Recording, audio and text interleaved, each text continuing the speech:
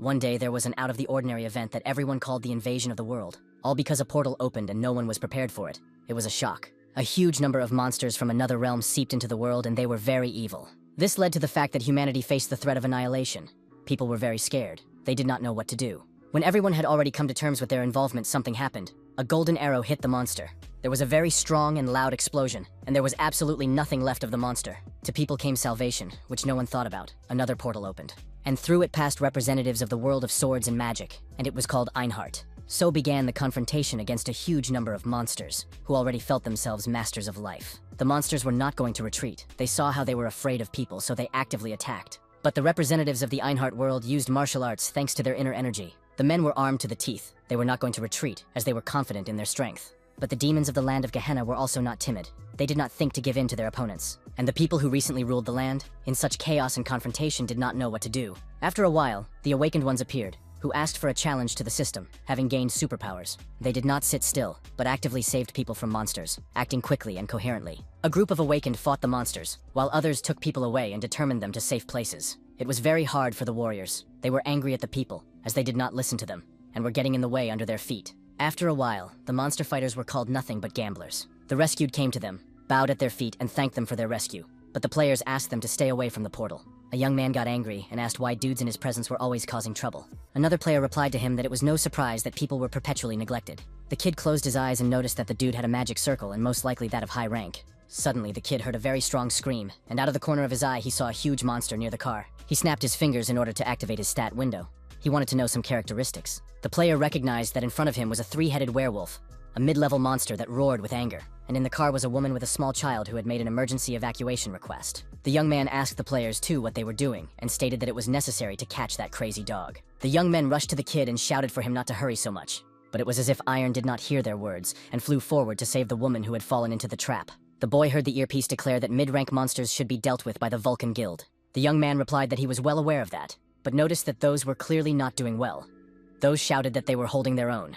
Iron replied that what he was doing was called simply supporting other players. He frowned and used a specific weapon against the monster, as he saw no other option. The guy hit right on target, the neck of one of the monster's 3 heads, and the monster screamed very loudly. The players of the Vulcan Guild were watching closely. One of them clenched his teeth and frowned. The young man had used an exclusive skill, hidden class status control. It helped him increase his stats significantly. He attacked the monster again. It was complicated by the fact that it was two-headed, and it was difficult to deal with. The woman who was sitting in the car watching all of this hugged the child harder and screamed. Tears came to her eyes as she was worried about her baby more than anything else. Iron clenched his teeth. He was shaking with helplessness and said he was running out of strength. He turned his head to the side, smiled, and asked if his friend could cut that dog's head off. The brunette frowned and said that the young man had never listened to his advice. He started to pull out his weapon and used the Mega Kick Tank skill and added that with Iron. He wouldn't survive. Our hero smiled and thought about the fact that the kid always has his back like a true friend. The brunette really started to fight the 3-headed monster. He was collected and focused. After a while, he was behind the young man's back and stated that he had something to say. The young man turned to his friend, but he opened his mouth and eyes wide with fright. And the brunette frowned and muttered through his teeth that Iron did not interfere with his life and wished him death, spicing it all up with the word, friend. Our hero flew down from the heights like a wounded bird, and thought about the fact that this was a betrayal. He understood perfectly well that he was betrayed not only by his friend, but also by all the members of the team. All were against him. The guy looked at the monster and heard someone give a command to catch him sooner. He started to think about running away, and informed the girl that they needed to escape as soon as possible. But when she turned her face to him, the young man understood everything perfectly without words. She had also betrayed him, though tears flowed from the girl's eyes that looked like pity. She had evil and ruthless men at her back. Iron frowned, his pupils narrowed, and he realized that everyone he trusted had betrayed him. The exhausted young man flew face first into the dirt. He was so exhausted he couldn't fight back.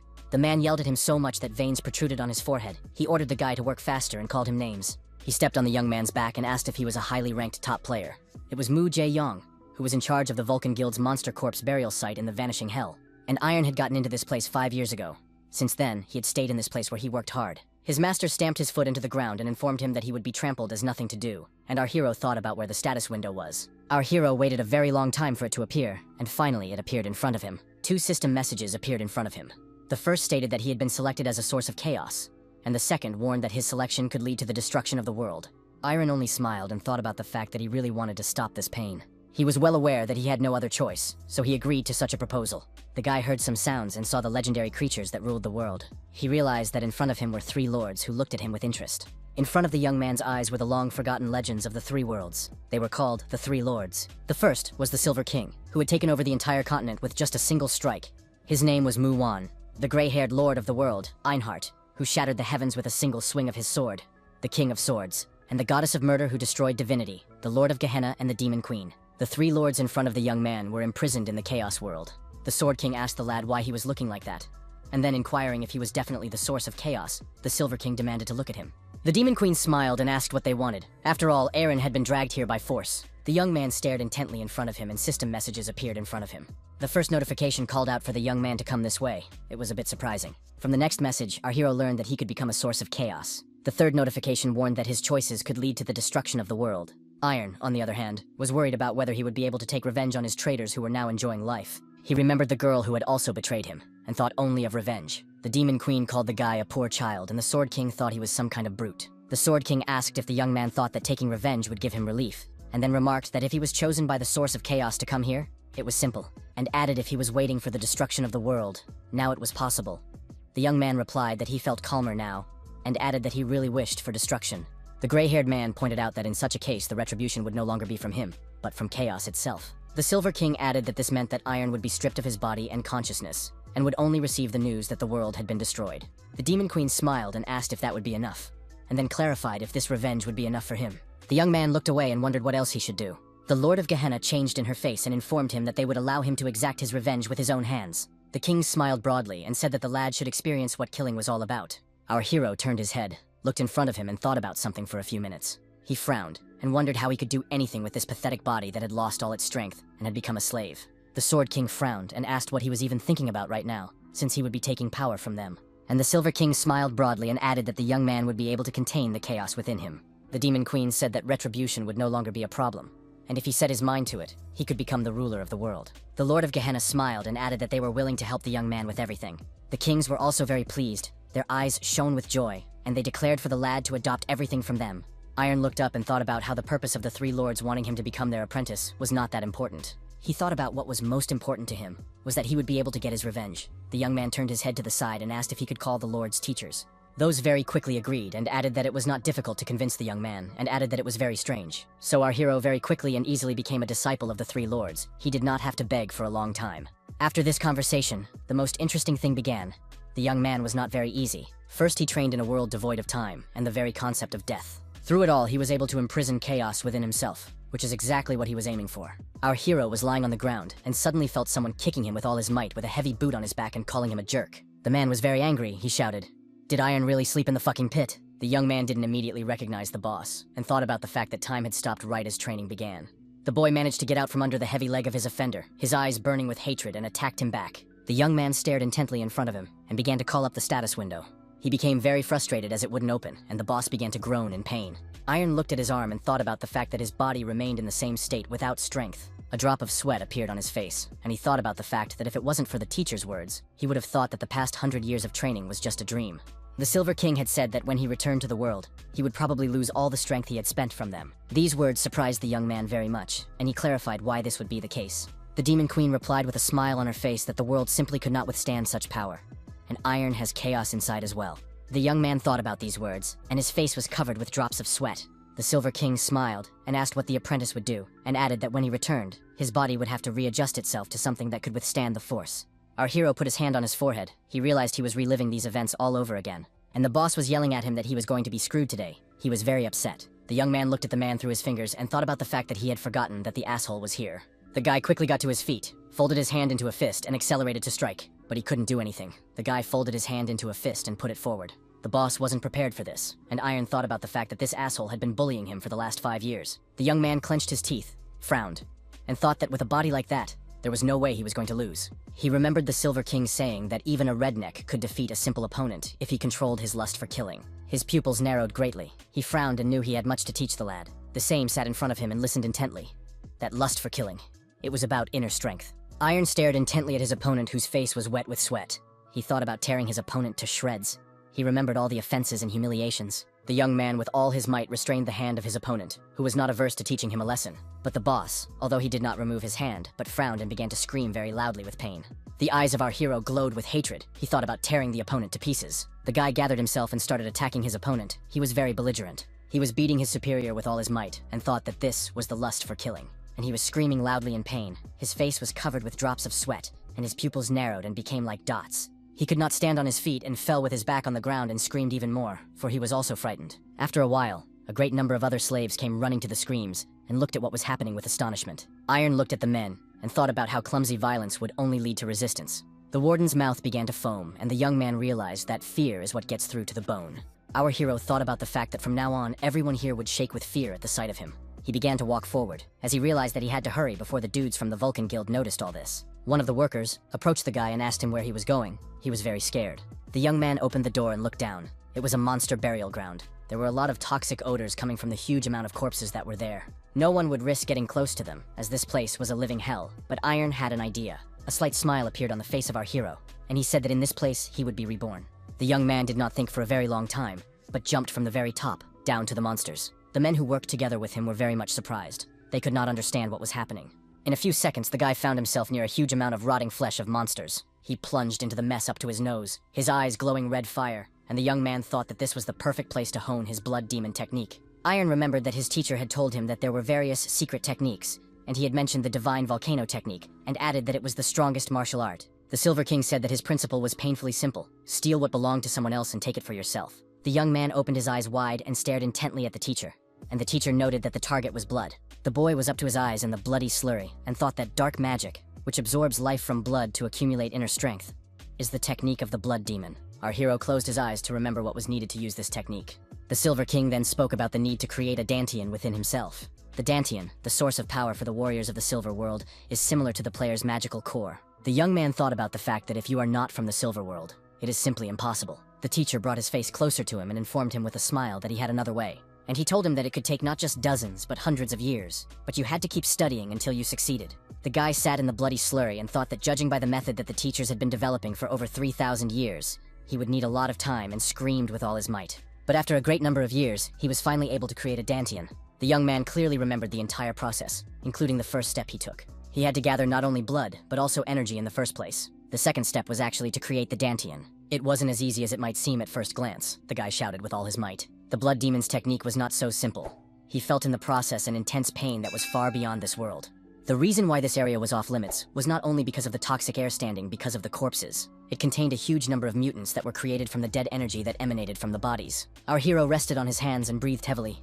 He was in the very epicenter of the lair of the dead. A huge, scary monster was pulling its huge paws towards the guy and clanking its teeth. But the young man was not afraid of him at all. He reached forward with his hand and squeezed the head of the monster with all his might. Iron said that in front of him was a goblin zombie. He knew that each attack carries poison, and kill such a zombie is impossible until you cut off the head. The guy was well aware that if he was in his old body, he would have become another meal. But now it was different, and he could safely deal with the monsters on his own.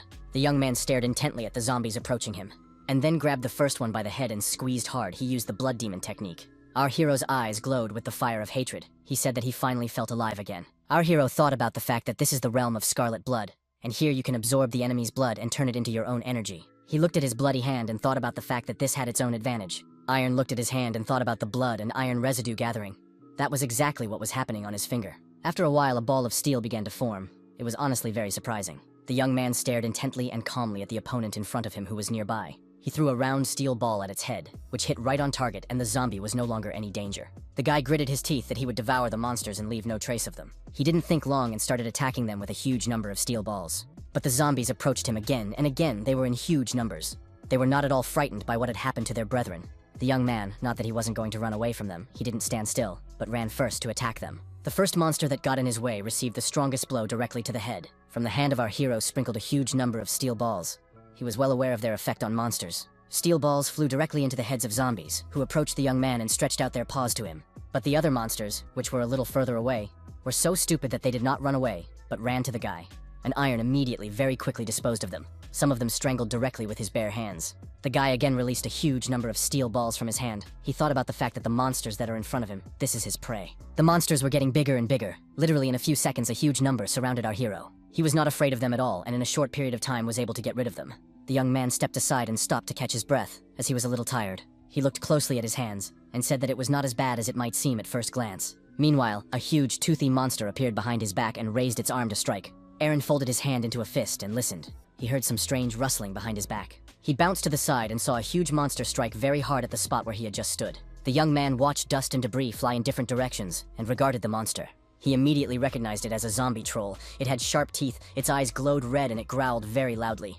The young man smiled, took another close look at the monster, and said happily that this was the level he had expected. Iron's boss held his hands to his head and repeated like a mantra the words that he was going to die, and then began to beg for salvation. The once friend of our hero looked at him and thought that the man was completely broken. A player approached the brunette and stated that he had summoned the other guards who had been present during the incident. The commander ordered the young men, who were covered in drops of sweat, to report the incident. One of the guards reported that the commander had decided to teach the chilly slave a lesson, and the slave had grabbed his arm. The brunette frowned and clarified if that was it, then asked if there were any other interesting details. The man replied that the slave had been staring at Chul Dai-min strangely. The commander frowned and thought about whether it was lust for killing. He knew it was only available to martial artists with inner energy. He turned to the guards and asked them where that slave was now. There was a pause in the room. Then one of the men lowered his head and replied that the guy had committed suicide. The commander immediately clarified where his body was. The guard began to stammer and said that the guy had gone to the monster burial area, and added that it had most likely decomposed because of the noxious odors. The commander listened to all this carefully. He stared intently in front of him and frowned. And then with all his might, he grabbed the guard's face with his hand. The man was very badly frightened. The brunette stated that the man lied and reported the suicide so he wouldn't go there, and then asked if the guard understood why he was here. He yelled that he didn't care about such bullshit as a useless guard being beaten by a slave, and the man began to wheeze. The commander stated that he felt the slave's mark being destroyed by himself. The brunette frowned and shouted that the guard had lied about the suicide without even finding the body, and asked if he thought he didn't deserve to die. Tears flowed from the guard's eyes, where the vessels had burst, and he began to beg for forgiveness. But the commander did not even listen to him. He squeezed his face with all his might, and drops of blood flew in all directions.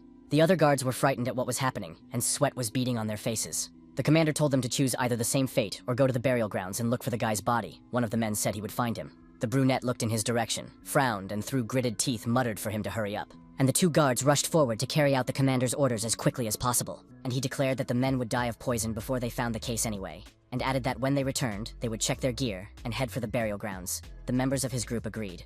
The commander clenched his teeth, frowned, mentally cursed, and thought about not making him angry. 2 weeks later, our hero continued to fight the mutants he met along the way. He put one hand forward, and the other clenched into a fist and stared intently in front of him. The guy thought about the fact that he had absorbed almost all of the mutant bodies that had appeared.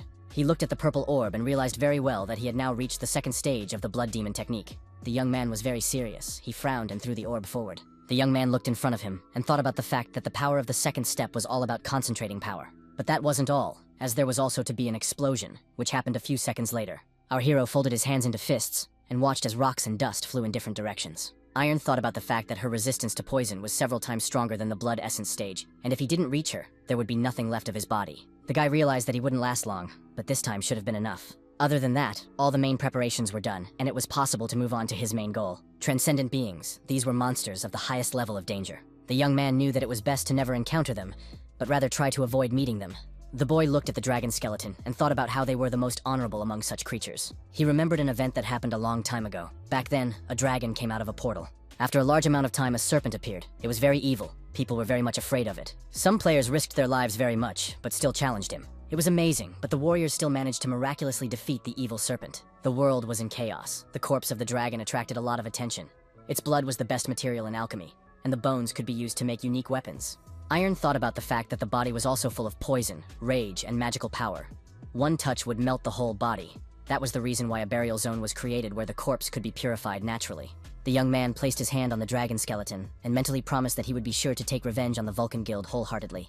After a few seconds, the young man activated the blood demon technique. The Silver King was very surprised and wondered if it was Embre's dragon. Our hero stated that he was going to absorb it, and the teacher hesitated and replied that it would indeed help him regain some strength. After a few seconds, the Silver King smiled and told him that it would be terribly agonizing. Iron frowned and clenched his teeth in pain. It felt like several thousand bolts of lightning were shooting through his entire body. He thought about the fact that he was on the verge of losing consciousness, and if he hadn't practiced with his teachers, he would have died a long time ago. The young man looked in front of him and realized that his internal energy was rapidly accumulating from the blood, and even though the dragon had long been dead, his power was still alive. The young man felt very bad. He was screaming very hard and his mouth was bleeding. He remained conscious and thought it was incredible.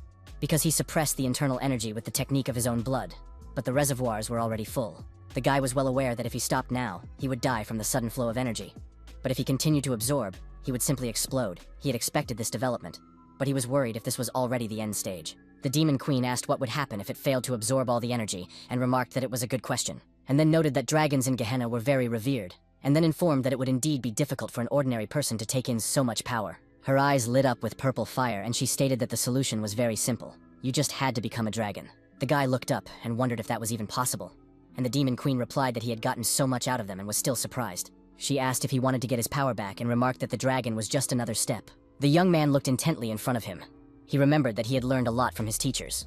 Therefore, he understood perfectly well that he had to undergo another transformation, and nothing was impossible. Our hero raised his head up and shouted with all his might that he had already absorbed even the chaos. The Silver King folded his arms on his chest and remarked that transforming into a dragon was not a bad method. Then he smiled and noted that in the Silver Kingdom, there was even a special name for those who get the body of a dragon. Iron didn't think for long. He walked closer to the dragon skeleton and placed his hand on it. His pupils became like a reptile's and glowed with orange fire. The guy was focused. He stared intently in front of him, clenched his hands into fists, and thought about the body of the dragon bone. The commander frowned, clenched his teeth, and thought about what the hell was going on. He began to look around and thought about all the bodies disappearing somewhere. The brunette realized that not even the highest level guardian could do such a thing. He couldn't understand what was wrong. The commander was also very concerned about what had happened to the dragon's body. He turned his head and told the warriors to immediately report to the guild that all the corpses were missing. The player immediately left the groups and quickly ran to report the incident. But just a few seconds later, he stopped and looked intently in front of him. He saw a black dot.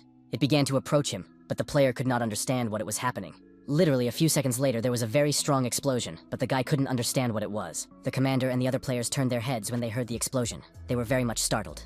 Dust, dirt, and some debris were flying from that side in different directions. It was hard to breathe. And the guy who was supposed to report the incident was very badly burned. He screamed when someone grabbed him by the neck. It was the commander who was thinking about what kind of explosion it was, and if this happens just a couple more times, there will be nothing left of the burial ground. Just as suddenly, he heard the news that he had become the commander of one of the branches of the Vulcan Guild, but he was still hiding behind other people's backs. It was our hero who looked at Kim Shin-hun with glowing hateful eyes and declared that he was a traitor. The young man put his index finger forward, and when the commander saw it, he was very surprised. He frowned and asked through gritted teeth if it was iron, and then asked if he was alive. The guy informed him that he was very sad that he didn't recognize him just because he looked different or just didn't want to acknowledge him. The commander frowned, and the young man said that he had heard that the one betrayed him and became the leader. He was quiet for a bit, and added that he was also a coward. The brunette folded his hand into a fist. Bits of rocks, dust, and dirt flew in different directions, and he shouted for our hero to shut up.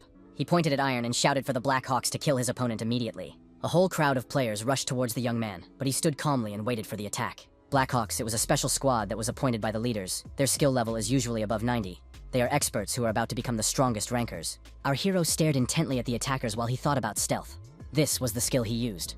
Iron thought about the fact that the technique of the Black Hawks who were taught to kill could bring many dangers. The boy stood looking in front of him and felt that someone was at his back. He knew exactly who it was. A steel ball appeared in the young man's hands and he asked for it behind his back. Literally a few seconds and the enemy was attacked, and most importantly, he was not prepared for this development of events. Our hero thought of the third stage of the Blood Demon Black Blood technique. It was a black blood ball. The main advantage of this ball was that it shot out many nuclei, but that wasn't all of its advantage, as it absorbed the opponent's internal energy. After it completed all the tasks that were assigned to it, the balloon would explode. The young man pressed his lips tightly together, raised his hand up and stared intently in front of him. A great many black balls appeared in his hand. They were of different sizes. After a few seconds, the guy clenched his hand into a fist, and shards sprinkled from it in different directions. They immediately began to attack the Black Hawks that were set against Iron, and the young man stood calmly and carefully watched everything that was happening. He was completely relaxed. Kim, who was to the side and watching everything that was happening, covered his head with his hand and thought about how his opponent had such a skill. He frowned and immediately activated the skill to find the information he needed. Literally a few seconds later, a system message appeared in front of him. The guy stared intently in front of him. His pupils narrowed very much. He also frowned his forehead. Shin-hong held his head with his hand. Drops of sweat were running down his face, and he was thinking about what was going on with his head. Kim clenched his teeth and thought to himself that he had never seen anything like this. Our hero came closer to him and wondered if the guild leader was dying of curiosity. He raised his hand up. A black ball formed on his finger, and Iron asked if his opponent wanted to know where he got such power from. And then he added that Shin-hong never acts without first learning everything about his opponent. The brunette frowned, and the young man continued that this was so like him, the guild's main tank. Kim frowned, his eyes glowing with hatred, and he wondered at the boy if he was so sure of himself. He reached with his hand for the sword he had behind his back, and declared that he was no longer the tank that Iron knew. Sean Hin put out a huge weapon in front of him and shouted that he was the raid leader of the Hwasun Guild, and stated that our hero always thought he was better than everyone else, and pretended like he was the smartest. He pointed his sword at the young man and said with a snide note in his voice that he would see how he behaved. Kim shouted that the boy would rush forward and not even think about his comrades. Iron threw a black ball in Sean's direction and calmly replied that that's exactly what he was going to do. The young man didn't think for a long time, but threw his ball directly at his opponent's weapon. The one tried to fight it off with his sword. He frowned so much that his pupils became like dots. Our hero calmly noticed that Kim called himself the leader, but he didn't change at all. He started attacking his opponent again, and said that nothing else could be expected from the Hwasun Guild. Sean also, like last time, started to defend himself from the black ball. He used the white shield skill. It really worked. The kid remained unharmed. Only pieces of the shield were scattered in different directions. Kim turned red with anger, frowned, and shouted with all his might for the young man to shut up. He swung at the young man, and the latter managed to dodge the huge sword at the last moment. Our hero stared intently at the weapon, which was right in front of his nose. And his opponent was adding oil to the fire, saying that it was the end. His expression was insane. Iron snapped his fingers again and a large black ball appeared near them. The young man calmly looked at his opponent, who clenched his teeth in anger and wanted to strike. The huge, heavy sword was stuck in the ground, but the boy managed to bounce aside, so he remained unharmed. Kim got even more angry, and he asked Iron again how he got so much strength. He turned red and shouted that the young man had definitely lost his powers, and such a thing was simply impossible. Our hero looked intently at his opponent and calmly asked what such a cowardly traitor would get his answer. These words very much angered Sean. From rage, he could no longer restrain himself. Therefore, Stronger clenched the sword, which was in his hands, began to run at the young man with wishes for a speedy death. But the guy put his hand forward and noted that he had already told his opponent that it was all useless. He snapped his fingers once again, and a black ball appeared from under his finger. Kim was already well aware of what would happen next. He frowned, his eyes glowing with fire, and the kid decided to use the wall skill, though it saved him from a direct hit, but there were splinters flying around. Sean clenched his teeth and thought about the fact that Iron had nothing but black orbs, and if it was different, he wouldn't have kept his distance. He began to lash out at our hero with the thought that he would prevent him from retreating, and there was nothing he could do. Kim gripped his heavy sword harder in his hands and decided to activate the night weapon skill. There was a very strong explosion. The flash lit up everything around Kim, and he stood in anticipation of victory. When the fire went out, the guy covered himself with drops of sweat and began to look carefully in front of him. He stared at the puffs of smoke and thought about the fact that even the best rancher wouldn't survive such a blow, and rejoiced that finally the stubborn bastard was dead. His mood changed in just a few seconds and his face turned a purple color. Our hero stood there as if nothing had happened, and the dust and the remnants of the construction materials that still circled in the air reminded him of the explosion. Kim could not believe his eyes. He screamed as loudly as possible and reached for his weapon, but the young man rushed towards him with words that it was all too late. Iron squeezed his opponent's head with all his might, and all he could do was groan and cough in pain. The young man looked calmly at his opponent and asked if it was true that everything was simple. Chaos thrives on the destruction of other worlds. It transcends time and space, wandering through dimensions in search of someone worthy to be its source. Worlds that chaos descends upon are consumed and then meet their demise. Iron trained hard for over 100 years to encapsulate the chaos within himself. A systemic message appeared in front of the young man of overcoming the path and becoming the source of chaos. The Silver King said that he had done his best. The Demon Queen was a bit doubtful, and the Sword King remarked that if it didn't work out, there was nothing else to do.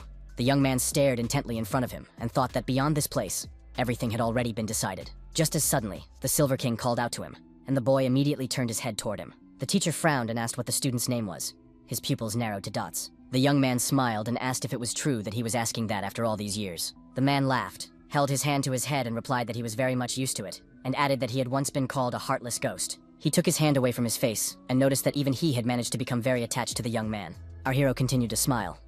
He looked intently at the teacher and replied that his name was Lee Iron. Our hero frowned very hard, his eyes burned with fire, and he shouted very loudly. Some unknown force was pulling him to the side and he reached for it like a magnet. Suddenly he was embraced by the Demon Queen and calmly said that he had succeeded. The young man was called out by the Silver King who, along with the Sword King, was standing a little to the side. The boy lowered his head, drops of sweat appeared on his face, and he reported that he felt drowsy. The teacher remarked that this was the influence of chaos, and his body was resisting its power. The Sword King said that the chaos was eating away at Lee's spirit, and added that from now on, he would be constantly haunted by nightmares. Iron clenched his hands into a fist, and spoke of how if he fell into a nightmare, the chaos would awaken again. The young man took a few steps forward, and made it known that he had expected this to happen. Our hero turned around, looked at the teachers and asked them if they could kill him. The Silver King lowered his head, frowned, was silent for a moment, and remarked that Lee knew. The boy closed his eyes, smiled, and wondered whose student he was according to them. He placed his hand on his chest and said encapsulating the chaos inside his body and destroying it completely. The young man turned to ask the teachers if it wasn't their goal to destroy chaos. They looked at him intently. The Sword King inquired if he knew everything. So why did he contact them anyway? Lee replied that he was betrayed and left with nothing, then remarked that he couldn't trust anyone. He stared intently in front of him, wanting to add something else, but he couldn't get the words out. Then he said that the teachers had given him a warmth he had long forgotten, a feeling he had not had for a long time. The young man said that retribution meant nothing to him now, and said that he wanted to return the care they had shown him. Lee looked at the teachers and asked that they finally give their names and added that this was their last request. And they stared at him for a while and remained silent, the kings frowning. After a short while, the Silver King called out his name and said that his name was Shin Yu Wool. The second gray-haired king called out his name. He stated that his name was Sigurd von Damien. The Demon Queen lowered her head down. She was looking at something below and said that her name was Bergena. The young man clenched his hand into a fist and said firmly that he had no more regrets. He spread his hands apart and said that he was Lee Iron, would die here for his teachers. The young man stood with his eyes closed. He was already ready for anything, when suddenly he was called by the name Sigurd von Damien.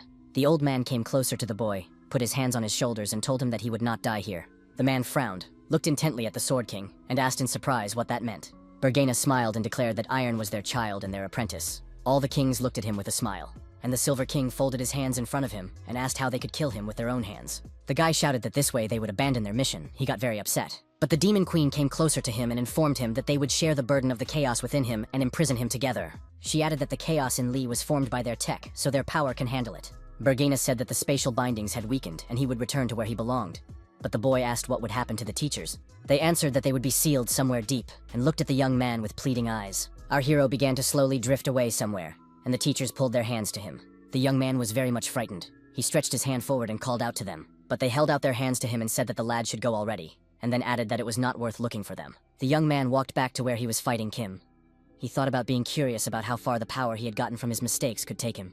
He thought about how he felt its greatness, being someone who once almost became a high-level ranker. He wondered how it would affect others, not teachers, but other people. Lee didn't remove his hand from Sean's face, who was barely breathing and realized it was all too easy. Our hero reflected on the fact that Kim may not be of the highest rank, but was clearly above the 150th level. He continued to restrain his opponent and thought about the fact that it would be worth it to find techniques other than the Blood Demon, and then he would definitely not be defeated. The young man thought about the fact that the Vulcan guild leader and the other high-ranking experts of the Silver Squad would be no match for him. The young man was well aware that the people from Einhart and Gehenna wouldn't be a danger to him. And after a few seconds, Lee also thought of those representatives at the top of the world. He stared intently in front of him and thought about the fact that this revenge had been planned for hundreds of years, and now that it was really here, he was less than thrilled. Kim, who was having a hard time breathing, started calling our hero by name. He was calling for him with his last strength. The kid begged for mercy and remarked that they all just had to betray Iron. The young boy pulled his hand away from his face and clarified why they had to become traitors, and Sean replied that otherwise, they would have all died. She shouted very loudly, as loud as her strength allowed, that there was no other way to save them all. Our hero asked Kim if he had done it to save him, and then frowned and remarked that Sean had become captain, while he suffered day to day and clarified, it was all for him too. A large black ball flew out of our hero's hand, and his opponent began shouting that he would tell him where the others were. The young man stared intently at his opponent. There was absolutely no emotion on his face. Kim shouted that he would help him get revenge and just begged for mercy, while Lee held up the black ball. He was quiet for a moment and noticed that Sean had betrayed him once, and now he was talking about betraying him again. The young man put his hand over his face again so he couldn't hear the screaming and wailing. He remarked that everyone would hear about Kim's death, then added that the kid was waiting for them in hell. Our hero squeezed his opponent's face harder. He began to moo, and the kid remarked to wait for them all, as they would be joining them soon. The man stared intently into the darkness. He saw the silhouette of the guy who was approaching him. The young man broke the huge, thick metal chains with ease. The slaves and guards intuitively understood everything. They knew perfectly well that the man had broken the chains and got out of the abyss. The men looked at Lee, who stood before them, and were certain that he had defeated Black Arrows and Kim Shin Hong. Our hero looked at the guards and slaves and thought about the fact that if it wasn't for his teacher, the same fate would have awaited him. The guy opened his palm. Black balls sprinkled from it. He thought that the men would die and he would help them. Those very unfolded and began to shout that it is necessary to run away as quickly as possible. And in just a few seconds, each of them was hit by a black ball. One of the servants held his head. He was shaking with fear, and the man said through clenched teeth that he did not want to die.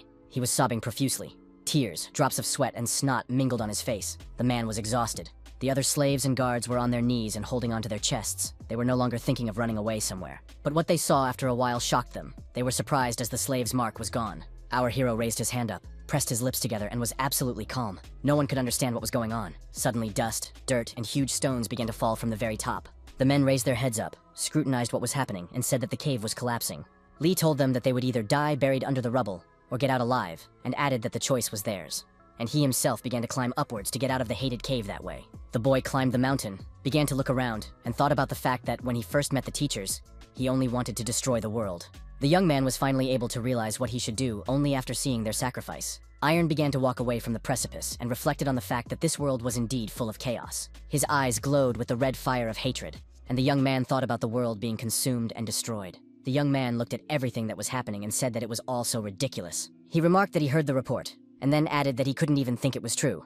It was Zhang Inwu, the leader of the Red Plum Raid of the Volcano Guild. The guy reported that the position of leader had been given to some beggar and now the guild was in a heap of trouble. He asked his ward how things were going with the interrogation of the slaves. He replied that he thought they didn't remember anything at all and added that someone had just erased their memories. Young and Wu noticed that even the slaves' markings were gone.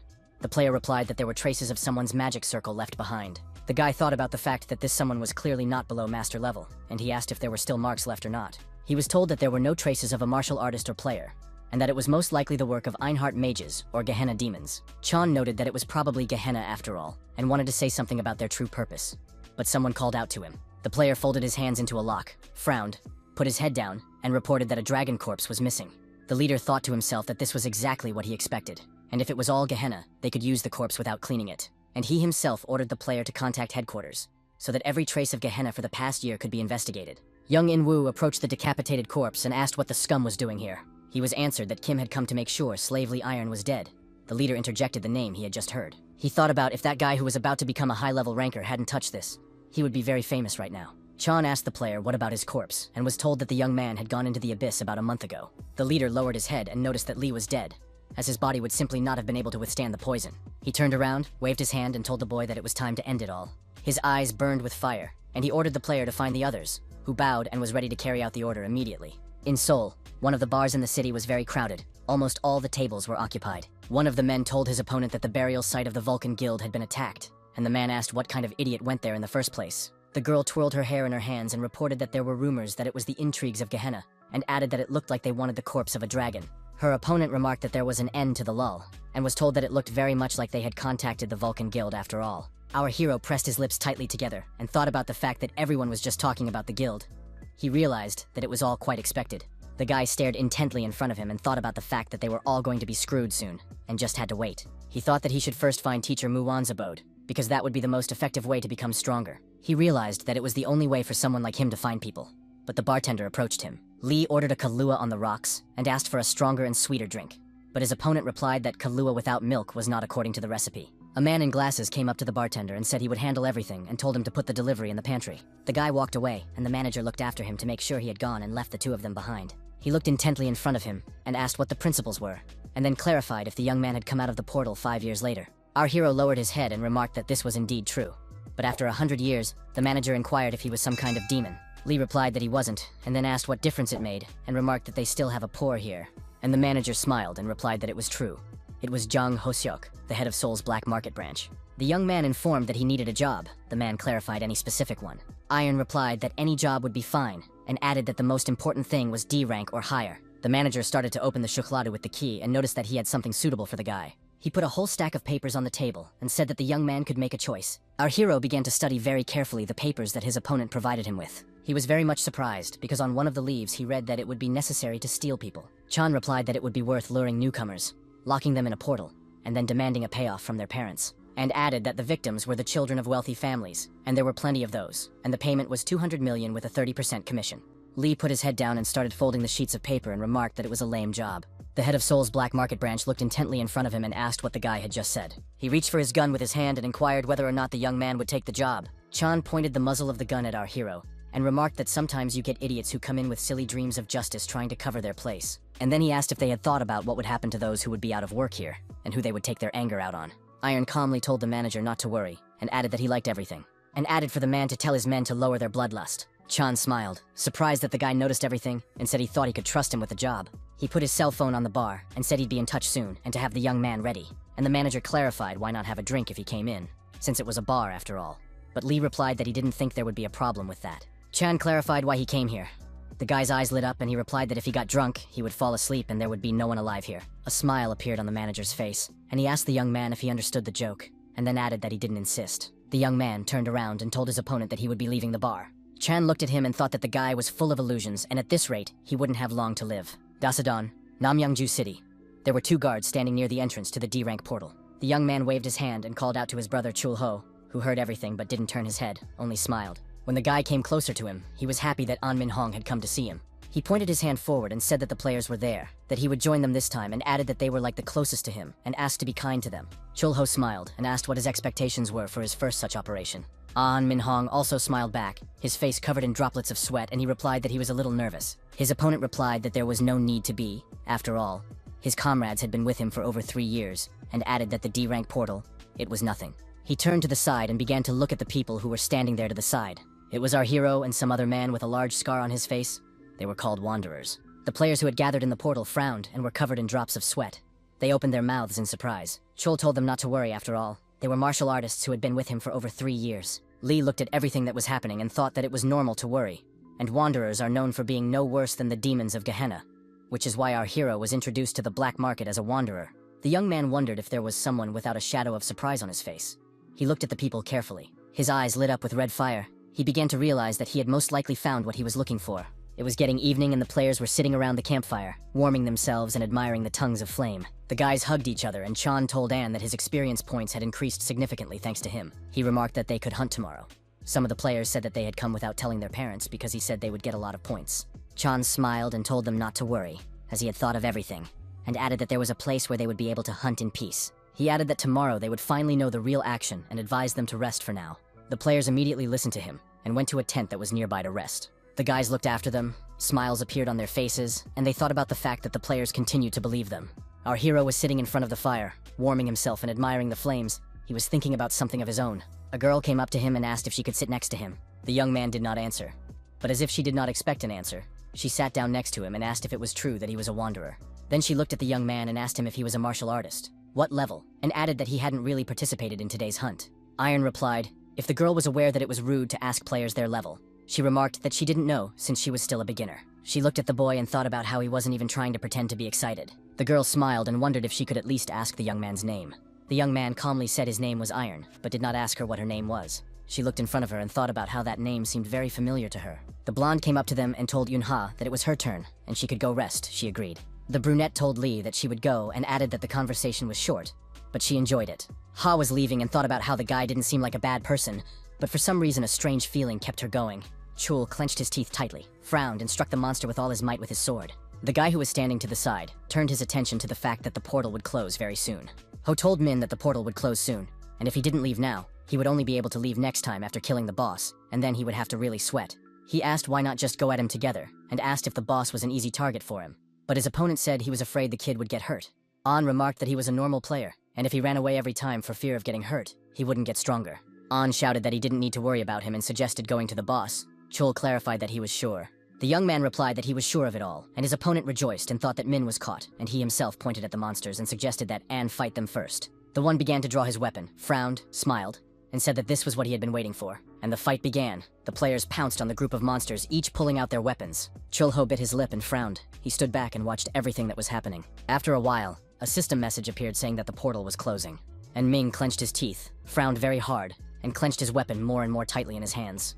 The monster went on the attack and hit the young man so hard that he fell and his sword fell out of his hands. The kid's face was covered with drops of sweat. He looked at the burning eyes of the monster and screamed that they were much stronger than he thought. While the players were fighting the monsters, Min started shouting as if frantic for Chulho to help him. The latter frowned and said that there were enough problems here as well, and asked him to handle it himself. An frowned, clenched his teeth with anger, and his pupils became like dots. He was at a loss. And the monster was getting closer. It clutched the weapon heavily in its paws and swung at the guy. He reached into his pocket, took out a piece of paper, and shouted that it was a fire strike, though Min didn't think he would have to use it until a few minutes ago. A huge explosion happened. The monster flew away a few meters. It became like a coal. Chul ran up to Hong and asked if he was all right. He was very worried. He frowned and apologized for not helping him right away, because he had been killed by an ogre, and then asked if he had been lucky enough to find the strongest scroll. An looked at his hands, and noticed that his father had said to use it only as a last resort, and added that it could only be used once. With a smile on his face, Chul asked if the boy had any other items like it, and he stated that the scroll was quite expensive. Ho pulled a sheet out of his pocket and showed it to Min, who asked with surprise in his voice what it was. Chul didn't answer him but only issued an order for the guy to be tied up, and after a few seconds An was immobilized. He couldn't understand what was happening to him. The young man sat on the grass, trying to get rid of the shackles and wondering why Ho suddenly did this. He then looked to the side and saw his friends starting to be tied up as well. Chul along with his friends smiled and noticed that Min Hong bought it, but he couldn't understand anything. An laughed and told Ho to stop joking and asked the kid to untie him. The opponent didn't reply anything, but only slapped the young man on the cheek with all his might. Then he sat down beside him and told him that he had sawdust in his head, and added that it was probably because of his rich ancestors. He looked at Min intently and asked if he thought it was all a joke. Chul brought his sword up to the guy's ear and said he'd explain everything. But first he'd cut off his ear. Hong asked him to stop, but he didn't listen to him and struck a blow as Yunha rushed to the guys. She was clutching her sword hard in her hands. Chul was not ready for such a development, but still put his weapon forward for defense. He looked at the girl and asked her how she was able to break the magical shackles. She smiled, extended her arm forward, and clarified with a smile as to what she should do next. Chul frowned, looked at the girl intently, and wondered if it was a sword aura. And the fight between them began. Yoon was not easy. She clenched her teeth from the tension. The guy looked at her and said Ha was a martial arts master. Now it was clear to him why the magic didn't work, and noted that his skill showed her as a player. The girl frowned and noticed that he didn't look like a D-rank player himself, and asked if his C-rank was first class. Chul heard the man who was standing behind him tell him to move away, as martial artists must fight against their own kind. He began to slowly approach them. He frowned and drew his sword as he walked, and noticed that judging by the aura of the sword, she, like him, was on top. The man put his weapon forward and said that the girl's spirit was awesome, and then asked if she could handle everyone. The girl lowered her head and thought about the martial artist and 3 C-rank players in front of her. She realized that the ratio was so-so. The man immediately threw himself into the attack with the words, since he wasn't going to be attacked, the first move would be his. And the fight began. Yunha perfectly repelled the attacks of the opponent who was determined to defeat her. He smiled caustically and asked the girl if she would defend herself forever. He looked very nasty. Ha frowned, clenched her teeth, gathered all her strength into a fist and continued to defend herself. After a few minutes, she shouted to her opponent that she was not to be underestimated. During the fight, behind the back of the girl appeared a strong man who clenched his hand into a fist and wanted to strike. But Yoon had time to bounce at the very last moment because she felt the presence of the guy behind her back. She looked at her opponents and thought that one wanderer was not so easy to deal with. Chul turned his head and shouted to our hero, who all this time stood aside. He asked why he did not catch monsters and ordered to catch the girl if he wanted to get money. But the young man only slanted his eyes in the direction of the speaker and did not answer him anything. After a while, he walked over to where the fight was going on and stopped, looking at what was going on. Yoon turned her head and frowned, drops of sweat dripping down her face. She was very tense. The girl looked at Lee and thought that she couldn't look him in the eyes since yesterday. Ha clenched her teeth, frowning very hard as she couldn't understand who was in front of her. The girl stood in front of our hero and clenched the sword in her hands harder, drops of sweat appearing on her face. She closed her eyes, squeezed her eyes shut, and some guesses began to swirl in her head. The young man looked at her intently, said nothing, and thought about something. He remembered the Silver King telling him about the master of the divine demonic cult. Lee then noted that he had only heard about the ordinary demonic cult, but not the divine cult. The teacher then told him that the demonic one came from the divine one. Our hero asked if demonic cults were not the main nemesis of all guilds, and noted that they were known for bringing destruction to the world. The Silver King raised a finger up and clarified that this is how he looked at his teacher, but Iron noted that wasn't what he meant. The teacher said that after he left, the Martial Alliance started spreading propaganda that suited them. He looked at the boy intently and added that they were just pathetic creatures. The Silver King smiled and said when Lee returned, he would let him deal with them. The young man looked at Ha and thought about the fact that she might be able to fool others, but definitely not him. He clenched his teeth, stared intently at the girl, and thought about the fact that there was no doubt. Lee was well aware that the power of the demonic cult was in front of him, and Yoon clenched her sword tighter in her hands. The young man remembered the conversation of the slaves who talked about finding the remaining followers of the demonic cult on the black market. They would rescue people and lure them to their side. One of the men himself got into the black market and learned their fate. After these words, the slave laughed. Lee did not even think that he would find them so easily. And these deceivers came to hand. The guy asked him if he was not going to attack the girl. Our hero calmly told the player to shut up. He did not expect such a rude answer and was very much surprised. Iron did not stop. He told the man that his breath stinks and told him to shut his mouth. Ha, who was standing off to the side and watching everything that was going on, was very much surprised, and the man didn't calm down. He couldn't understand what was wrong with Lee. Chul said that he didn't know anything, as he had hired him on the black market to clean up after them. He asked him if he could kill Lee because he had hurt him so badly. He did not think for a long time, and took out a sword and waved them in front of the nose of our hero. He did not even move. When the man looked at the weapon, he had only the handle in his hand. The sword itself was scattered into small pieces. Black-colored orbs appeared in the young man's hand and he stared intently at his opponents. The man looked at what was left of the sword. It was amazing to him that it was filled with energy, yet it broke so easily. He realized that his opponent was much stronger than him, and wondered if the guy was transcendent level. Another of the players asked what it was all about, as everyone piled on at once and the huge brat was yelling for Lee to die. But he calmly remarked that the portal was closed and their deaths wouldn't mean anything anymore. The man looked carefully in front of him. His pupils became like dots, and he shouted to our hero to stop. Iron clenched his fist. Black balls flew in different directions, and he calmly noticed that it was too late. In just a few seconds, the orbs reached their targets and began to destroy the young man's opponents. The man threw his head back and thought about the fact that he was clearly a supreme master in front of him. Just a few seconds later, there was a very strong explosion. Grains of dirt and dust flew in different directions. The young man held his hand in front of him in a fist and watched carefully. Chul ran up to him and asked what it was, and stammered and asked him to stop. Iron turned his head and asked the kid if he really had time to think about him. Ho had droplets of sweat on his face, and his pupils narrowed greatly. Ha appeared behind his back and raised her weapon to strike. Literally a second later, the girl struck Chol, who didn't even realize he was being attacked. After all this, she headed over to where our hero stood calmly, who had absolutely no emotions. He looked at Yoon and asked her if it was his turn now, but he was completely calm. Ta replied that nothing would happen, and added that she wasn't stupid enough to attack knowing she was going to die. She pointed at An Min Hong and noticed that she was on the same team as him not too long ago. The girl remarked that Lee had gotten rid of them alone, and added that it was best not to pretend like they were on the same side. And then added that the guy had a purpose, and noted that whatever it was, she was willing to help. Un frowned and stared intently in front of her, drops of sweat appearing on her face, and asked if Iron would spare her or not. And the man asked if he needed her life. Ha looked at the young man with surprise. Then she smiled and remarked, if that was really the case, he would have nailed her a long time ago. The young man looked at the girl, hesitated a bit, and said that she was conspicuous. Suddenly Ha looked behind the back of our hero, and in a second changed in her face. She was scared. There was a huge, scary, toothy monster that held a weapon in its paws. Iron didn't turn around and asked the girl if it was true that it was the boss of this portal, and added that Yoon had talked about helping. But we need to deal with the monster first and then get out of here, and she agreed. The monster raised its arm with a weapon and was ready to strike. It was screaming very loudly. And Ha was not a timid person. She was not afraid, but rushed to attack the enemy. A portal appeared on the playground, and after a while, a hand appeared from it. And Ming began to look around. Drops of sweat appeared on his face, and the kid noticed that they were outside. Then he clenched his teeth, frowned, and said in a trembling voice for Chol Ho to rot in hell. Ha smiled and remarked that she was thinking about letting him go too easily. Min bowed and the other players did as well. He thanked the girl for saving his life. He asked why Yoon hid the fact that she was a martial artist and went to the rookie squad. Ta pointed her hand toward a man in a black suit and glasses, and said with a smile on her face that he would explain everything. He said he would escort An Hong home and tell him everything on the way, and then offered to get into the car. The kid agreed.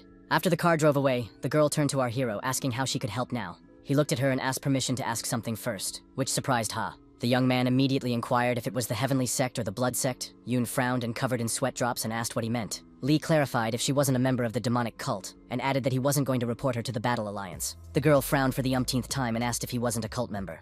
Iron smiled and noticed that Ha's facial expression had changed a lot and added, if he was a cult member, they would be on par. Yoon clenched her hand into a fist and shouted for the guy to answer if he was a cult member. The young man kept his eyes open from the girl and noticed that he was the first to ask the question. Our hero, in just a second, was surrounded by 6 men in dark suits. They pointed their weapons at him. He stood in the same pose, only told Ha that this was her last chance, and asked again whether she had a heavenly sect or a blood sect. The guards clenched their teeth and thought about the fact that this was a very strong pressure. They couldn't understand who this monster was. The girl, who already had drops of sweat on her face, still replied that she had a blood sect. The guards turned their heads. They were also very tense and opened their mouths. Yoon waved her hand and told them to put away their swords, and added that her patron was in front of them. Someone shouted that he knew of their existence. The girl frowned, her face covered in drops of sweat. She stared intently at our hero.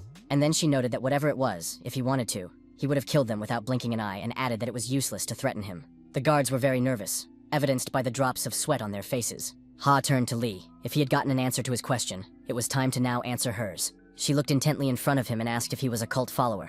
The young man calmly replied that he was, and it came as a surprise to everyone present. Yoon remarked that she still didn't understand what his purpose was, and added that she promised to help. The girl put her finger up and inquired what the guy craved for and demanded to say now. She glared at her opponent and asked him if the two of them would go further together. He only pressed his lips harder together and stared at her intently. So Ha suggested that they go on. After a while, the young people were sitting indoors. The girl began to take off her cape. Our hero, very carefully and with interest, began to observe what was happening. Yoon grabbed her face, apologized, and said that she needed to breathe. It was an amazing sight. The young man watched all this carefully. He was discouraged by what the girl was doing. And she removed the mask from her face, which she clutched heavily in her hands. The guy was surprised. He realized that Ha wore the mask of infinity and only exclaimed in surprise. Then the girl began to take on her hair. She began to remove the rubber band that held them tightly. After a few seconds, Yoon transformed, smiled, and was already completely different. Lee looked in her direction and noted that Ha was quite beautiful without all that equipment. Ta felt awkward, thanked her, and asked if that face was real or not. Iron lowered his head, hesitated a bit, and replied that it had changed a bit. Un looked intently in front of her and wondered if he had given her a real name.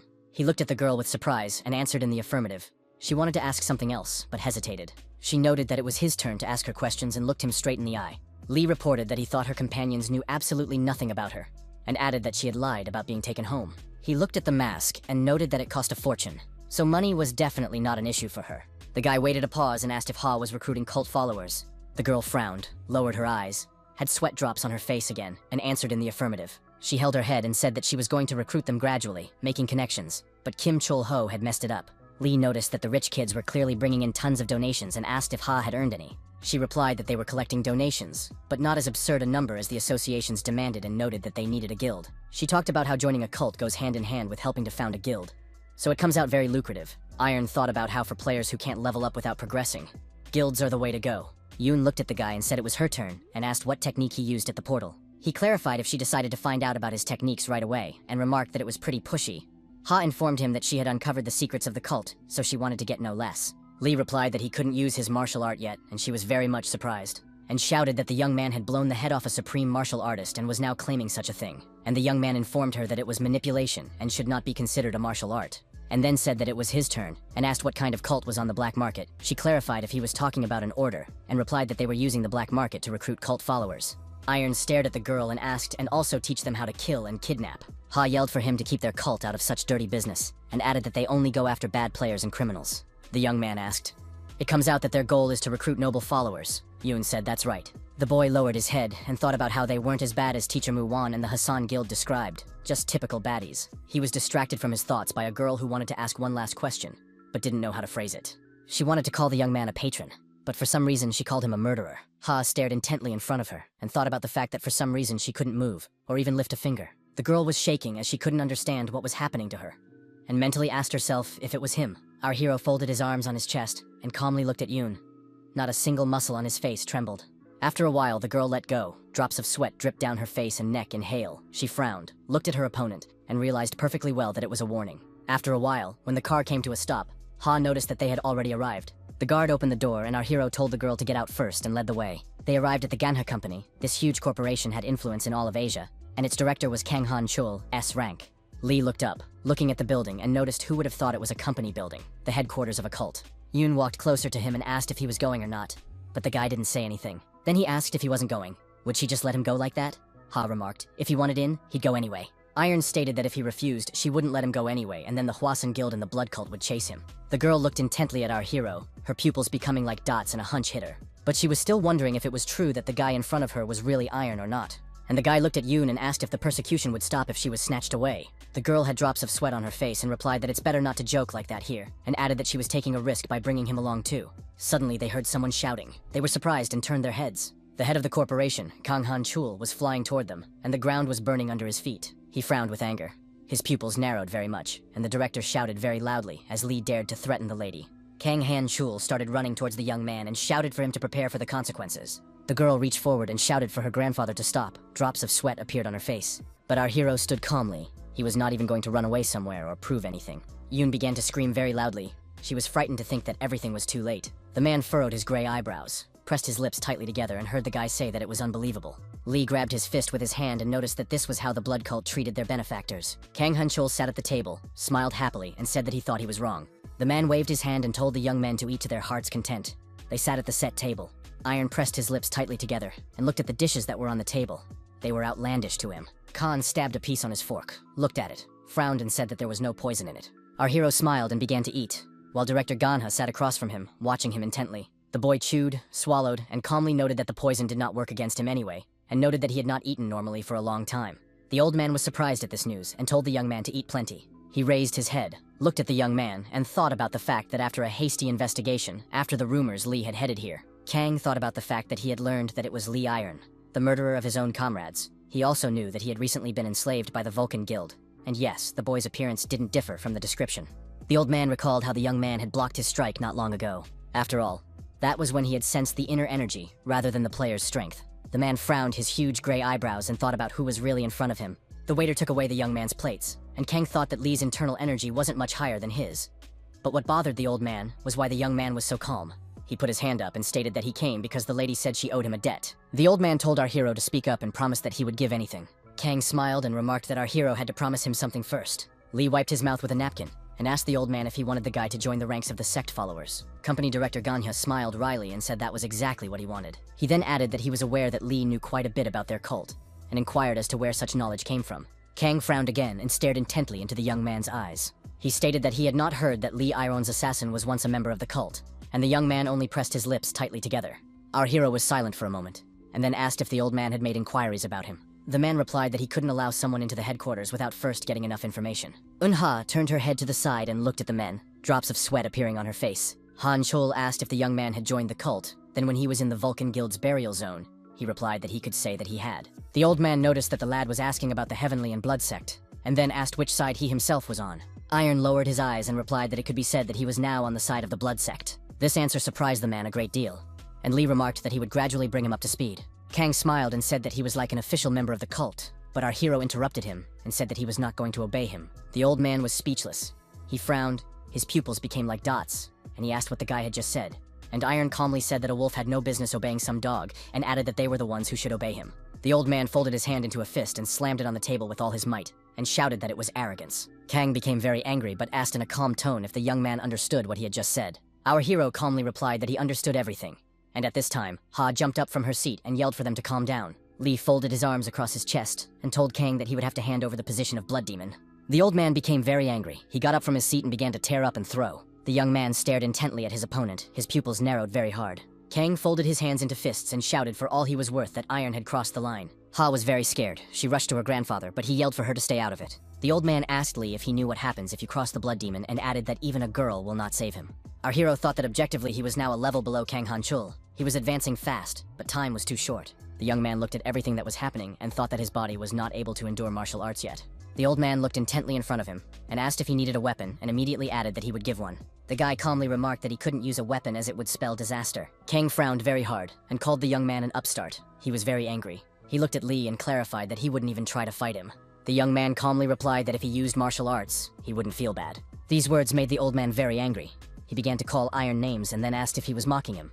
Our hero looked at the angry old man and replied that he was not mocking him at all. Kang waved his hand and remarked that then there was nothing further to scratch his tongue about, and told him to attack, and added that as an indulgence for being kind to the lady he was giving 3 spare seconds. Lee smiled and asked if the blood sect was really that honorable. The old man's eyes burned, but he told Iron to remember that he was treated as a guest, not an enemy. Ha rushed over to Khan again and asked him to wait for a while, but he yelled for her to step aside. Then the girl yelled for Lee to say he was just blabbing, and the guy stared at her intently.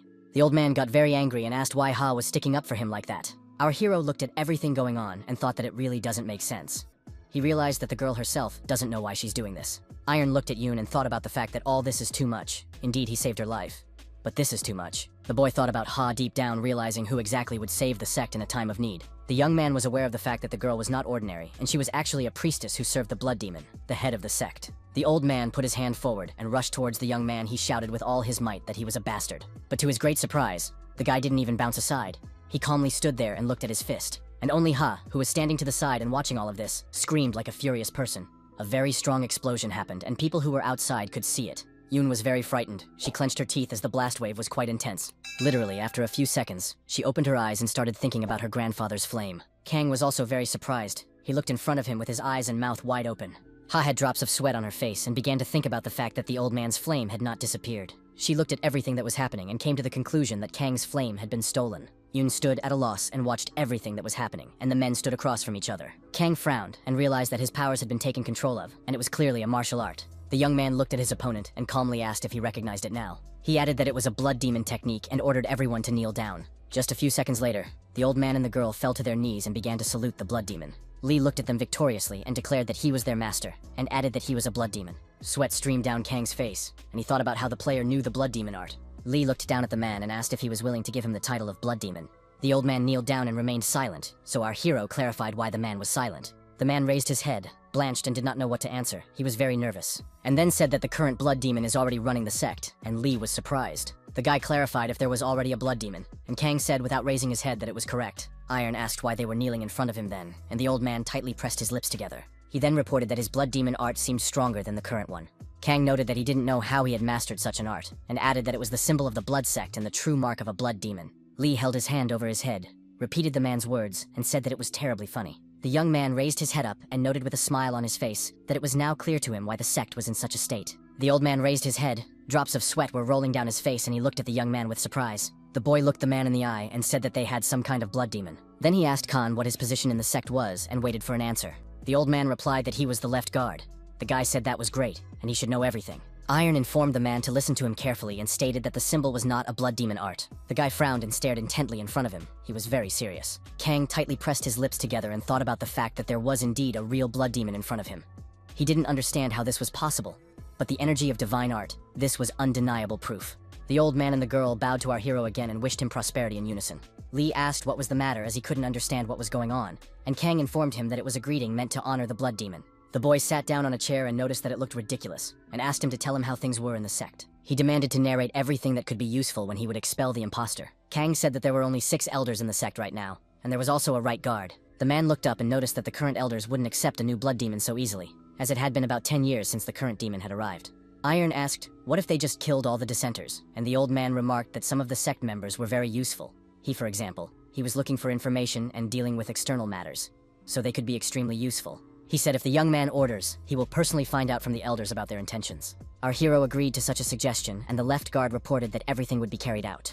The man got up and left the room, and the girl continued to kneel in front of the guy, but looked at the young man and did not know what to do. She was at a complete loss. So she began to bow to Lee again and wished eternal prosperity to the true demon, and the latter said that he asked her to stop this. There were a huge number of guards standing outside the blood demon's chambers in Namyangju. Someone knocked and called out to his room. A young man, without turning his head, suggested to come in. It was Ha. She knelt down, lowered her head, and greeted the blood demon. Iron asked what was the matter, and the woman replied that she had come to greet him since morning. He frowned and wondered if Ha had gotten dressed just to say hello. The girl lowered her head, closed her eyes, and replied that that was exactly what happened. Lee waved his hand and told her to stop starting tomorrow and asked what was the point of doing it in the morning. Yoon remarked that she was a priestess who served a demon, but the boy interrupted her, waved his hand, and remarked that it would be better if she slept longer. She replied that a priestess should go to bed later and get up before the blood demon. The young man, without turning his head, calmly stated about not going to bed at all. Ha was quiet for a moment and wondered if Iron was joking. He replied that he really wasn't sleeping and told her to rest and finish with these morning greetings. She grabbed her heart with her hand and yelled that she shouldn't sleep then either. Lee got angry and asked if she couldn't hear him at all. He turned his head and stated that he was ordering her not to follow silly formalities and greet him anymore in the morning, and then added that Ha should behave the same way she did in the basement. Yoon spread her arms apart and started making strange noises. The young man asked what was going on with her. He rolled his eyes and noted that she had most likely realized that the blood demon used to be a player. Ha stammered and replied that wasn't the point, and Lee ordered her to stop talking with such a teary voice, and added that the girl should just say what was clear and asked, since it wasn't hard, and she agreed. The guy looked intently at Yoon and asked if there had been any word from the guard. The girl was very nervous. She had drops of sweat on her face and replied that she hadn't heard anything yet. Lee started to get up from the floor and said that his goal was still the same, and Ha clarified what it was. He rubbed his shoulder and asked her what she thought, and without waiting for an answer, he said that he wanted to get rid of that imposter. Ha opened her mouth in surprise, and our hero said that in this world the strongest wins, and as soon as he shows that he is stronger, everything will fall into place. And Iron stated that this all meant that he needed to train. He asked if there was a gym here, and asked to be taken there. He remembered how his whole body was covered in drops of sweat then, and he asked if he would be trained in combat techniques. The Silver King smiled, hesitated for a moment, and noted that it was a very good question. He said that the techniques the young man was currently learning were adapted to fully utilize the power of all 3 teachers. The teacher noted that each technique was a separate cog, and together they fit together perfectly. If you don't follow a certain order, you can't move to the next level. The Silver King stated that if you force a cogwheel to spin by force, the whole mechanism would break, and until the divine arts were done away with, he wouldn't be able to use weapons or martial arts. The Sword King held out a weapon to the lad, and stated that it was better to live on himself to understand these principles, and offered to try it just once. The young man took the sword his teacher gave him and squeezed it very hard in his hands. After a few seconds, he screamed like a raging man. The boy closed his eyes and thought about how he didn't even want to imagine this pain. After all, it was better to go through 10 cycles of reformation. He realized that thanks to the black demon blood, he had almost reached the limit, but he still hadn't reached full development. The young man knew very well that the dragon blood was still circulating inside him for now.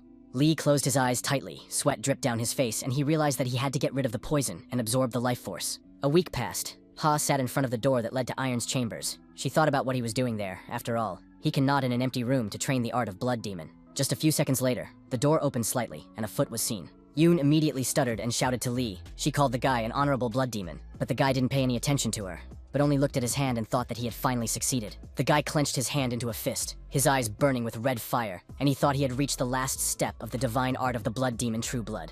The young man sat at the table and ate. A little far away stood Ha, who was watching him. The young man turned to her, gave her a hard stare, and then inquired if she wanted to eat. She looked at Lee fearfully, drops of sweat appearing on her face, and she thought about the fact that it had only been a week. The girl was well aware that the young man had become much stronger than he was. Yoon looked at our hero with her mouth open, but she still couldn't answer his question. The art of blood demon without pure blood and a special ritual is impossible to practice.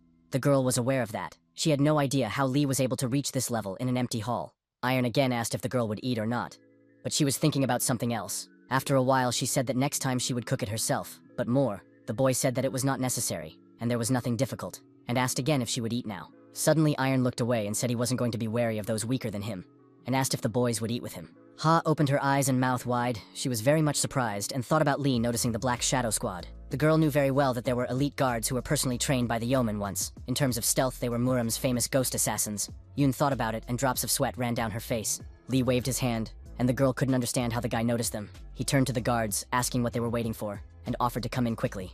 After a while, our hero closed his eyes and thought about the fact that this is real blood, and it's not a bad feeling. The young man thought about the fact that he had almost completely absorbed the blood of the Black Dragon. Now he needed to purify it, perfecting it to the true blood circulating within him. After a while, Lee wiped himself with a towel, and thought about the fact that he was running out of time.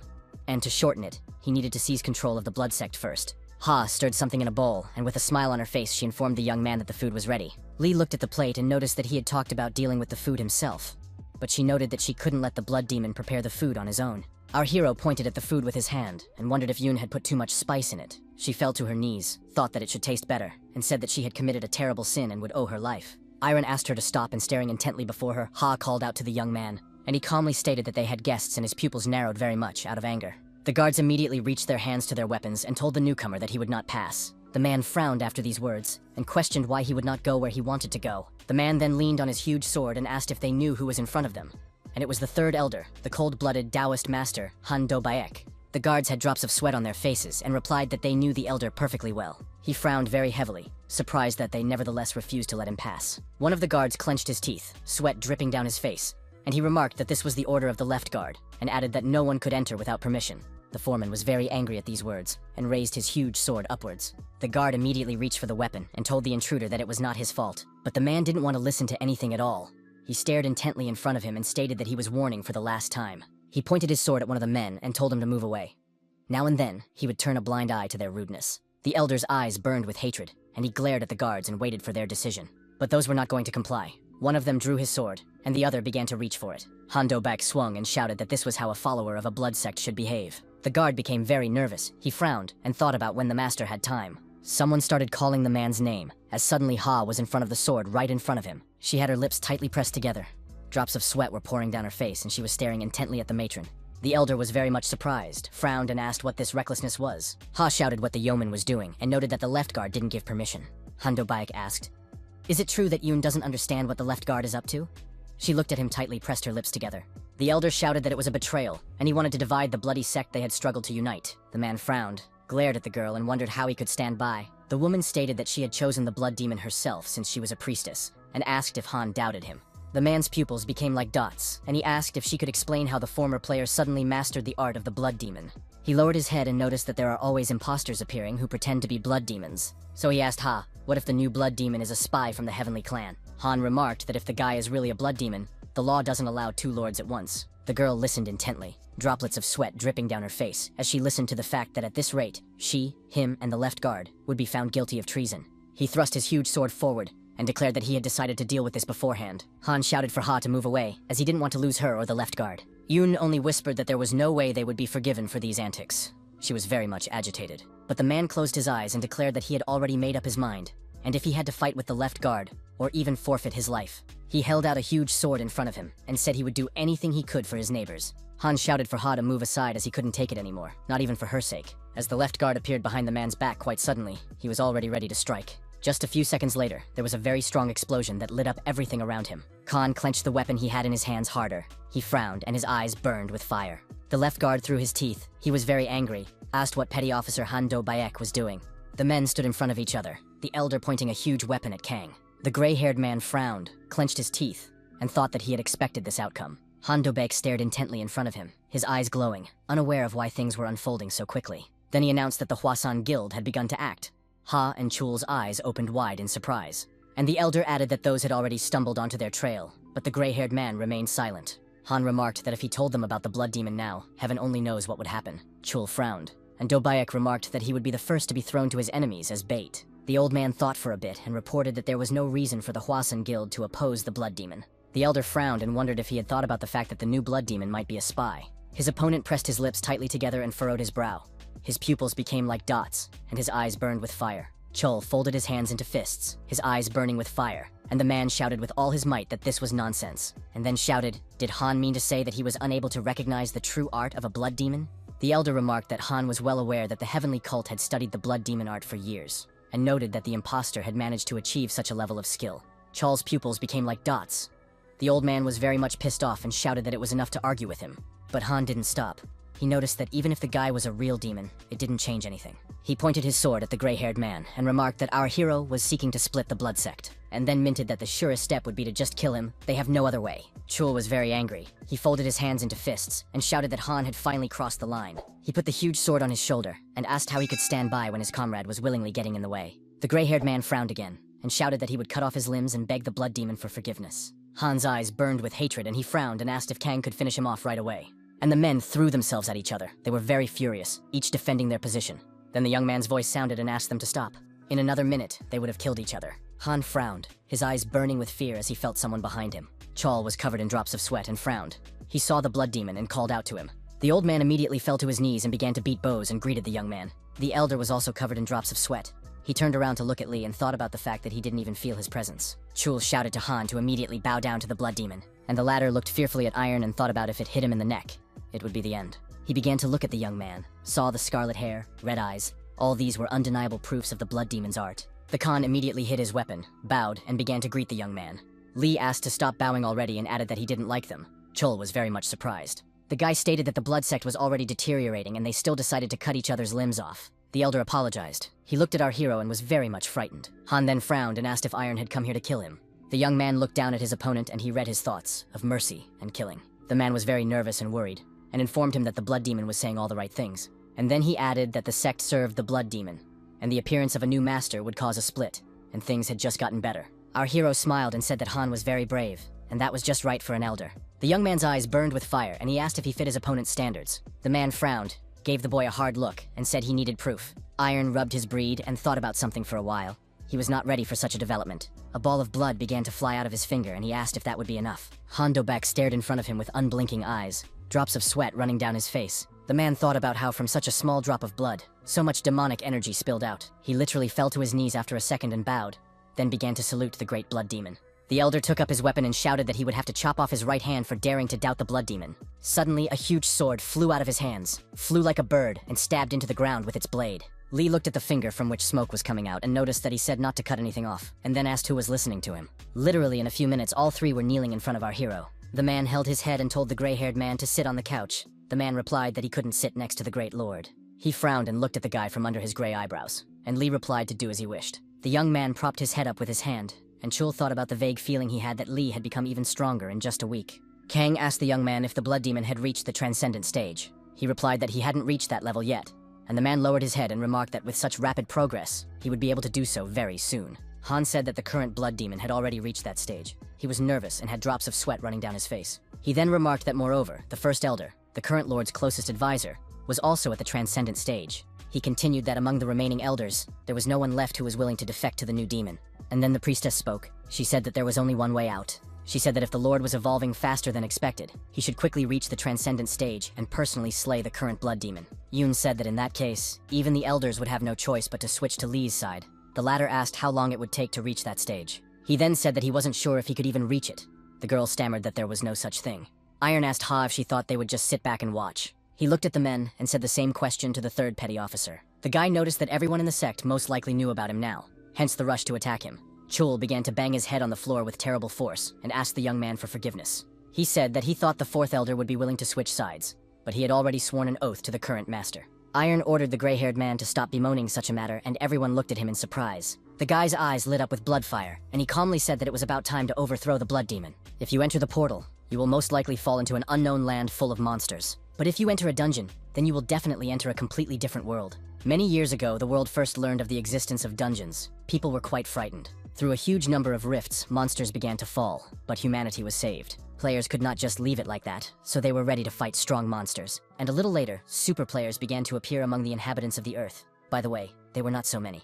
They could not cope with the inhabitants of the captured worlds that fought with mysterious creatures for many centuries. Eventually, the world survived their invasion, with Murim controlling Asia at the time, Ihart ruling the West. These forces were able to divide the entire world into several spheres of influence. They were able to come to an agreement. Mural, coming from mostly South Korean territory, made sure that the bloody sect was carefully hidden from view.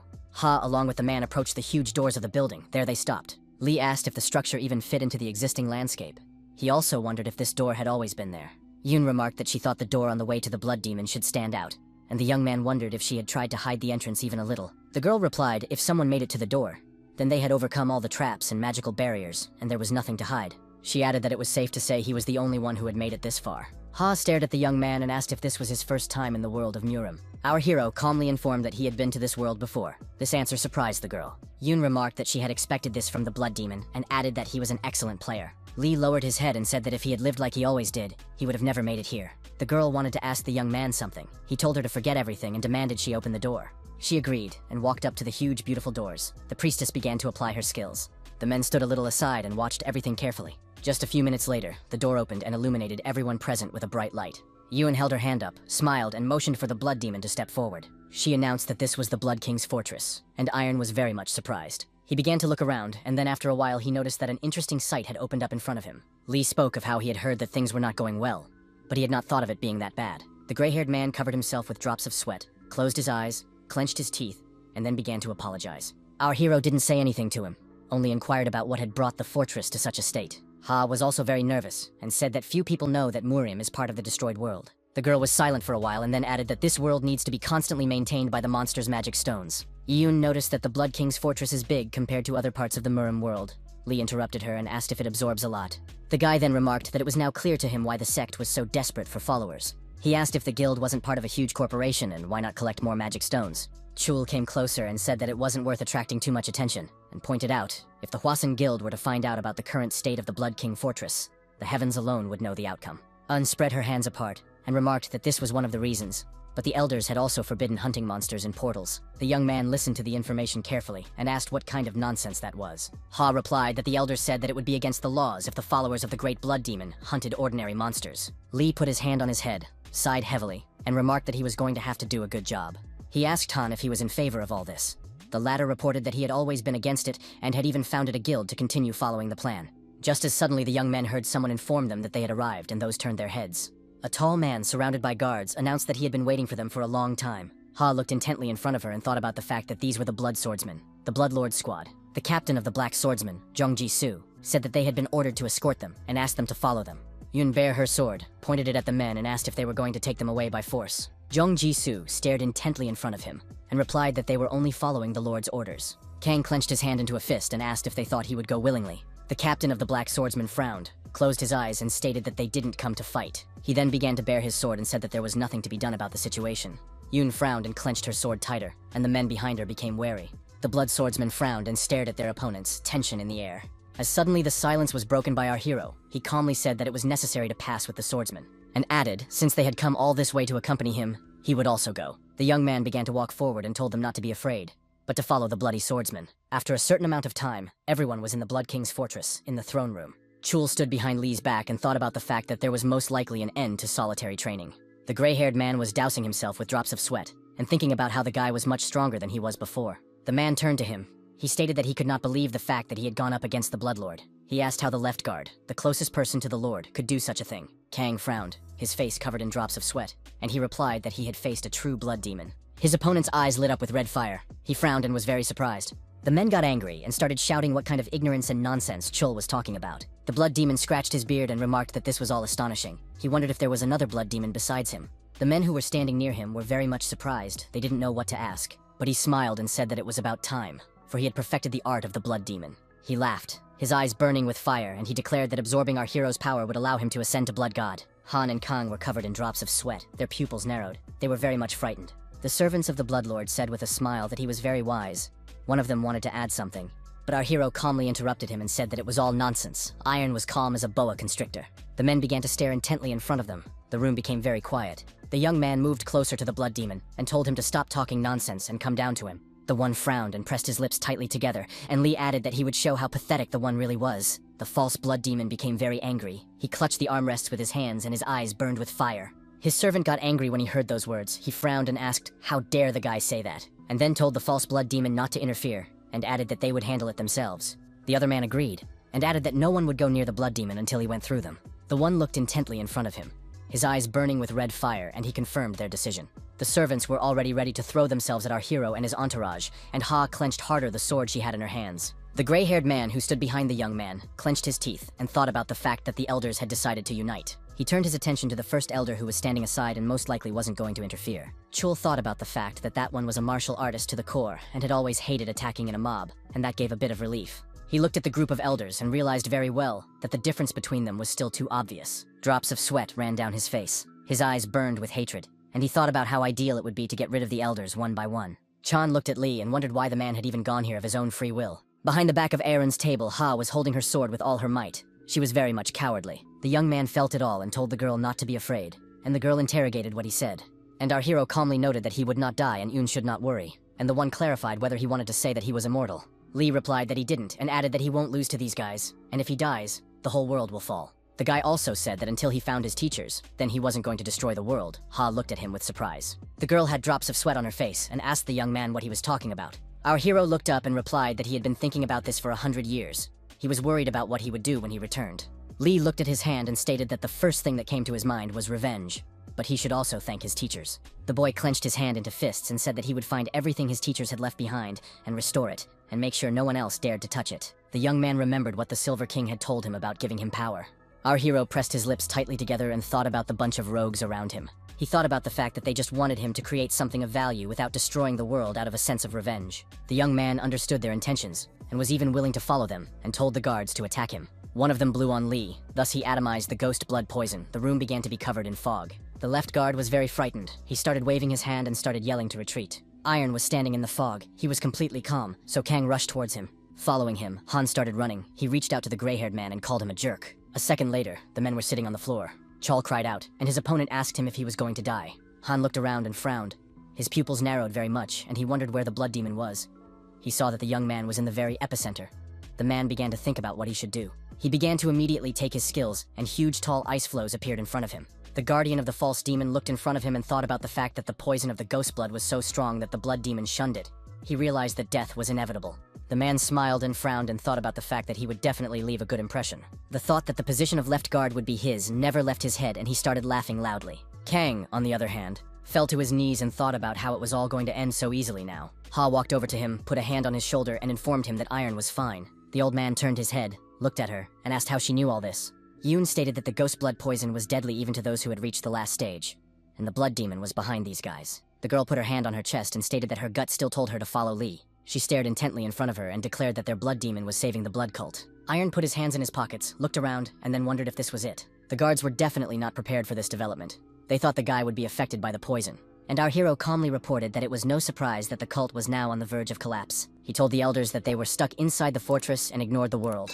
He then pointed his finger at them and stated that there were enough people like them outside.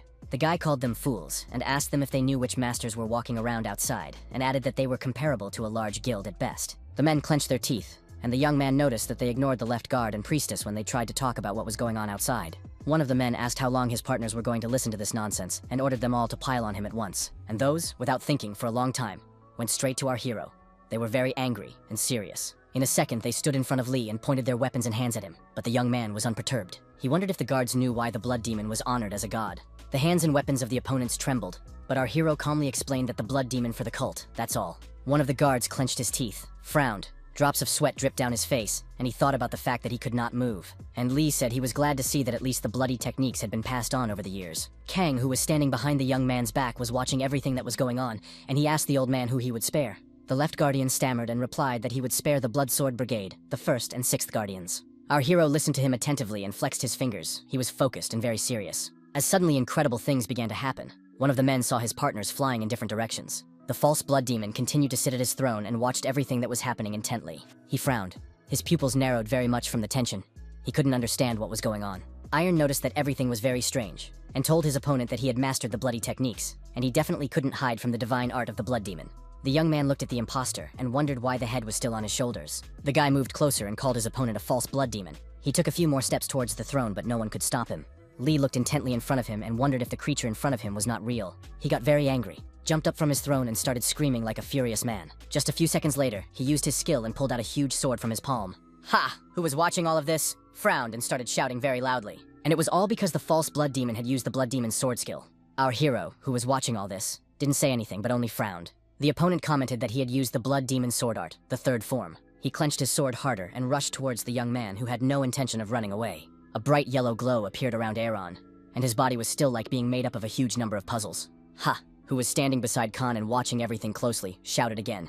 The false demon frowned and declared to Lee that he would rip him to pieces and only leave a scarlet lake of blood. He looked carefully in front of him, and our hero used a special skill to keep himself safe.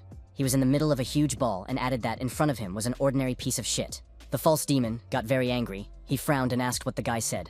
The young man looked at his opponent and asked if it was a bloody sword art, and added that his teacher didn't create anything like that. The opponent stammered and replied that it was nonsense, and Lee remarked that his teacher had never mixed the divine blood demon art with any sword art. The false demon clenched his teeth and thought about what the guy wanted to say, that the blood demon divine art was created by his teacher, and thought that it was nonsense. After all, it was the founder of the sect who died thousands of years ago. And Lee said that it was most likely some fool repeated it and passed it on, and his opponent cowardly. He started yelling so loudly for the guy to stop saying stupid things that his heart almost stopped. The false demon approached our hero with his unusual sword, but Iron stood and calmly looked at him. The enemy thought of the young man blocking his blood demon sword with the palm of his hand. Then our hero applied his skill towards the opponent. He used flying blades. The false demon was watching carefully. He frowned and looked quite frightened. He thought about the needles from the blood demon's energy, clenched his teeth, and couldn't believe it all. The man was shaking with fear. He thought about the young man using the blood demon energy, and realized that no matter how magnificent the blood demon divine art was, it was only a battle mode. Meanwhile, a huge number of needles were being thrust straight into his body, and he clenched his teeth in pain, for they were sucking his blood and destroying his inner strength. But the false demon clenched his hands into fists and shouted at the young man not to make him laugh, his eyes burning with hatred.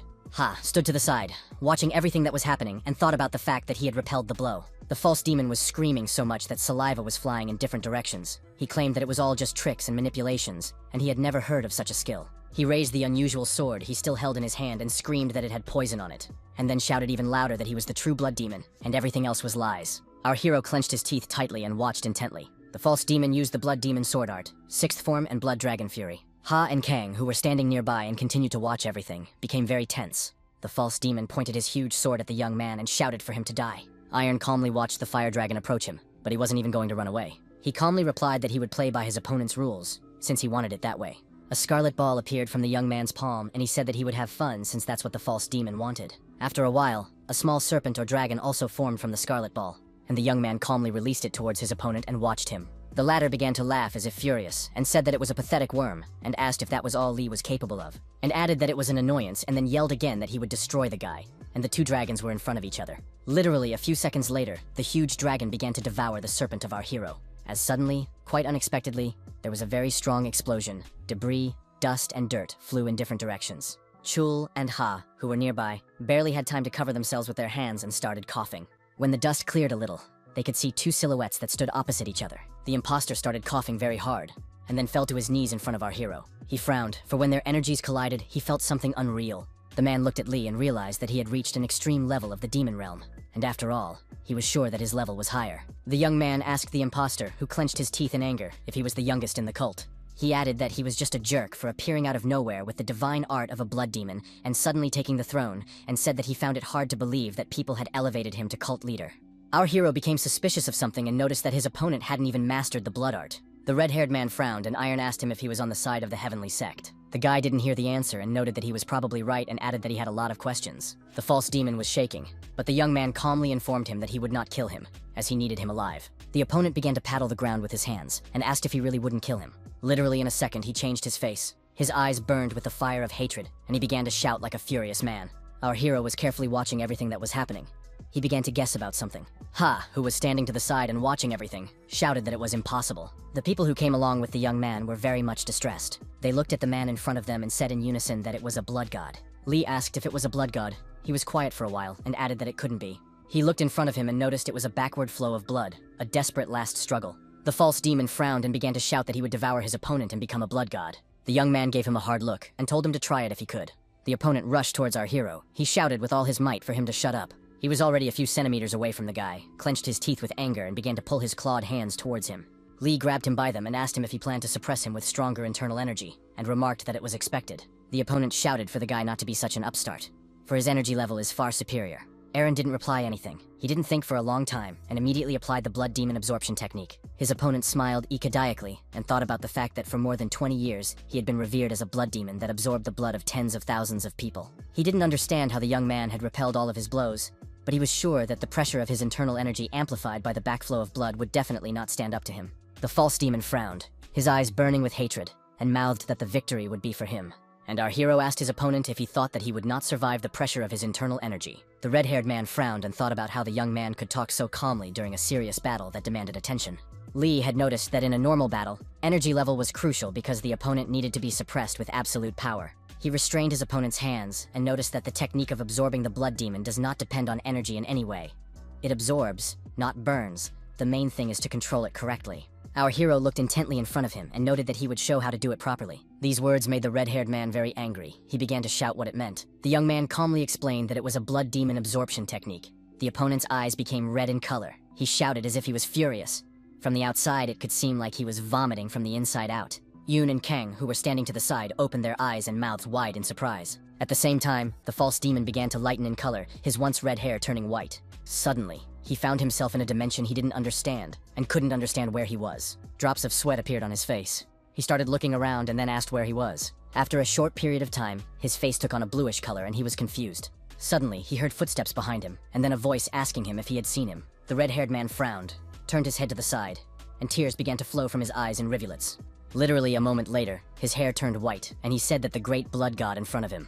The man fell to the floor, right under Iron's feet, and hit his forehead hard against the floor. Our hero stared intently at his hand, and thought about the fact that the engorged blood was full of impurities. While the process was going on, the guy realized that it needed to be cleansed of everything that was not necessary and leave everything useful. It was also very important for him to collect the energy in the dantian, which he did. The eyes of our hero glowed with red fire, and he thought about reaching the peak of pure blood. He stared intently in front of him, and thought about the fact that this was the divine art of a blood demon. Kang and Yoon watched everything carefully and opened their mouths again in astonishment. The gray-haired man was covered in drops of sweat, and thought about the fact that this was only a game. He understood very well that the blood cult really needed a change. Even if the blood god did appear in the cult earlier, they would still have no future. Chul thought about the fact that this was why they had switched sides.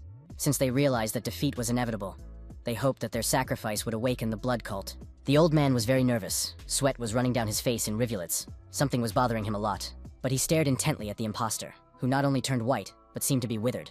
Kang thought about the fact that Hyul Subaek was the first to know the blood demon divine art to perfection, and even he had suffered a crushing defeat.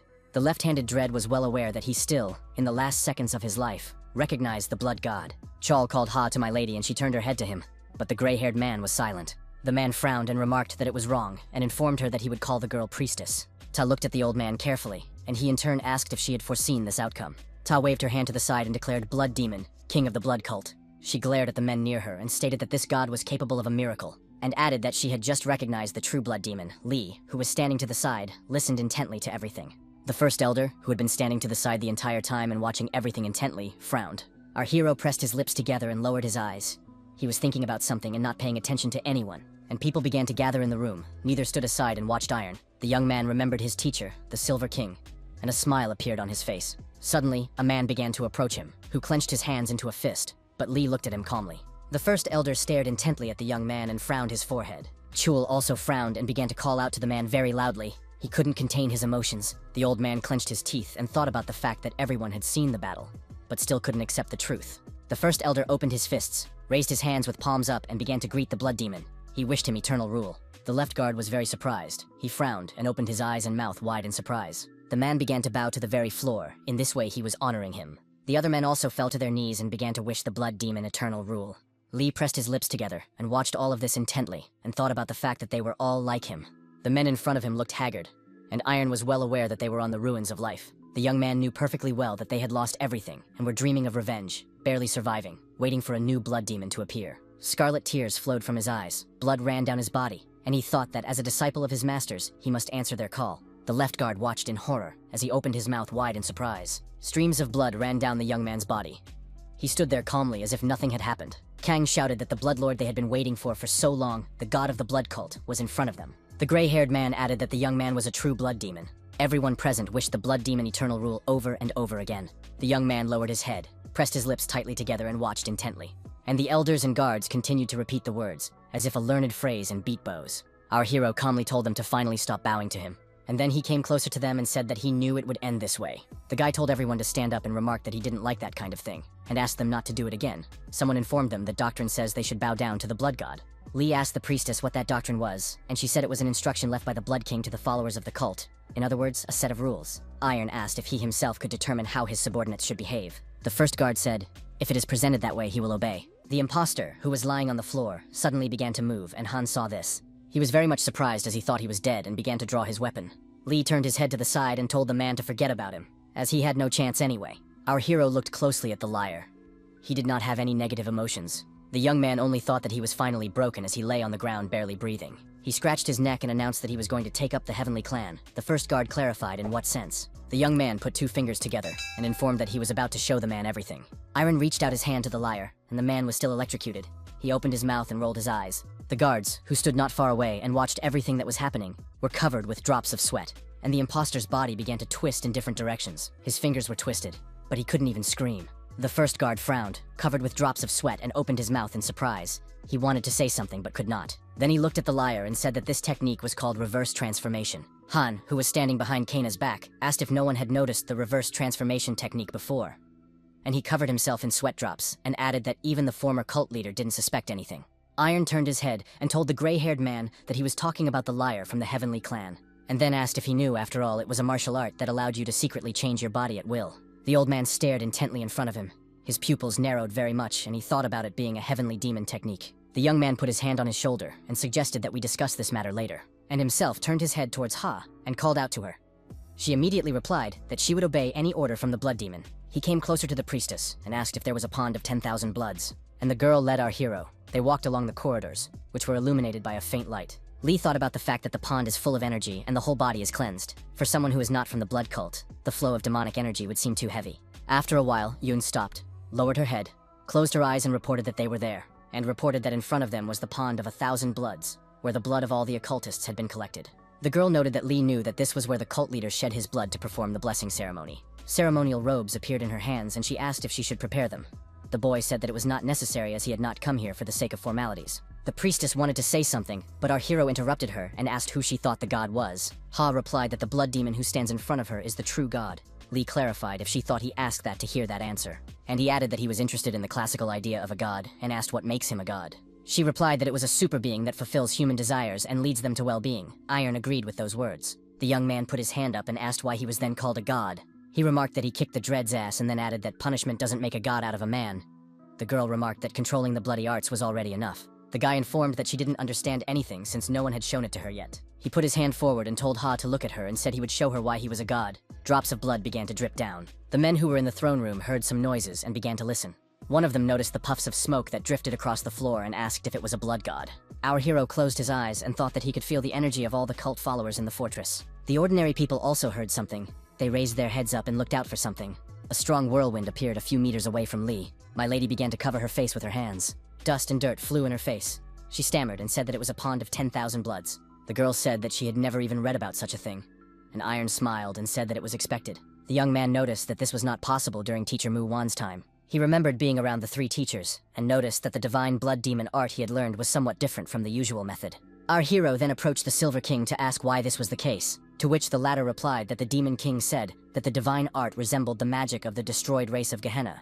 But this art was created by him, so he must overcome the tricks of some vanished race. And he added that when the Demon King started working on redefining the divine art, he helped him a bit. The Silver King frowned and remarked that they needed strength to test the power of the new divine art, and added that there was a new feature in the technique. Lee thought about the blood demon divine art combining magic and martial techniques. The blood demon divine art acts like a spell. The guy said, if a god has the power to punish, he should also give blessings, otherwise it's not a god at all. Our hero clenched his hand into a fist and put it forward, and the crunch of bones was heard. A few meters away from the young man there was a bright glow, my lady, who was watching everything, covered her eyes with her hands. The wind fluttered the girl's hair. She closed her eyes tightly and covered her face with her hands. The young man stood calmly in front of the bloody lake. He simply stretched his arm forward. Milady opened her mouth wide and stared upwards. She was very much surprised. After she recovered a little, Yoon asked Lee what was going on. She didn't hear the answer, and quite suddenly fell to her knees. Ha was very much surprised. The girl from surprise opened her eyes wide, the pupils of which narrowed greatly, and thought a shiver went through her entire body. The guy did not turn to her, but only calmly told her not to worry. Our hero noticed that when my lady woke up, she would feel differently. The girl was lying in a huge room on the floor, and an air vortex was swirling around her. The people who were outside also fell, and every last one of them fell into a sweet sleep. Our hero sat on his throne, looked at his opponent, and then asked him if he liked it. The men closed their eyes, and the guy asked them how they felt. Already better. Those fell to their knees and began to beat bows and thanked the blood demon for his immense mercy. The young man ordered them to stop doing that, and thought to himself that everyone had gotten younger and stronger. He looked at the people present and thought about the fact that their eyes had even turned red, symbolizing the blood demon's divine art. Li told the third elder to cut his finger and show everyone his blood. That one immediately drew his sword and carried out the blood demon's order. He didn't even think of delaying. Han thrust his hand forward and the men bent down to look at the wound. Their pupils narrowed in surprise. The young man commented that it was called purple blood. It was indeed that color. Han looked at his hand, at the rivulet that ran down his finger, and Iron asked if the man knew what it was. He clenched his hand into a fist and remarked that he didn't know what the purple blood was, but reported that he had passed out, come to his senses, and could now use twice as much internal energy. Li put his hand up and stated that it all depended on the level they had before. The guy noted that most likely the left guard and the first elder were already at the purple blood level as well. He looked at Ha and noticed that she was at the next level of black blood. She opened her eyes wide in surprise. She said that elders had much more achievements and wanted to add something, but the young man interrupted her and pointed out that it was because she was a priestess. The young man looked intently at the girl and stated that he was now affecting her power. He squeezed his hand from which blood flowed in streams, and remarked that a new ability of the divine art of the blood demon was on the case, and added that from now on, those who learn the blood art and join the cult will receive the power but will become his debtors. Li said that he would like to see how the occultists were doing outside. Kang replied that there was a place with a good view. Our hero began to stare at the occultists. He was curious how they lived and what they were doing. Chul said with a smile that even the most ravenous and sickly inhabitants had become livelier. Iron agreed with him, then remarked that it probably wouldn't last long. The boy turned his head to the man and asked if it was true that they still didn't have enough money. The man lowered his head and said they were sorry, and added that it was all because of the guards and elders. Li noticed that the left guard wasn't to blame and pointed out that it was all Hel Subek and the dead elders. The guy looked up and said that they would pay dearly for jeopardizing the mine and would not find peace even after death. He closed his eyes, frowned, and remarked that it was still possible to keep things from progressing like this. The young man asked Khan if it was true that they wouldn't even last until next month. He began to stammer and then stated that they had even managed to sell shares of the company, and added that the guild was on the verge of collapse. Chal said that they were going to clear a couple portals, but then Iron showed up. Our hero looked up and thought about why his teachers had sent him to these people. Kang closed his eyes, sighed heavily, and remarked that the biggest problem was the lack of elders. He added that the first elder was in charge of the Blood Sword Palace, the second elder, the Blood Gold Palace. Each palace had a role, and the leader was in charge. The man pointed out that all the elders were dead now, so there was no one to do the job. Li ordered the deputies to be promoted. After all, they had been trained by the elders and would definitely be able to do the job. Chul frowned and said that those were loyal to their elders. Drops of sweat appeared on his face. He also said that anyone who refused to swear allegiance to the blood demon would be executed. Our hero asked in surprise why they should get rid of people when there were already few workers, and the man said that it was better to prevent a rebellion in advance. Iron asked if Iron thought that those would dare to go against him, and said that it was all nonsense, and it was better to do as he said. The man folded his hands in a lock, closed his eyes, bowed and said he understood the order. When Kang straightened up, the young man put his finger up and stated that he wanted to tell him something. After a few seconds, he stated that Chul would become the cult leader. The man turned red with surprise. Li repeated that the man would become the cult leader. The man frowned and began to say something non-dickish. The boy explained that the cult leader was not a blood demon, but that no one had ever been able to take on such responsibility, and added that it was necessary to separate the role of God from the leader. The boy said that the corporation was falling apart, but it had no future anyway, and added that Khan had kept the company afloat for decades. The young man also remarked that the man cared about the blood cult, and the man looked at him with surprise. Iron noted that he understood what was going on, both outside and inside the fortress. Our hero was silent for a moment and remarked that Khan should be the leader of the cult. The elders folded their hands in front of them, bowed, and informed them that everything would be as the blood demon said. The young man stepped closer to Chal and looked at the man intently, and then added that it was he, the left guardian, who would be the leader of the blood cult from now on. Kang got down on one knee in front of Li and said that he would prove himself worthy to bear such responsibility. Our hero put his hands on his shoulders and said that he even sounded like a real leader, and was saying exactly what he wanted to hear. Iron's eyes lit up and he asked what will happen now, since the king's fortress has no sources of income. The boy was silent for a while and asked what Chal's plan was, and he was covered in drops of sweat. The young man raised his head, looked at the Strashen and asked if they had any worthy ideas. They answered nothing, only lowered their heads, drops of sweat running down their faces. Ha entered the room and said that she would be in charge of the matter. She was sure she could handle it.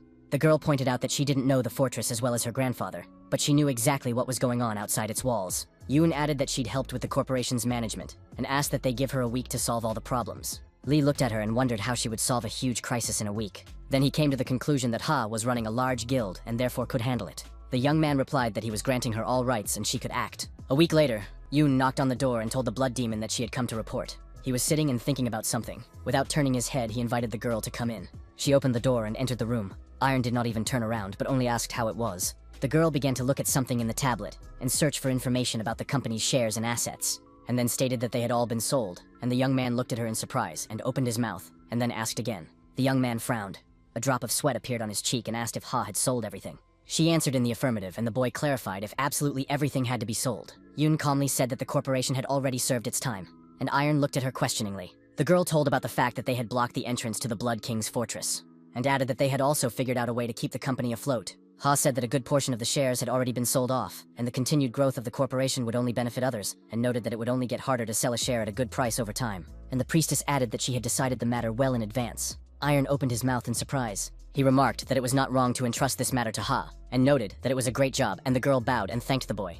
And then added that she had also abolished the Ganha and Nango guilds. The young man was even more surprised. Yoon asked if he remembered his conversation with the third elder. Drops of sweat appeared on her face. And the girl added that he had said about their guild being influenced by the Hwasun guild. Lee scratched his beard and began to think about the fact that now was clearly not the best time for this.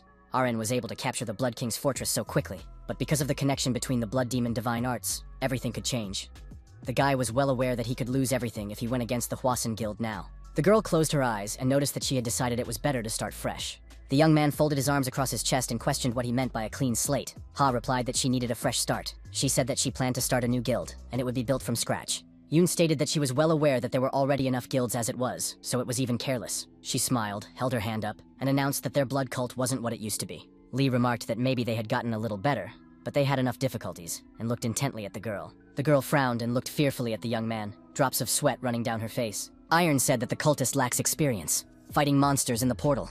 It's completely different from humans. Ha lowered her head, was silent for a bit, and then whispered that the blood demon was right. The guy immediately tried to calm her down. Asked her not to worry, as they will gain experience and become stronger, because there is a way.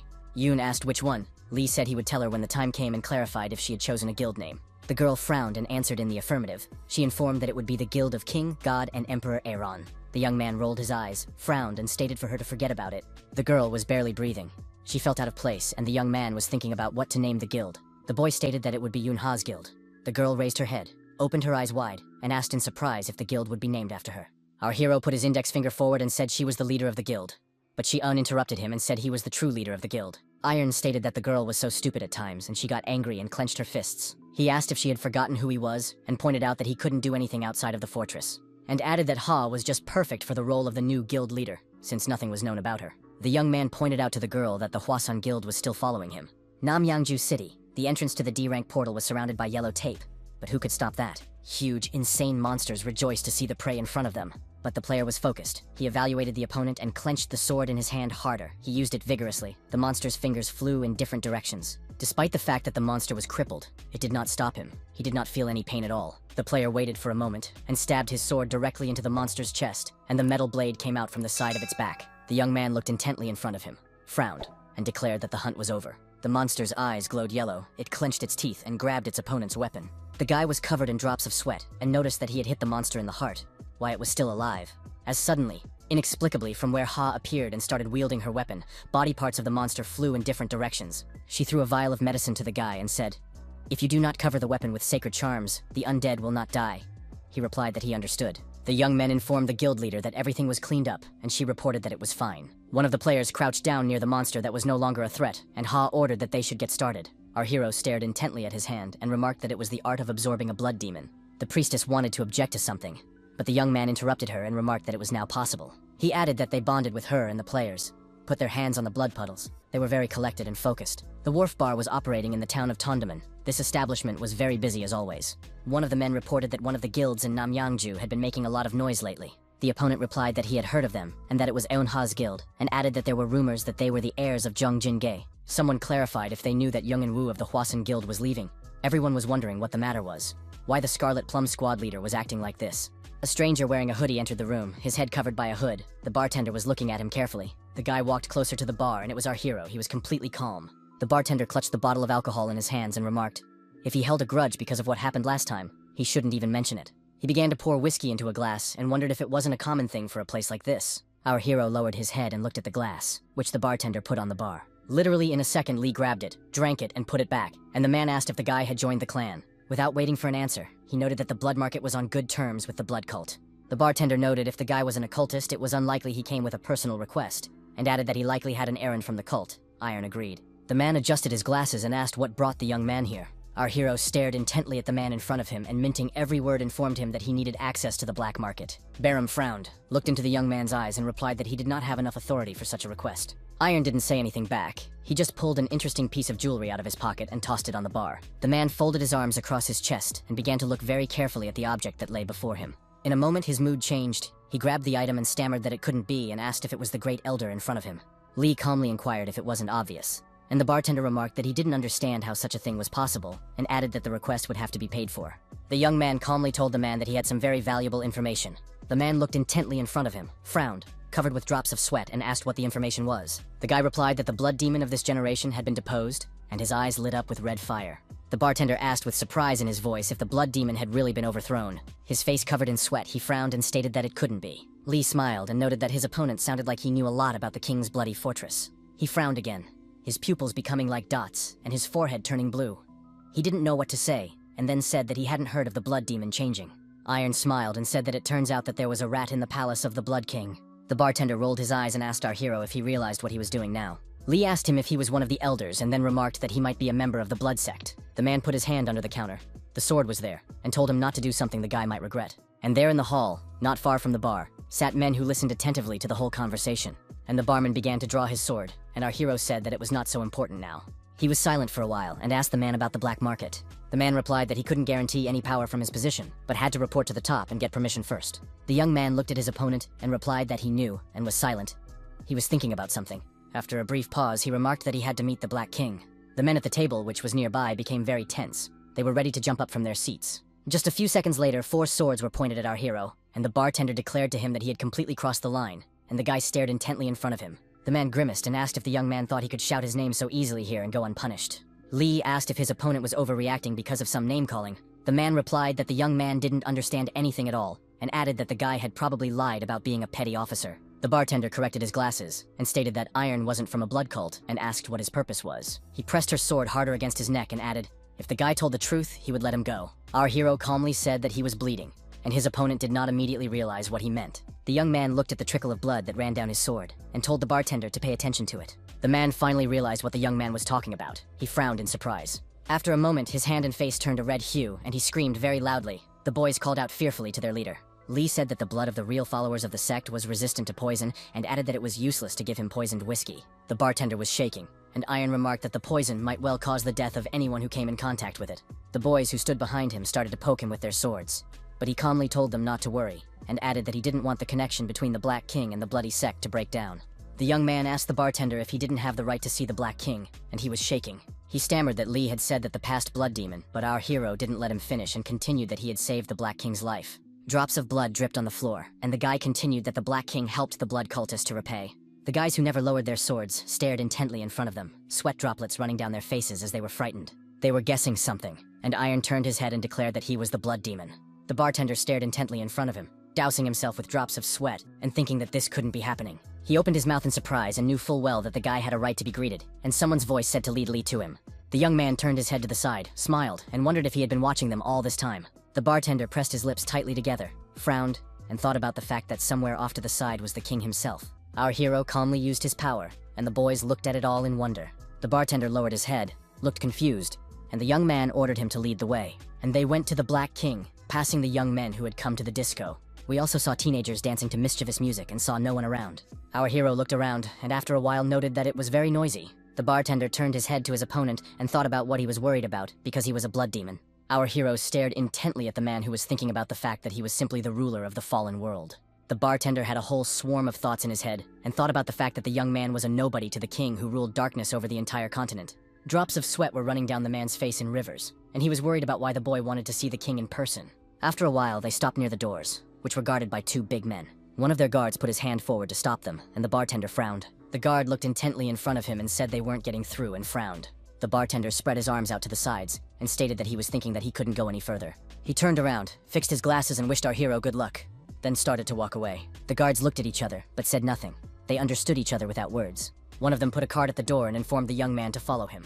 Lee followed the guard and thought about how the man was so strong, it was even ridiculous that he was guarding the doors here. Our hero turned his head to consider the people in the bar. He immediately realized that most of them were high-ranking members of a black sect. The guard, on the other hand, stopped near the stairs where guards stood to the left and right. The young man began to climb up.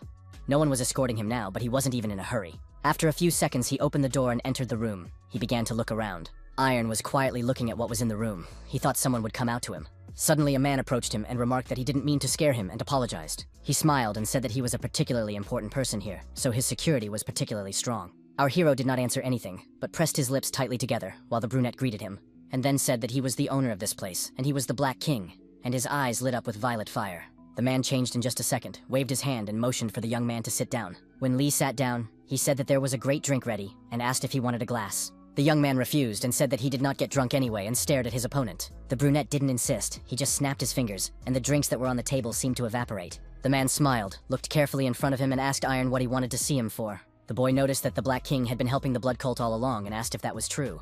The one sipped the drink that was in the glass and replied that kindness is still valued in the world. This phrase surprised Lee very much, and he asked what kind of nonsense his opponent was talking about. Our hero was very restrained and calm and replied that there was another reason after all. A slight smile appeared on the Black King's lips, but he did not answer anything, but only remained silent. He put the glass with the drink on the table and said that the information about the blood demon's change was quite valuable.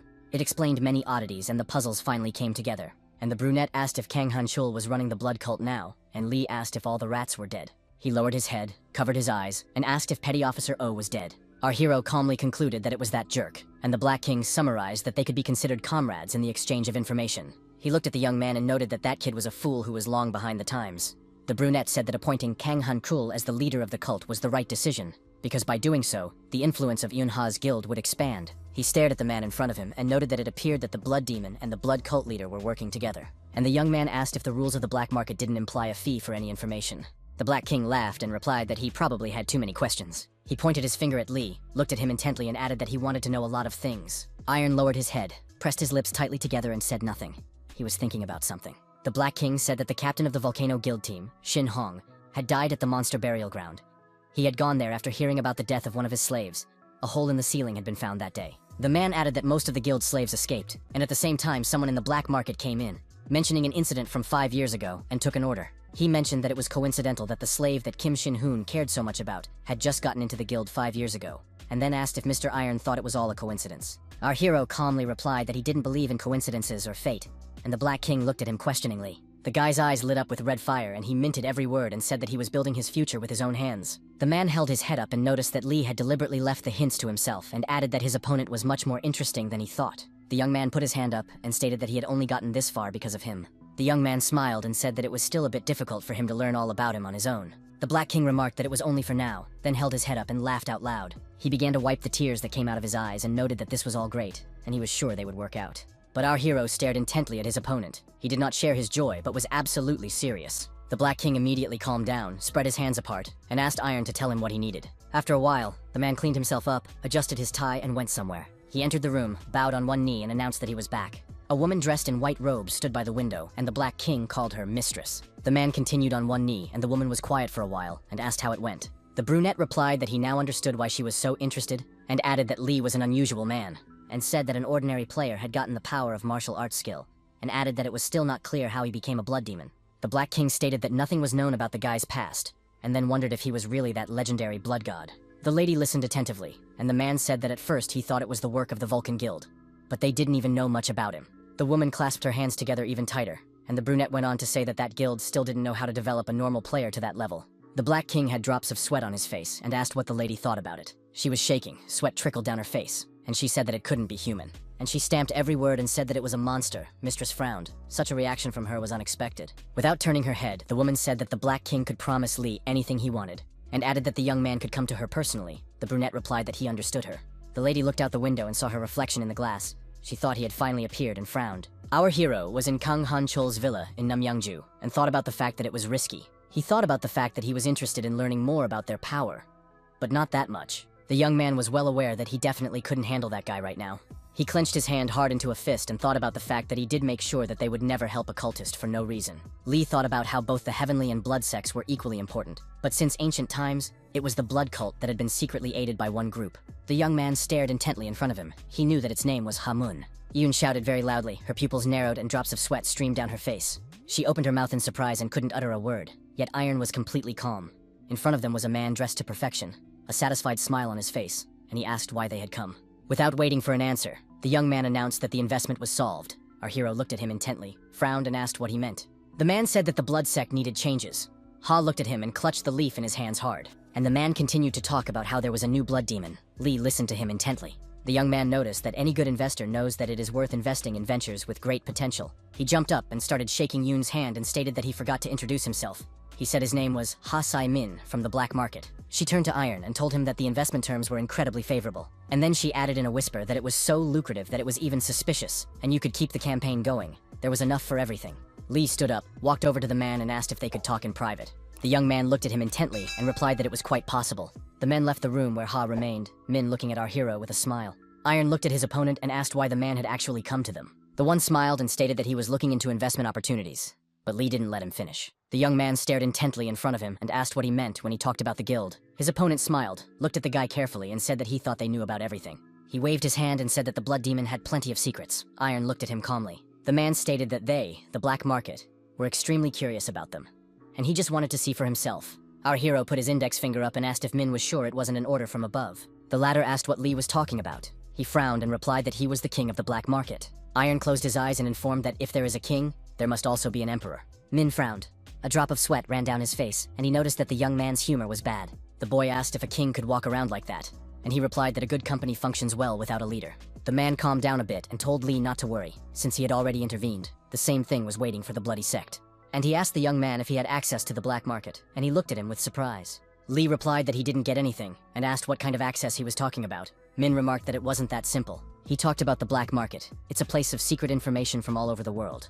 Access allows you to be there. The man remarked, since the blood demon couldn't reveal his identity so easily, he would act as his representative for the time being. The young man folded his hands into a lock and inquired about the search and glared at his opponent. The man raised his index finger up, covered his eyes, and replied that he was just about to say something about it. The man was silent for a moment and then stated that the mage would find it. The room became very quiet. Lee put his head down on his hands, frowned, pressed his lips tightly together and thought about something. He thought of Bondeno. That young man was just like him. Iron was silent and said nothing. But our hero really thought about the fact that that man was long dead. This information shocked him. Min, on the other hand, took out a cell phone and said that there was some problem. He slid the smartphone towards the young man and said that the photo was the Bondeno dungeon. The young man began to stare intently at the screen, and his opponent noticed that the location of the Armo had been revealed. Min revealed that there was a dungeon on Ganghwa Island, which was the territory of the Hainem Guild. In front of the stone monster stood the young men, each thinking about something different. Suddenly, the eldest among them ordered everyone to gather. The men all turned to him. He said that he was happy to welcome everyone, and noted that his name was Yuk Sagul, and he was the elder of the Hainem Guild. One of the players present was very surprised, and another called him a lightning sword. Other men began to greet the elder, and someone said that if he was here, things would get easier. The two boys who were standing to the side talked about being annoyed by Yuk Sagul. As he walked up to them, clasped his eyes and smiled, the guy who was wiping his sword started to sweat. He began to shake with fear, mumbled something, and wondered if Yuk had been eavesdropping on them for a long time. The Hainem Guild elder didn't say a word, didn't ask a single question. He just folded his hand into a fist. And then he punched the young man with all his might, and he screamed in pain. He started spitting blood. The young man kneeled in front of the elder and did not even want to get up, but he clenched his hand into a fist. Yuk Sagul's eyes were glowing with fire. He frowned and retorted that the guy in front of him was a worm. He then began to bare his sword and declared to the kid that his head was full of demonic thoughts. He brought the sword up to the head of the player, who was shaking, and stated that he would personally rid him of the demon's energy. The guy started to beg for mercy as another player ran up to them and asked the foreman to wait. He looked at the man, his pupils narrowed, and he asked if the player was from their company. The man was very nervous, and said that he was the leader of the Gaedong Guild, Kang Chul-woo. But Yuksa clenched his sword harder, and said that it wouldn't stop him, and added that it was his duty as a righteous swordmaster. Kang stood in front of the young lad, and said that he vouched that he wasn't related to the demon. Yuksa's eyes lit up with red fire, and he wondered if they wanted to tell him that he was mistaken. The young man frowned and informed that he would be able to prove everything in the dungeon. Yuksagul, the Hainem Guild elder, stared intently in front of him and only pressed his lips tightly together. After a while, he hid his sword, kept quiet for a while, and declared that he would believe the man. He turned around, folded his hands behind his back, and then replied that they would look at everything later. He moved a few meters away from the players and shouted to the other guys that they were coming in soon and needed to finish preparing. Kang Chul-woo held out his hand to the guy who was covered in sweat and said that they were just pathetic dogs to them. He said that they become stronger through a lot of training and insight, and then he added that they, ordinary players, only through killing monsters, and they meant nothing to them. Kang held out his hand to the guy and added, If he can't ride, he shouldn't bark, and noted that it's the only principle of survival. The man grabbed the young man's hand and replied that he understood his leader's recommendations. Some kid ran up to them and Chol-woo asked him if he was from the Shadow Guild, and he answered in the affirmative. Kang noted that he had heard of him once, and added that he had recently appeared, and asked the young man to be careful if he wanted to survive. Lee Iron smiled and said that he would listen to the advice given. He was also among the players. Ha Se-min said that Haenim Guild held the key, and he said that he wanted to handle everything on his own. But it seemed that a squad had already been formed. The man raised 2 fingers up and stated that there were 2 ways out. He looked intently at his opponent. Min said that the first way out was to disguise himself as a Ghost Guild member and join the squad. He then showed his index finger and pointed out that the second way out was to take and steal the key, and added that it was quite feasible and noted, if Lee just said so, he would immediately order him to find the key. The man smiled, looked intently into the eyes of our hero and asked what he would say. Iron frowned, was a little silent and asked if his opponent was checking. The lad remarked that if he asked for such a thing, Min would definitely charge a good price, and added that he didn't want to be in debt for such a trifle. He looked at the man intently and minting every word said that he shouldn't test him. The opponent asked if the young man realized what the investment on his part entailed. He stood up and said that they would stick to the first method, and asked him to prepare men ready to join the squad. Min started to walk away, stopped at Lee's back, was quiet, and then wished him luck. Iron was so angry that his eyes were glowing with fire. He thought about the fact that the man couldn't behave like this forever, and it was him who needed to be tested. Yuksagul, the elder of Haenim Guild, entered the dungeon. He tightly pressed his lips together, and was very tense as the water rushed directly onto him. After a while, the man and the other players saw huge cobblestones flying. The guy smiled and said that it was unbelievable since Yuk had broken such a thick wall. The man laughed and asked what else to expect from the elder. Just a few seconds later, his mood changed dramatically. His eyes lit up with a blue light, and he asked the players why they stood up. The man didn't wait for an answer and immediately ordered everyone to go forward. One of the guys had drops of sweat running down his face. One of the players said they were ready and yelled for everyone to move forward. Kang quietly remarked that they were a scouting squad and ordered them to scrutinize the dungeon and report back, and added that it was created by mages, and there was a chance of getting trapped here, so they should be careful. One of the players probably wasn't listening very carefully to what he was being told about, and almost started at the pattern that was on the floor. The man frowned and shouted as if frantic for the guy to be careful. The man calmly turned his head and wondered why Kang was yelling so much. Just a second later, there was a very strong explosion and dirt and dust sprinkled in all directions, and from the ceiling began to fall huge cobblestones, which made hollows in the floor. The guys were swept away because the shockwave was so intense. Kang Chul-woo saw that Minho's player was covered in blood, shook him and asked him if he was okay, and he apologized to the leader. He took out a vial and asked the guy what he was apologizing for and ordered him to drink the potion. The man stepped aside, frowned, and thought that luckily he wasn't badly injured. Yuksagul came over to him and said in a sarcastic voice that the players didn't even dodge such a thing. He called them idiots and informed them that it was not the time to whine, but to go to the next zone. Kang Chul-woo frowned and replied if they didn't deal with the wounded, there would only be more problems from here on out, and asked for a short break. Yuk retorted that if the guys hadn't fallen into the trap, none of this would have happened, and added that he would give one chance. But next time, don't even get your hopes up. The man thanked him and told the players that they were taking a short break, and everyone needed to get ready. As the young men gathered and drank the potion, the man began to stare intently in front of him. He looked at our hero, who was standing off to the side with one of the players, and was very surprised. Kang Chul-woo frowned, pressed his lips together. His pupils became like dots, and he thought about the fact that there wasn't a single scratch on the guys. There was no way the man could take his eyes off the young man. He was also surprised that there was nothing on him, not even a speck of dust. He thought that the young man had used some special item, and that it was very expensive. The guy who was standing next to Lee mentally told him that the guild leader Geedon had been looking at him for a long time, and asked if he should deal with him. He clenched his sword harder. Iron replied that he shouldn't overdo it. The young man thought about the fact that Bondeno was not the easiest opponent, and getting through his dungeon would not be easy. The young man thought that if the moment came, they would deal with it. But there was no need to attract attention right now. His partner understood. A girl ran towards Kang Chul-woo, calling out loudly to the man and calling him leader. When she was near him, she told him that they seemed to have found a way out. He replied that it was just in time as they were almost done. The girl frowned, drops of sweat running down her face. She hesitated a bit and informed him that there was a problem. Kang Chul-woo was very surprised. He frowned and looked at the girl questioningly. Yuksa came closer to them and looked in front of him with surprise, and his opponent noticed that it was a magic circle for sacrifices. Sweat dripped down his face and neck, and he noted that it would be better to retreat now, bring the masters, and deactivate it. But the man didn't listen to him at all. He bared his sword, clenched it harder in his hand, and shouted for everyone to move aside. He pressed his lips tightly together, concentrated, and applied the blue wave sword technique skill. Yuksa frowned, and without thinking for a long time, he applied the skill called Huge Blue Wave, and water rushed onto the magic circle. The man smiled and said that they could destroy these pathetic magic traps. And Kang Chul-woo, who was standing to the side, covered his head with his hand. His mood changed in just a second. The water turned into vapor, and Yuksa thought about whether the magic circle in front of him was accurate. Some of the players clenched their teeth and thought about where he came from here, so far away from the western lands. Yuksa clenched his hand into a fist. He was shaking very badly, and thought about the fact that they couldn't just retreat. Kang Chul-woo came closer to him. His pupils narrowed, and he offered to retreat. But the man replied, "If this is a magical sacrifice circle, then they might sacrifice someone." Kang Chul-woo blushed, clenched his teeth. Sweat streamed down his face, and he thought that this old man was crazy. He turned around, raised his hand forward, and said that he would give him a chance to die with honor. The opponent was very much frightened, and noted that they were engaged in exploration, and what for all these unnecessary sacrifices. The young man wanted to say something else, but the man barked at him to shut up. He frowned, held up a finger, and asked if there was any guarantee that the mages would stay still the whole time, and specified what if they got out and injured their comrades. Kang Chul-woo clenched his teeth, and the old man asked if the useless idiots, believed they could resist them.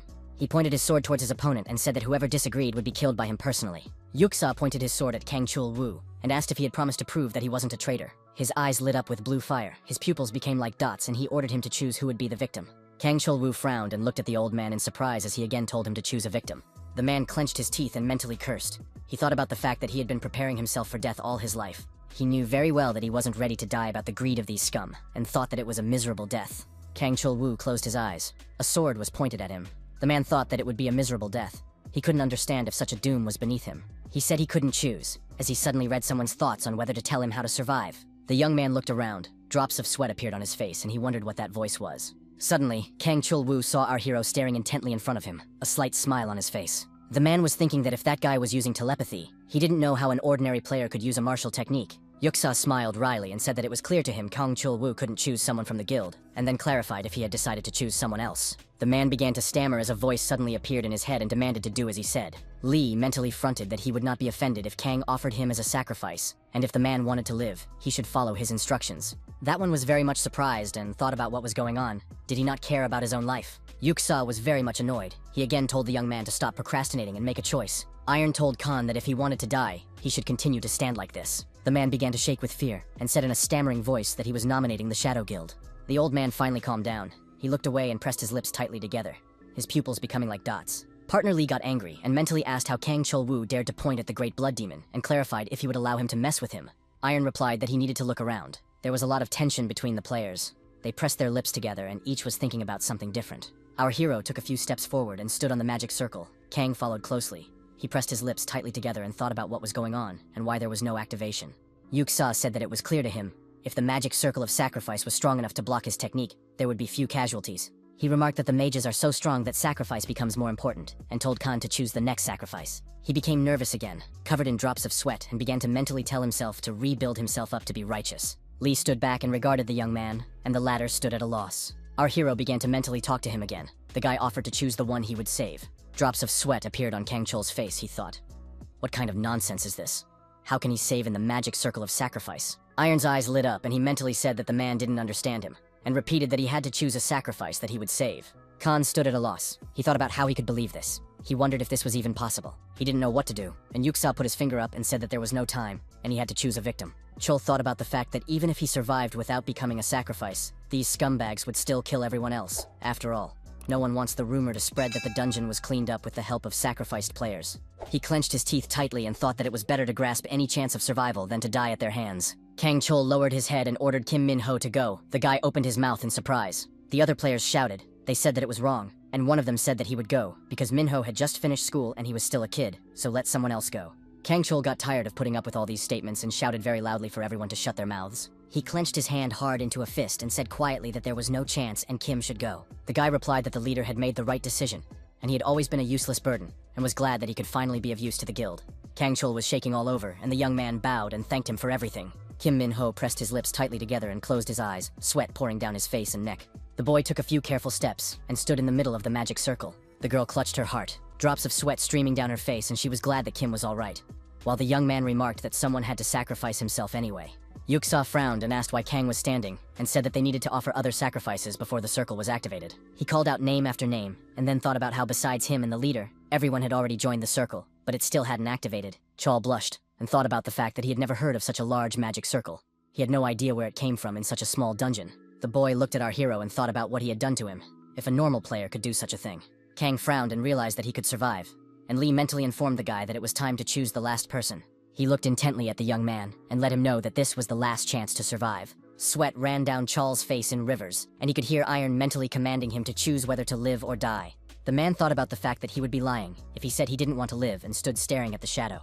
He realized that he had been flattering those nasty bastards all this time like a pathetic dog in order to survive. Kang frowned again and squeezed his eyes shut, for he knew he could not sacrifice others for himself. He bowed in front of leader Guiyan and informed him that he was sorry, but he would be the sacrifice. The man was not prepared for such a development and asked for Chul's understanding head. He smiled and said that he wanted to be the victim all along, but he wouldn't say his name. Kang was shaking, and Guiyan remarked that he was curious as to why he had taken care of his guild forever and was now making such a choice. He put a hand on his opponent's shoulder, laughed, and noted that the guy must have personal reasons. Chul thought about the fact that he would be remembered as a disgusting person for sacrificing his comrades for himself. He realized that it didn't matter, since everyone couldn't be saved anyway. He looked up and thought about the fact that even though he had lived his whole life like a dog to reach such heights, he would not die a miserable death. At this time, our hero stood across from Khan and scratched his beard, while the man looked at him questioningly. Lee folded his arms across his chest, smiled, and said that it seemed but there still weren't enough victims, and mentally asked Chul what choice he would make in the end. The man frowned and clenched his teeth. He was just pouring sweat and thinking about how the young man was scum. And Yuksa, who had been watching the whole time, noticed that it was finally Kang's turn. The eyes of his opponent and his players were very satisfied. The man put his hand on his chest and said that he would never forget these sacrifices. Chul had nothing left to do and went to the magic circle and told Yuk not to say anything stupid. The young man who was standing near Sa grabbed his sword and called Kang a bastard, but the man laughed and pointed out that Cholu was finished anyway, and the man stopped near the magic circle and looked at Iron, who smiled and started cheering the guy up. He covered himself with drops of sweat again and asked if the young man was sure that everyone here would survive. Our hero covered his eyes, lowered his head, and calmly said that soon they would see everything. Kang had no other choice and stood on the magic circle. Everything became red in color. Yuksa turned around to his players and informed them that the magic circle was activating and they needed to get ready. He then turned around and looked at the magic circle and the people who were standing on it. Suddenly he frowned. His pupils became like dots and he wondered what the hell was going on. There was a huge explosion. Shards of concrete flew in all directions and Chul started screaming. Lee calmly told everyone to keep their eyes open and added that this was the fate of those who forced others to sacrifice themselves. The players were standing on the magic circle and huge blocks of concrete were falling nearby. The young man noticed that there was originally such a magic circle here, and Kang began to shout, and added that when you make a sacrifice, the passage explodes. Chul frowned and asked how he knew all this. The guy replied that he knew a lot of things in general. Kang looked in front of him and said that it was a good thing that the number of victims matched the number of players. Otherwise, they could have ended up in the same place. Our hero calmly informed his opponent that only one victim was needed. The same frowned, his pupils becoming like dots, and shouted what the young man meant.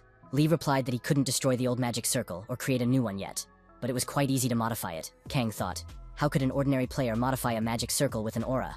He looked at the young man from under his eyebrows and wondered how such a thing was possible.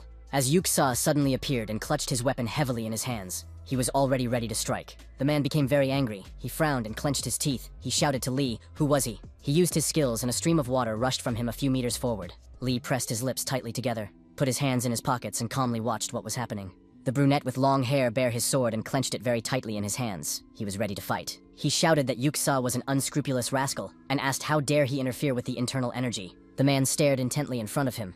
His pupils narrowed greatly and he interrogated the guy. He called the players jerks and then wondered if they were martial artists. Yuk pointed his sword at them and remarked that they had hidden their identity and infiltrated the squad to hurt them, and asked if they thought they could survive becoming their enemies. Our hero listened to what the enemy was saying and began to scrutinize their weapons. The young man realized that it was thanks to the sword that everyone around Yuksagul had survived. And because those players who were on the sidelines had died, they were completely unlucky. Iron stretched his hand forward and thought about whether or not they would be able to resist the battle any further. A guy with long hair approached our hero and asked if he could rely on him. He turned his head and started to ask Yuksa how dare they and wanted to inform that there was a blood demon in front of them. But Lee stopped him halfway through his words and mentally asked the guy if he had decided to reveal his identity at all. The guy frowned, his pupils became like dots, and sweat ran down his face in rivulets from worry. The guy told Lee that the opponents dared to touch his essence, and he couldn't just stand by. Iron stood and watched as Yuksa and his players approached them. He told the lad that he felt that those young men approaching them were suitable opponents. The young man thanked our hero. He frowned, pressed his lips tightly together and began to think about something. He remembered that on the day the blood demon appeared, he had committed a terrible sin by not recognizing the true bloodlord, and extended his sword against him. The guy realized that he could now atone for his sin, and told his players that they would get rid of their guild members' enemies, and added that those would not be able to show dishonor any further, and then ordered the young men to go on the attack. Yuksa clenched his teeth and shouted if they were suitable opponents, and asked if they had forgotten who he was. He held his sword strongly in his hands, and shouted that he was the elder of the great guild of Hanem.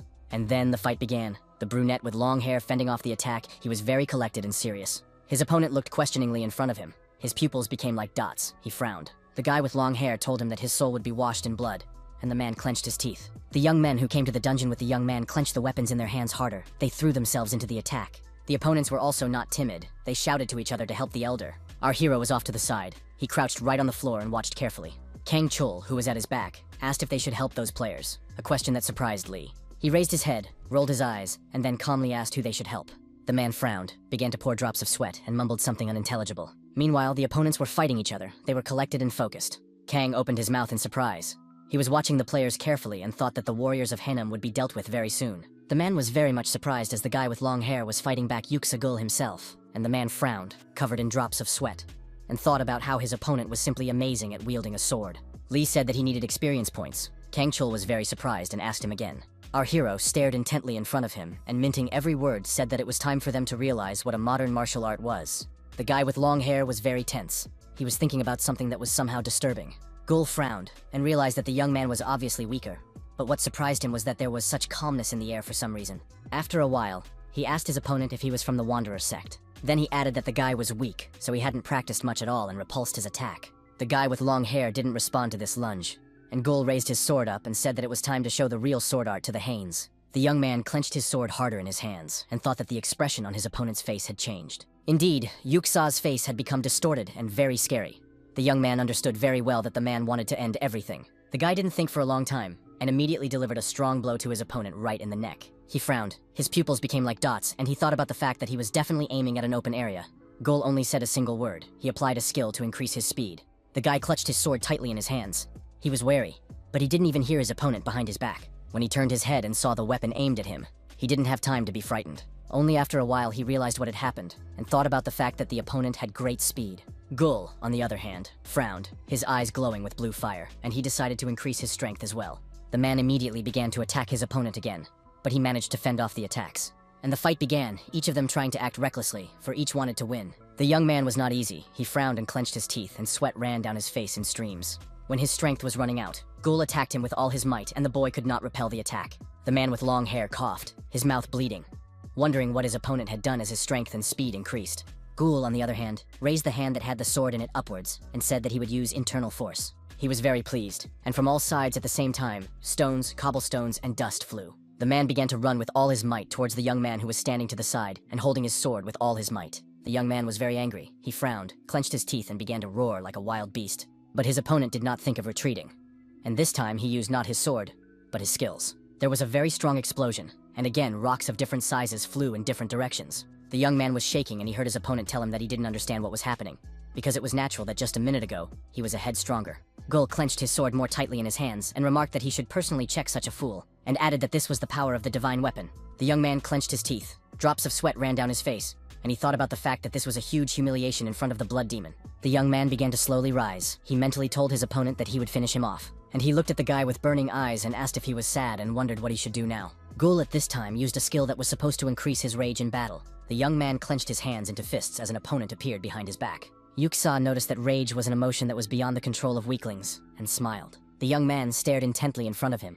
He frowned as he realized he couldn't dodge, and there was a sword pointed at him. The lad stood staring at it. He had the feeling that he was bewitched and couldn't move. He frowned, pressed his lips tightly together. Drops of sweat ran down his face, and he thought that his body was not yielding to him. Suddenly Lee came up to them and remarked that the difference between him and the other warriors was now clear. Iron said that this old man was nothing, because in Henem there were 100 warriors much stronger and with more powerful equipment. His eyes lit up, and he said that now he could see the price he would have to pay if he continued to believe that warriors should not rely on their weapons. The young man frowned, sweat dripping down his face, and whispered that he understood. Gul was shaking all over, and he thought that everything was as the great blood demon would say, and frowned. The man felt an eerie aura. He had no idea if it was demonic energy. The young man noticed that he suppressed his lust for killing. He said he had to thank Iron and thought he realized the burden of his sins thanks to him. His pupils narrowed greatly. The brunette with long hair walked forward, his eyes glowing with hatred. He clutched his sword harder in his hand. He threw himself forward, the wind fluttering his hair, and shouted for all his might that this was his payback. Yuksa was covered in drops of sweat, frowned and shouted with all his might for the young man to stop. But the man frowned, looked from under his eyebrows, and stamping every word said that it wouldn't hurt. The players stood aside and watched everything that was happening and opened their mouths in surprise. The young man shouted with all his might. He ordered the bloody squad to get rid of the opponents. The players didn't need to be told several times. They gripped their weapons harder, and with great fervor they began to fight their opponents. They were ready to fulfill the order immediately. Kang Chul frowned and stared intently in front of him, thinking that they were saying they would show him the way to survive, so he held out his hand. He looked at Iron and his surroundings and wondered if they were the main threat. Khan blushed and pressed his lips tightly together. His pupils became like dots, and he thought he had an entire squad of demons in front of him. The young men stood in front of him. The long-haired one clutched a sword in his hand, and Lee stomped his foot. Chal fell to his knees, frowned, sweat dripping down his face, and begged for mercy. Iron looked at him and began to walk forward calmly while the man continued to kneel. Our hero turned his head after a while and asked Khan why he was lying there and not walking. The man began to look around. He was very neat, and the guy with long hair noted that he was coming away from the shock. The young man stopped near one of the walls. He began to examine the wall. The young man stared intently in front of him, his lips tightly pressed together, and he was disturbed by the sight of that sculpture. After a while, he raised his hand up and put it against the wall. There was a click. The door and door leaves, and the two parts of the sculpture parted in different directions, and a bright light illuminated the whole place. The players stood near the open doors and stared intently into the distance, examining what was out there. The guy told the blood demon that there might be more traps, and he would go ahead, and he calmly remarked that there would be no more traps, as everything has a limit. The young man got drops of sweat on his face. He frowned and asked what Lee meant. Iron said that people called it a dungeon, but it was actually a fragment of a destroyed world, just like a blood demon castle, and added that a destroyed world needs to be maintained, and the price of a dungeon is extra resources, our hero stated. Since a huge magic circle of sacrifice has been established, the dungeon will no longer have anything to take. The man remarked that the master, as usual, knows everything. Lee looked carefully in front of him and said that he was once the head of the guild. The lad said that, as it was not monsters and traps that lay ahead of them, but the other inhabitants of this world. He was the first to step forward and announced that it was time to go forward, and everyone went along with him. Our hero still that he saw himself from the outside and thought about how it was some other feeling. Iron stood and looked carefully in front of him. He saw a huge number of magic circles. The other players were also looking at them, and someone shouted that it was the intersection of magic circles. One of the guys stretched his hand forward and drops of sweat appeared on his face like the others. The player who was in front stammered and told everyone to stand in the back and he would cover everyone. His partner remarked that it was all useless since magic circles were everywhere. Kang Chul frowned and pressed his lips tightly together. Drops of sweat appeared on his face, and he wondered why everything was like this. He looked at the young men and wondered why they weren't activating the magic circles. One of the men stared in front of him, sweat dripping down his face. He looked at our hero and wondered what it was all about, while he was using his power. Iron was absolutely calm. He said that it was better to be more careful in such a situation, and added that if you try to deactivate the circles now, the mana will flow in the opposite direction. The players stood back and watched him very closely. They were thinking about how unbelievable this all was. The man's eyes were glowing and he thought about the fact that Lee had found the center of the magic circles and destroyed the axis, and not just one, but all at once. Our hero informed him that he couldn't explain everything. They would feel it out for themselves. Iron raised his head up, looked in front of him, and the magic circle began to dissolve. One of the players took a few steps forward and noticed that the young man destroyed the magic circle of sacrifices. Our hero looked at his opponent from under his eyebrows and confirmed his hunches, and thought to himself that he had found what he was looking for. He thought about the fact that it was the great mage Bondeno, was born heir to Armo but was able to form 3 magic circles due to a disruption in the flow of mana. He overcame this and became a true genius. The guy looked at Lee and wondered if he was able to learn a type of magic circle completely unknown to him. Iron stood as if nothing had happened, hands in his pockets, and the young man wondered what he had forgotten among the warriors. The blonde frowned, drops of sweat ran down his face, and our hero noted that he still had the same dumb expression on his face. A slight smile appeared on Lee's face, and he noticed that his opponent's hairstyle was also not in line with the mage. The blonde looked at the young man and asked if he knew him. Our hero said that naturally he knew the guy very well, and then he stopped talking. The blonde man pressed his lips tightly together, and Lee declared that he had come here to save himself. The young man frowned, clenched his teeth. Drops of sweat appeared on his face. He was ready to go into battle, and there were many warriors behind him, armed and running after him. Lee turned his head, gritted his teeth even harder, and thought about the fact that they would catch up with him sooner or later. He frowned, looked carefully in front of him, and an interesting idea occurred to him. The young man hid behind some of the walls, and the players saw this and rushed after him. After a few minutes they stopped. The guys looked confused and opened their mouths in surprise. One of them had drops of sweat running down his face and neck. He was staring dumbfounded and couldn't figure out where the victim had gone. His partner yelled that the fugitive must have jumped to the other side, and the guy yelled that they needed to follow him faster. And the young men started to climb up the brick wall. They were soaring like birds. Then our hero asked the young man whether he had fought back or not, but he was not answered. The pause dragged on. The blonde looked at Iron's back, clenched his teeth, and drops of sweat appeared on his face. Lee turned his head to Bondeno and thanked him for saving him from his attackers. Then the young man informed his rescuer that he was now in danger himself, and had better leave quickly. The lad looked at him, put his forefinger forward, and asked him if he was not Lee Iron, the assassin's comrade. The young man was very much surprised and asked Bondeno if he knew who he was. The blonde man stood up and looked at our hero, and the lad asked the question again. He wondered how he was known. The kid smiled and remarked that he and Iron looked a lot alike, and added that was the end of it. He took a few steps forward and told Lee to follow him, as he would help him get out. The young man rushed forward, and the boy ran after him asking for an explanation. The man clenched his teeth and stamping each word asked if the little rat was really with him.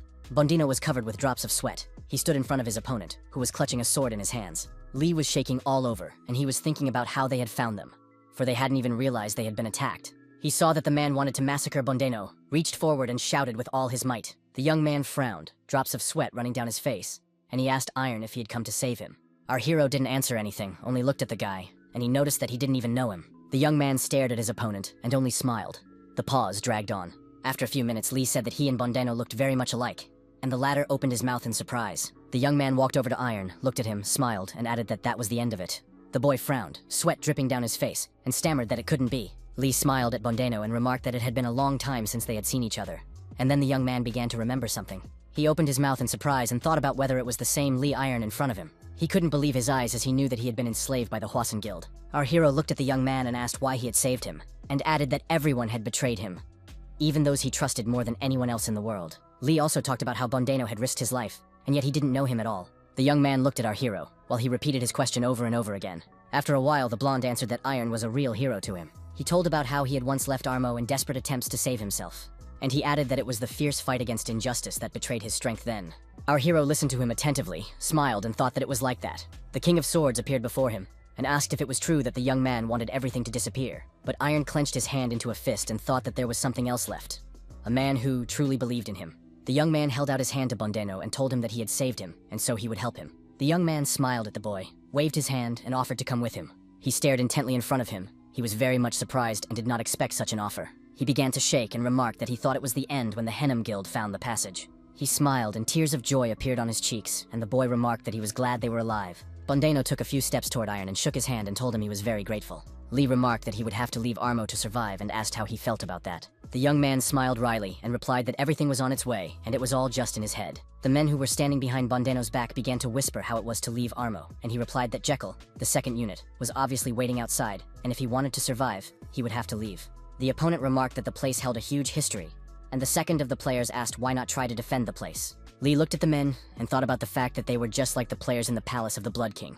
The players began to clamor for something, and our hero thought to himself that they had not seen the real world and were only rotting in place. Bondeno stood looking at his players, and Iron thought about what the young man would do. It became very quiet as suddenly the young man shouted very loudly for everyone to shut their mouths. The older men frowned, closed their mouths, and stared intently at Bondeno. He spoke, minting every word. How could those who had bet their lives to save them be asked to risk it again? And added that they were powerless to stop these people, and asked the man if he thought they could handle fighting an entire guild. He also talked about how if they all die, no one will remember Armo's story, and what's the point then? Lee came closer to them and said that he wanted to clarify something to the players. His eyes lit up with red fire and he stated that he was only saving Bondeno and didn't care what happened to the others. He applied his skills and added that if anyone got in the way, he would get rid of them. Iron stared at the men and then asked what they had decided. The old man frowned and thought about the guy's bloodlust. He concluded that Lee wanted to kill them all. It became very quiet. The older men lowered their heads, each of them thinking about something different. After a while, Bondeno turned his head toward our hero and told him that they were coming, and the young men set off. The blonde man walked ahead. He led the other men. Kang Chul asked Lee if they were really going to destroy the dungeon, and he asked if the man was sorry that nothing would be left of Armo. The man began to stutter, and then stated that if the dungeon disappeared, but they would die. Iron turned his head to Chul, looked at him intently, and asked why the man was telling him this. Suddenly, Kang fell to his knees in front of our hero, and begged him to take them with him as well. He kneeled down, frowned, covered in sweat, and remarked that Lee knew that they were having a hard time hiding, and the Hainam Guild would definitely find them. Chul talked about how even if they were lucky enough to hide, they would be separated from their family forever. He looked up and asked our hero if he was the one who said he would show them how to survive, and added that they would do their best. The young man replied that he would take Kana with him, but asked him to promise something. Lee frowned and told the man to never kneel again, adding that he was getting sick of it. Chul raised his head and looked at Iron and realized that the man was originally going to take them. Lee frowned and checked with Khan to see if he was a member of Miltia, and clarified if they still existed. The man began to rise from his knees while saying something unintelligible. Our hero said that he had rescued several people from that guild not too long ago. The young man wondered if there was still anyone left from Miltia. Bondeno spoke to them. He smiled and remarked that they would discuss it when they got out. After a short time, the young man reported that they were already in position. There was a golden book on a hillock, and the boy said that this was the center of Armo. He blocked Iron's path with his hand, and said that they had to wait a little while for the magic circle to deactivate. Our hero looked intently in front of him and then informed his opponent that they didn't have time. Lee took a few steps forward. A thin rivulet of red color began to spread from his foot across the floor. Bondeno frowned, grabbed him by the shoulders, and shouted that it was much stronger than layered magic circles, and because of one mistake, they would all die. But Iron told the kid to shut up and just watch everything that was going on. The young man was not prepared for such a response. He opened his mouth in surprise, and a drop of sweat appeared on his face. He looked carefully in front of him and saw the superimposition of the magic circle. Lee told Bondeno that he couldn't activate it and asked him to do it for him. His opponent asked in surprise where he learned such a thing. Our hero replied that he was taught by the Demon King, but the guy asked not to talk nonsense. Iron hurried him up, and the young man sat down near the magic circle and began to read the spell. Suddenly he shouted very loudly that this world is cursed, and all the same lightning struck the center of the circle. Our hero pressed his lips tightly together and watched intently. After a few seconds he approached the pedestal on which the golden book was lying. The young man did not think for a long time, but immediately put his hand on the book, and warmth came from it. Aaron's pupils narrowed. He frowned and looked intently in front of him, and was very much surprised. A system message appeared in front of him that the Einhart fragment had been contacted and could register Armo as the owner. The center of the system is the power that the Awakened One actually receives. Our hero knew that. He thought that he had lost the center, as he hadn't seen the system windows for a long time.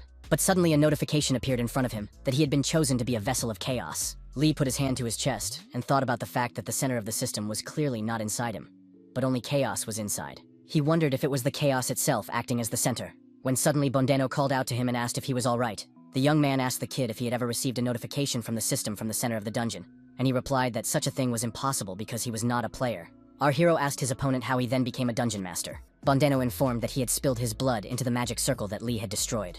Iron looked at the system message and thought about the fact that he generally understood everything and needed to try it out for himself. That was why our hero mouthed the word registration to agree to the notification. A bluish light illuminated a large book that was on a dais. A vast array of system messages appeared before the young man. The first notified him that he was registered as the new master. The second that he was worthy of the title of master of the castle. A new notification appeared, which clarified to the guy if he was ready to accept the position of the Blood King's castle master. Lee wondered why it was suddenly about the castle. After all, he had already established a connection with its center. He looked carefully in front of him and thought, noodles before this? He had not fulfilled all the conditions. There were a lot of system messages in front of him, and he said again that he agreed with the registration. He frowned and looked intently in front of him, but the system notifications did not disappear anywhere. Bondeno suddenly appeared in front of our hero, and he frowned and stared intently at Lee, and the latter stated that there was no need to get rid of Armo. A smile appeared on his face. A notification appeared that he was registered as the master of the two worlds, and he could merge the two worlds. The next system message clarified which world the guy wished to set as the master world. The young man understood perfectly well that there was nothing to even think about, and said that he wanted it to be the castle of the Blood King. Literally in a few seconds, the huge room was illuminated by a bluish glow. Bondeno frowned. His pupils became like dots and he started calling the guy's name. The man with long hair also frowned, rushed forward, and started calling out for the blood demon. The two young men tried to reach for our hero, while he stood calmly and looked forward. The players who were standing off to the side covered their faces as the bluish glow blinded their faces. The young men were very much surprised as the dungeon had disappeared somewhere in just a few seconds. The guy with long hair frowned, his pupils becoming like dots, and Lee asked what he was doing as he held his hands on his leg. And our hero's other leg was being held by Bondeno with all his might, and it was a funny sight. The man with the long hair bare his sword, and said that the blonde man dared to touch the great body of the bloody king, and Lee asked that the man not exaggerate. The players started asking each other what happened. One replied that he saw a sudden flash of light and they were already here. Kanghan shouted if they knew where they were, and added that he didn't know how they got here, but they wouldn't get out alive. A guy with long hair came up to him and called the man the leader, and the man asked what the captain of the bloody sword was doing here. As the one Lee who approached them stated he carried Arno into the castle, Iron pointed his hand at Bondeno and Kang Chul and told them to say hello to the new people. One of the old men frowned and wondered what was going on. Our hero turned to the players and said that he first asked for everyone's attention for a moment. His eyes lit up and turned yellow, and the guy announced that they had such tight security that he had to set a limit. The players opened their eyes wide and everyone's bodies began to shake very violently from fear. Lee asked Kang if the center of the Blood King's castle wasn't the Pond of 1,000 Bloods, and he replied that it was the passage that connected the divine relic to the castle. He added that only the priestess knew how to open the passage, and they had already contacted her. Our hero replied that there was no need to do that, as he could sense everything perfectly from here. A notice appeared in front of him about the inclusion of a new squad in the castle of the Blood King, and that they were united. The young man also learned that world expansion was also possible. Did he agree with that? The young man was very much surprised and thought about the fact that borders were movable and agreed with the expansion. Kang was covered in drops of sweat, and asked Lee what was going on, and the latter said that there was no need to worry. The players looked in front of them. They fell to the floor, watched what was happening, and got scared. The young man frowned. Drops of sweat streamed down his face. His pupils became like dots. The guys could see perfectly well that the world began to expand, and they were surprised by it. After a while, the expansion of the world was complete, and the Armos were dislocated. Iron looked in front of him, pressed his lips tightly together, and thought about how this was how it worked. The system message prompted him to choose a dungeon keeper, a blood demon castle keeper, and an Armo dungeon keeper. So he decided to appoint Kang Chul as the king's castle dungeon keeper. And as for Armo, he didn't want to restrict Bondeno.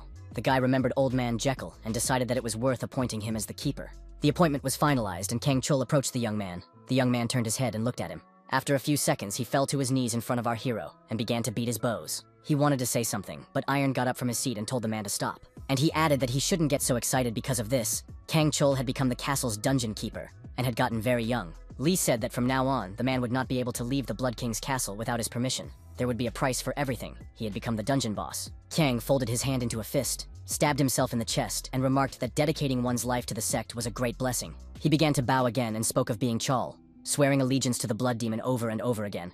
Iron asked him to calm down as he was worried the floor would crack. The man heard some sound. He turned his head and saw that someone had entered the room. It was also a rejuvenated Jekyll. He asked why he had received such an honor, to become a dungeon keeper. Our hero got up from his seat, took a few steps, and wondered why he was asking. He was quiet for a moment, and added that the man was the only one he could trust with this. Jekin frowned and pressed his lips tightly together, drops of sweat running down his face from worry. Iron noticed that he was the only one who knew his name, and looked the man straight in the eye. He couldn't even say a word in response, only smiled back as he was very confused. Our hero wondered what the man didn't like, if he was happy about this appointment. Jekin asked how so, for the young man not only saved his life, but also gave him strength. He put his hand to his chest and said that he was the elder of Armo and would speak for everyone. He bowed and told the young man that he was grateful for saving all of them. Lee noticed that Jekin had already heard that it would only be possible to leave with his permission, and even though he was Armo's keeper, he also belonged to the Blood King's castle. He held a finger up and noticed that his life was in the hands of the king and the leader of the blood cult. The man lowered his head and said that Lee had saved his life at the last moment, and he was grateful even just for that. As Bondeno suddenly appeared in the room, he opened his mouth and eyes in surprise. The blonde man said that he could no longer feel Armo's power because Jekyll had become the keeper. Tears flowed from his eyes, and he informed him that he had been a genius for centuries. But now he had no circle or power, and was finished. A small shiver ran through the young man, and he turned to the dungeon keeper. Then he looked at Lee and asked him if the latter was laughing and shouted if this was all so funny. Our hero put a hand on Bondeno's shoulder and told him to stop the threat and follow him. He indicated that he would help the kid get it all back, and the kid looked at him hopefully. The young man smiled and said about helping the young man get his power back. Bondeno stared intently in front of him, drops of sweat running down his face and neck, and he asked if it was true. Iron asked the boy if he thought Lee would be of any use to him. He replied that it was more complicated than that, and he had never heard of a magic circle that could be restored. Our hero reached forward and said that it was often quite real, and added that he couldn't do it himself and would need Bondeno's help.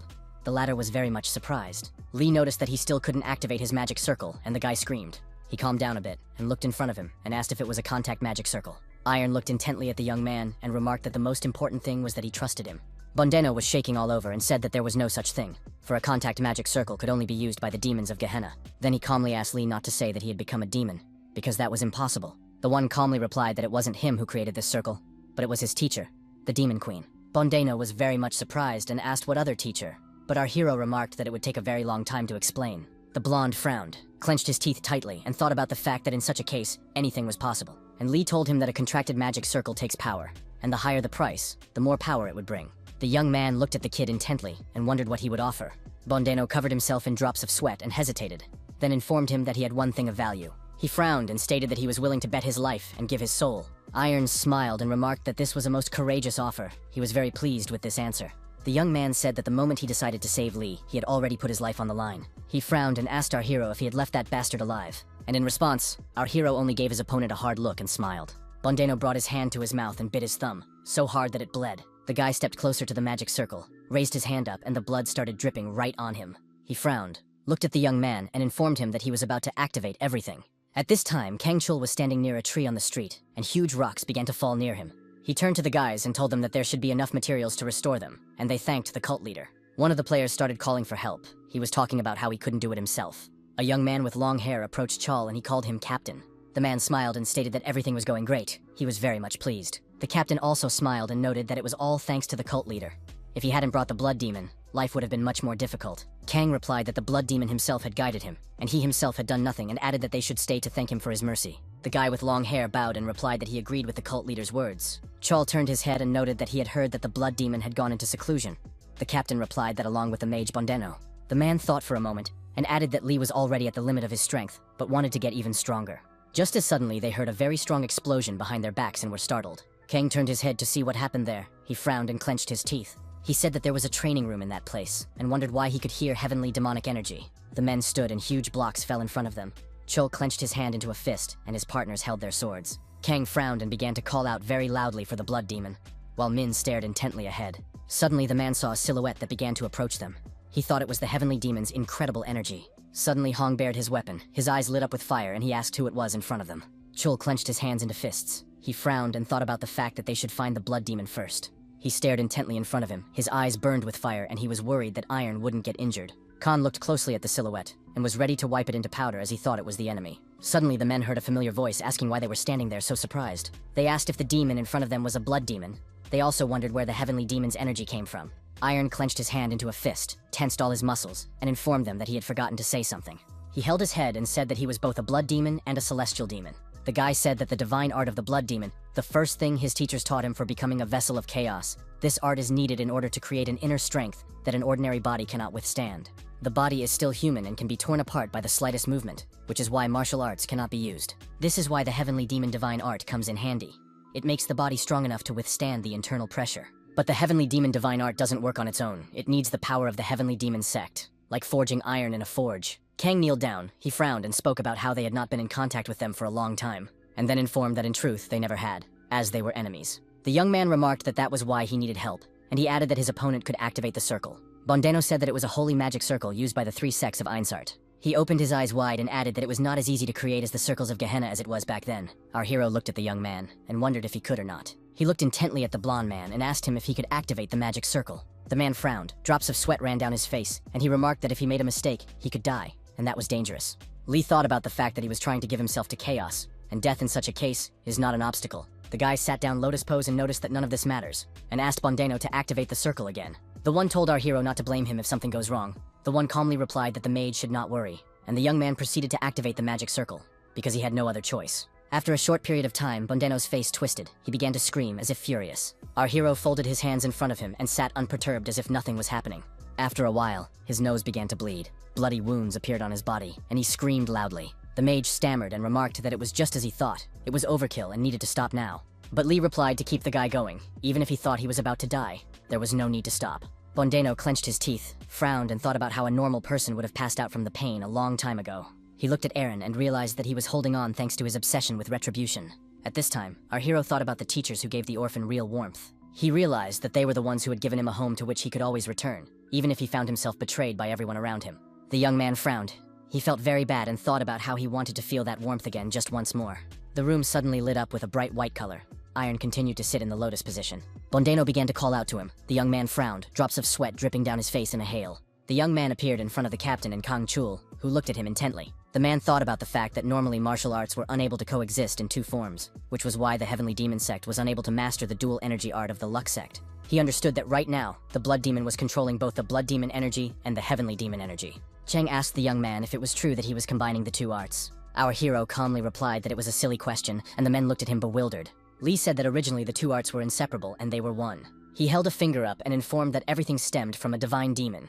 And he remarked that he would show everything now and suggested that they move elsewhere. He pointed his hand at the mage who was lying on the ground and asked him to carry him back to Armo. After a while, the company found themselves near a huge wall. Lee noticed that this place would be perfect. He took a few steps forward and ordered his subordinates to move aside. The young man struck very hard so that a huge cloud of dust along with the grass rose upwards. A portal appeared in front of those present. Khan watched in amazement at everything that was happening. The passage opened and the entire team was blinded by a bright blue glow. The men gazed into the distance. Eren looked calmly ahead of him, into the portal, while his subordinates covered their faces with their hands. This was the domain of the Heavenly Demon's divine arts. Our hero noticed its radiant purity. A drop of sweat appeared on Kang's face and he said that this was the Heavenly Demon divine arts.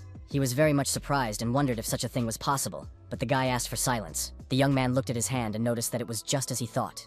It was too much for him for now. The men who were standing aside watched everything that was happening with amazement, as suddenly a fountain of blood began to flow from our hero's hand. He clenched his teeth and looked at it. Kang and Min were very much frightened. They frowned and began to scream as much as they could. Chul turned to the side and started yelling to get a doctor faster, but Iron asked him to stop making noise. He just squeezed his arm at the elbow, as if the wound wasn't even there, and calmly said that it wasn't anything serious. Lee looked at his arm and thought about the fact that it obviously didn't bother him, and he couldn't use martial arts even a little bit. His eyes were burning red fire, and he was thinking that he needed to get stronger quickly. If he faced that guy, it wasn't certain that he would win. Iron called out to the leader of the blood cult. He frowned and prepared to listen to his master. Our hero stated to Chol to tell him that he needed to urgently change his image. Near the B-Rang portal, which was located in Namyangju, the young men gathered.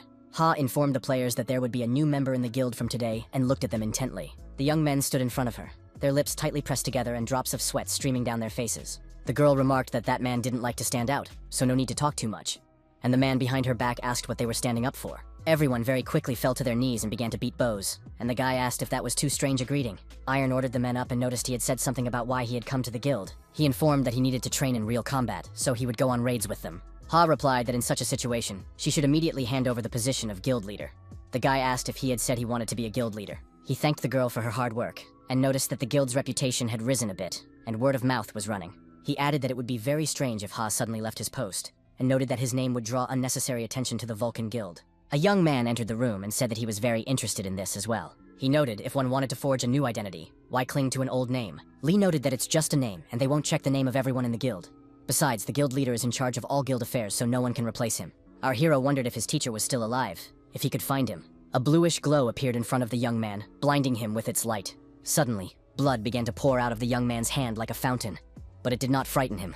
His opponent told him that they had only gone on a few raids, but it was already difficult to track his presence. The guy held his hand up and asked if Iron had any player strength left, drops of sweat appearing on his face. The guy turned his head, looked at his opponent and asked if he noticed it once and added that he had no system poison. Our hero scrutinized the young man and informed him that he was very ocular. They stopped near the huge paw of some animal, and Lee asked the fellow what purpose he was pursuing. He replied that the Henham Guild suspected that an unknown faction was involved in what had happened, and even if it was just reconnaissance, the worry was justified. Iron replied that they didn't know Bondeno would be there, and if they had, they wouldn't have sent such a squad. His opponent smiled and said that the top brass in Henham were aware and looked at the young man. Our hero stood back and looked at his hands that were bleeding and asked why he would know. He put his hand on his chest, smiled, and stated that he had sold them the information himself.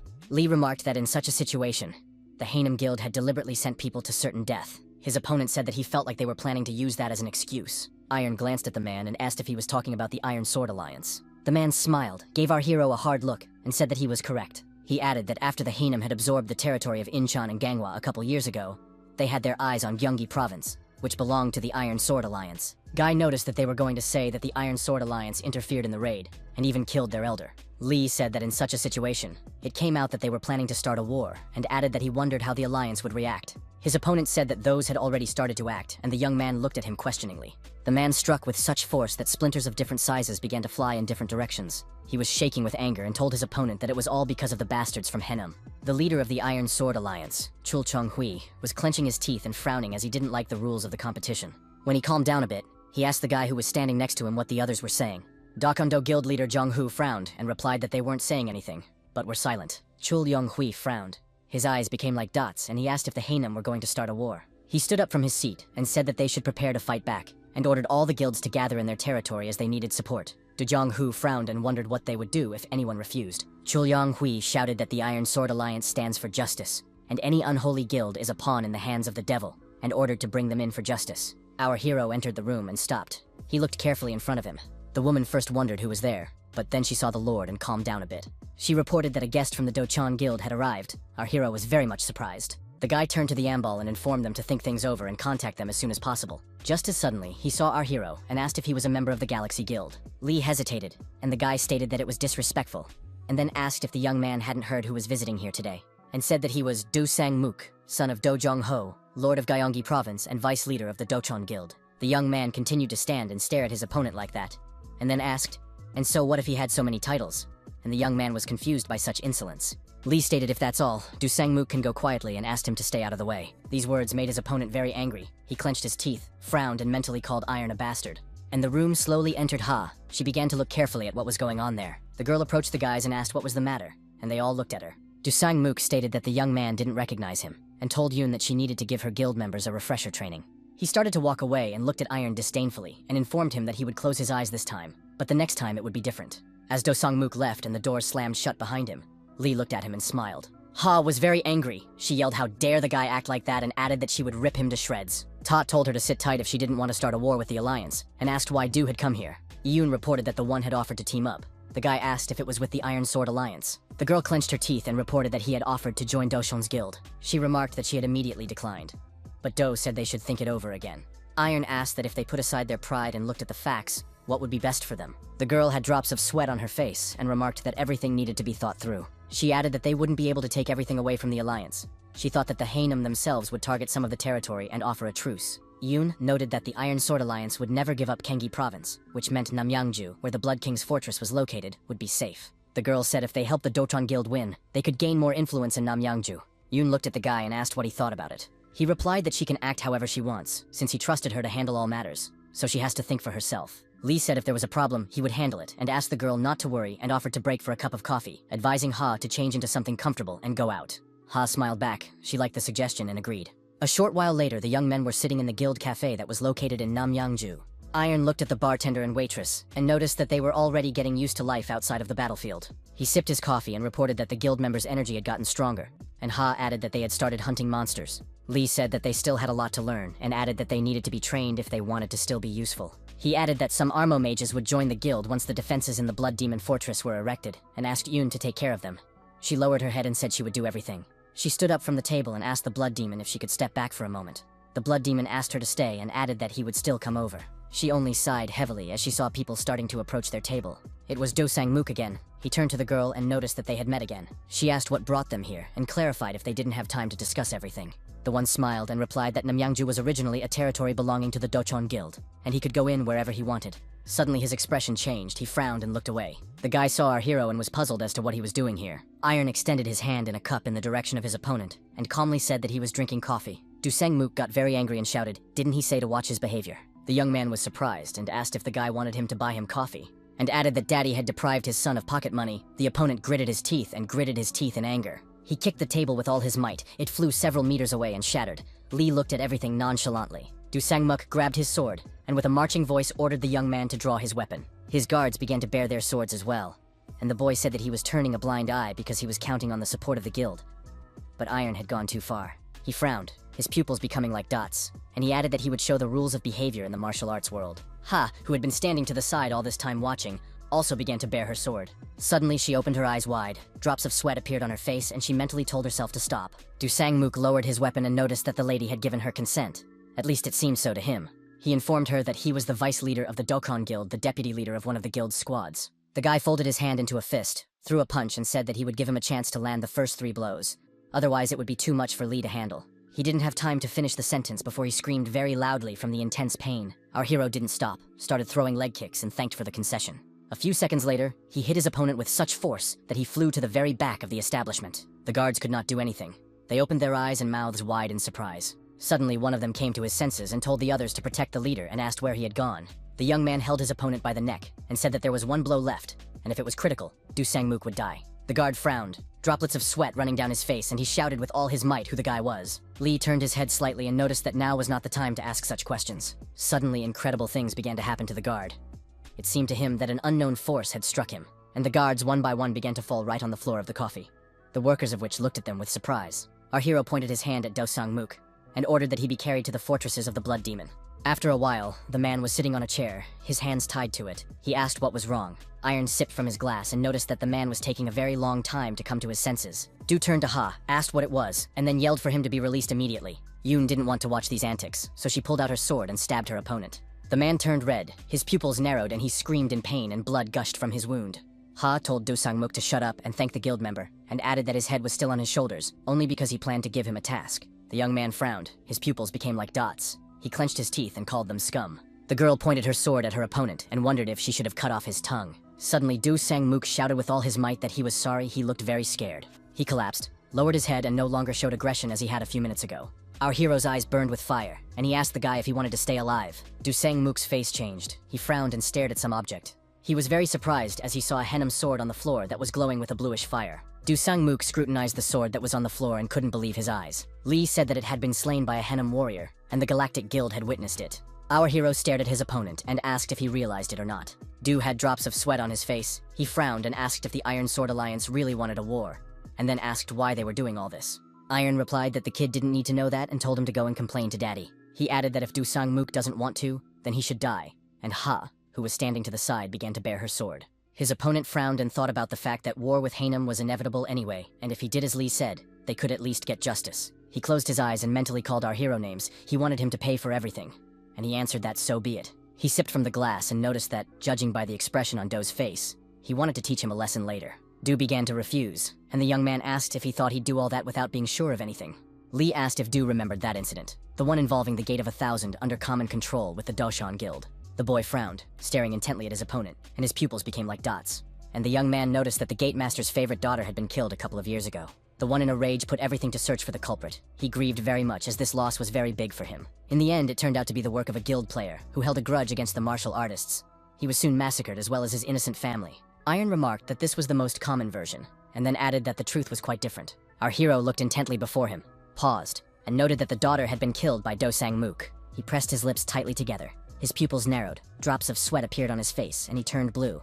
Lee noted that he must be curious how he knew that, because everyone who knew anything about what had happened had been killed or imprisoned. He told Do Sang-mook to be careful, because if they found out he was behind all this, his daddy, no matter how much he loved him, would just have to cut off his head. His opponent was covered with drops of sweat. He was shaking with fear and hatred. He frowned and looked carefully in front of him. Our hero, together with Yoon-ha, stood on the balcony and looked into the distance. The pause dragged on. As here, the young man told the girl to find out as much information as possible, and added that the data on the greatest weapon will give incredible power. Once you take possession of it, you will no longer have to choose. The guy said for Ha not to be a weakling who is put in front of a choice, but to be a strong figure, able to stir up everything around her. The girl closed her eyes and was quiet for a while, and agreed with Iron's words. She replied that she understood.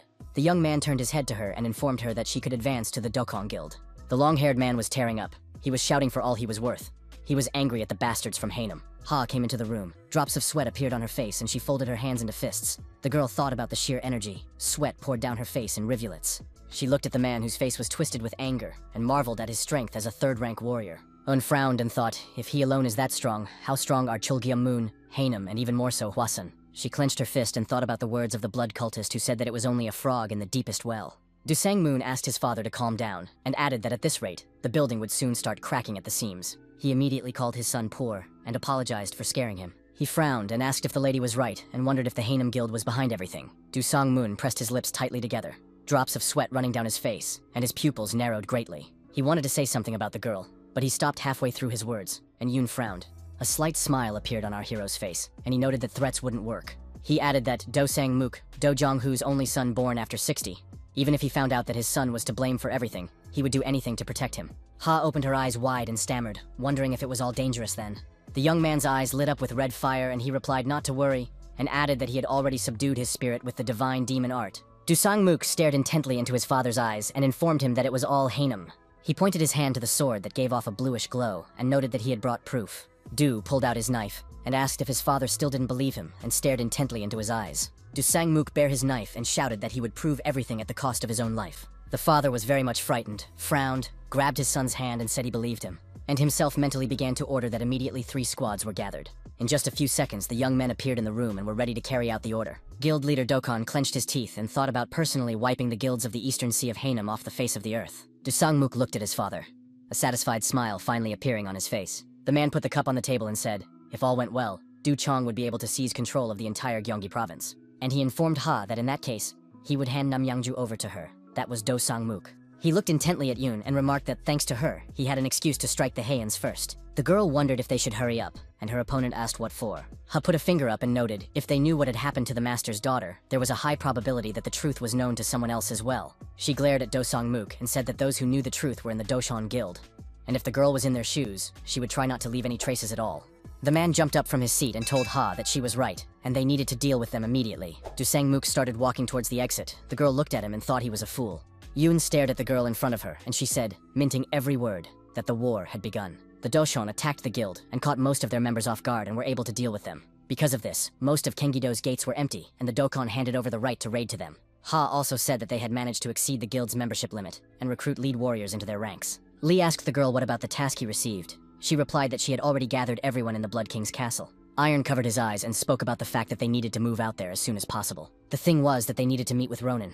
This was something our hero had been thinking about for a long time. Ronin was a person who wandered around without much purpose, however. The meaning had changed somewhat now. The Silver World has fallen apart, and now Ronin are warriors who have lost their patronage. Some of them have lost their world, and so are left all alone and forced to wander. Some, on the other hand, were abandoned or rejected by their players and had no other choice, or someone had committed a crime and been banished, so they wandered to keep out of sight. The man frowned, drops of sweat appearing on his face, and wondered what it all meant. He noticed that they were at a banquet with the Silver Guild, and wondered what they were doing here. His opponent frowned, covered in sweat, and replied that he didn't know himself, but he was sure that they had definitely been tricked. The man laughed in response, and noted that it seemed that those who had driven them here knew how to stand up for justice. A young man approached the guild members and asked if they were enjoying the banquet. It was our hero. He looked at the men, his hands in his pockets, and called them losers. Those got very angry at such an insult. One of them asked what the young man had said to them.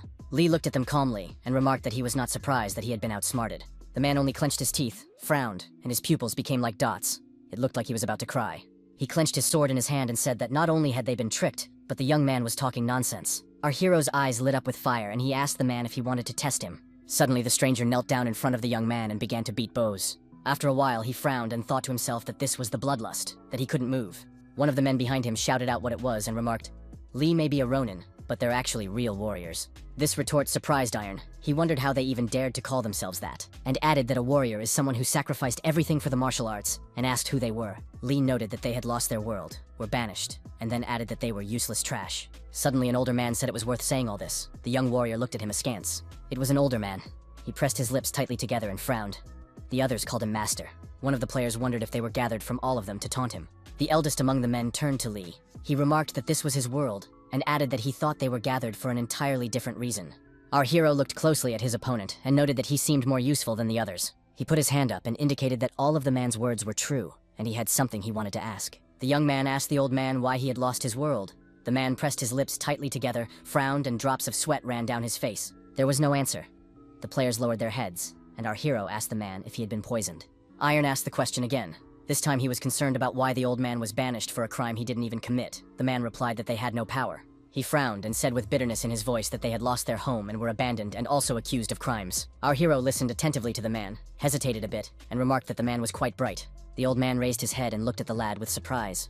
And Lee replied that he would give them. The young man was silent for only a few seconds, and then added that he would give them power and strength. One of the men frowned and stammered and asked if the guy would take them back to his place. Lee asked in surprise if they wouldn't, then remarked that they had no reason to refuse. The men frowned, lips pressed tightly together, drops of sweat running down their faces, each thinking about something different. He had never heard of the Yoon Guild before, nor had he seen a place like this, which meant that there was a good chance he was facing Muram's greatest enemy. The man frowned, looked at the young man from under his eyebrows and asked if they had a choice. Our hero looked at them intently and remarked that only the chosen ones get that chance. The opponent covered himself with drops of sweat and said that in the end, they would have to either accept or die. He thought for a bit, and added that it wouldn't be that easy with Iron after all. The young man looked at him in surprise. The man added that he had a friend on the council who reported to him whenever a contract was made, and if he didn't come back, the guild would know about the place. The hero smiled back and wondered if his opponent was threatening him. The young man put his hands in his pockets and began to scrutinize the men. He then asked if they thought he had called the place the Star of the Blood King without preparing himself. The opponents frowned, covered in droplets of sweat, and one of the men thought about it being a blood cult. The young man calmly told them not to be afraid of him, then added that he wasn't going to kill them. The men stood staring intently in front of them. They were very tense. They were cowardly with fear. After a while, our hero called Wang Yel's name. Everyone fell silent. No one said a word. The man who heard his name stared intently in front of him. His pupils became like dots. Iron noticed that Wang Yel, once the head of the Wang clan, after the conflict with Hengnam, he lost his family and lost his disciples. The guy gave the name Cho So-jin, and said that he was a descendant of 7 Hwasun disciples. After the conflict with the guild, he was banished and presumed dead, and then asked if the information he gave was correct. The young man was shaking with fear. He changed his face and stammered, and asked how Lee knew everything. He continued, talking about Yu Pei-san, who had been declared a criminal for something he hadn't even done. Our hero raised his hand up and said that he had told them that he would give them strength and power, and remarked that they should judge for themselves, as they might live their whole lives as losers. He turned around and started to leave the clearing, and added that there was also a second option, which was to get the power of real warriors. The men pressed their lips tightly together, each thinking something different. The pause lengthened. Ha announced that everyone they had recruited had decided to become part of the Blood Sect. Iron folded his arms across his chest, and noted that he had called only the most worthy. He wanted to add something else, but he stared intently in front of him and fell silent. The young man looked at Yoon and the man who was standing beside her and noticed that everything was pretty well played out. The old man frowned and stated that he had done them a favor when he took them all in.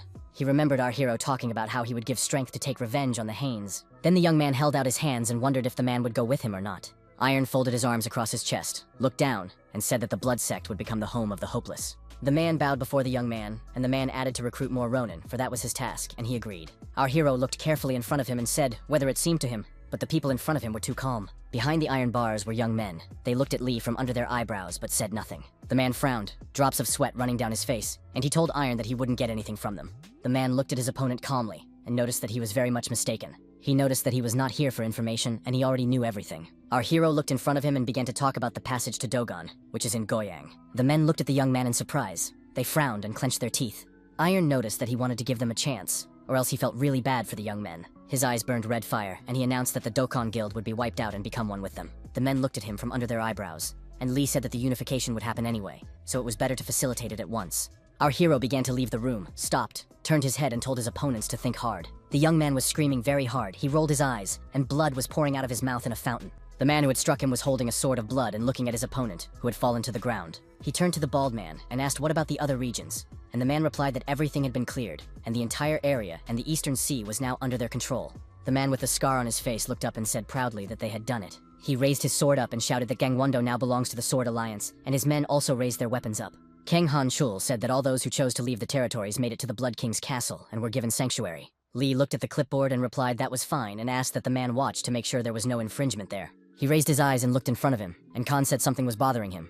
Iron asked what it was. The man replied that given the size of the Galactic Guild, there was too much money flowing into the Blood King's castle. He added that thanks to the help of the black market, it hadn't attracted too much attention yet. Kang said that once the war is over, the Galactic Guild will obviously start to become suspicious. The guy asked the man not to worry, and added that the guild was developing so that no one would pay attention to the money anymore. Our hero was silent for a while, and then told Chol to be ready for new members, and he agreed. Cho Yu-ran, the leader of the Baran Player Guild under the auspices of the Blood Cult, thanked everyone for gathering.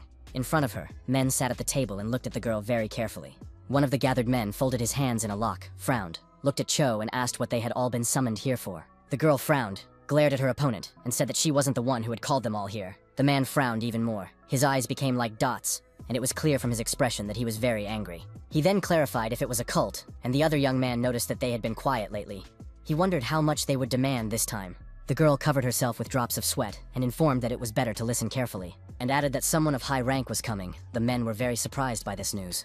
Cho Yu-ran stared at the crowd and said that she didn't even know who it was. Suddenly she jumped up from her seat, slapped the class on the table, and yelled for everyone to stand up. She saw a group of people behind the glass doors and announced that they were already there. The doors opened and a team of people entered the room. The leader immediately noted that they hadn't seen each other in a while. There was a girl at the head of the group, and she immediately turned to Yu-ran, the leader of the Baran Player Guild. The latter immediately knelt down and said that they were paying their respects to the Divine Priestess. The men who were sitting at the table also jumped up from their seats. They also kneeled down and began to beat their bows. One of the men pressed his lips tightly together, sweat dripping down his face as he thought about the fact that the Divine Priestess had come to see them. He was also bowing and thinking about what had brought the Divine Priestess to them today. Suddenly, she also kneeled down and asked the people who came with her to show respect. Yu-ren and her guild members were very surprised and unprepared for this development. Cho opened her eyes wide, covered in drops of sweat, and thought of someone above the Divine Priestess coming. Indeed, our hero entered the room. He was completely relaxed and was in no hurry to go anywhere. The Divine Priestess lowered her head and greeted the Blood Demon. He stopped, tightly pressed his lips and looked around. Tension was in the air. Those present began wishing him long life, and then chanted his name. Lee punched the Divine Priestess with all his might and shouted that he had said not to do that. Cho Yu-ran, the leader of the Baran Player Guild, and her subordinate opened their eyes wide in surprise. The Divine Priestess took her head and replied that they had a meeting today and asked the Blood Demon to show his dignity, and he asked who said he wanted to flaunt it and waited for recognition. He turned his head to the girl and apologized and remarked that it sometimes got to the point of idiocy. Lee sat down at the table and told the people who were in the room to sit down, or he would be uncomfortable, and those agreed. The guy introduced himself. He informed them that he was the leader of a blood cult, and he was a blood demon. He then remarked that he had heard that they were all loyal to the blood cult. Those replied that it was their duty.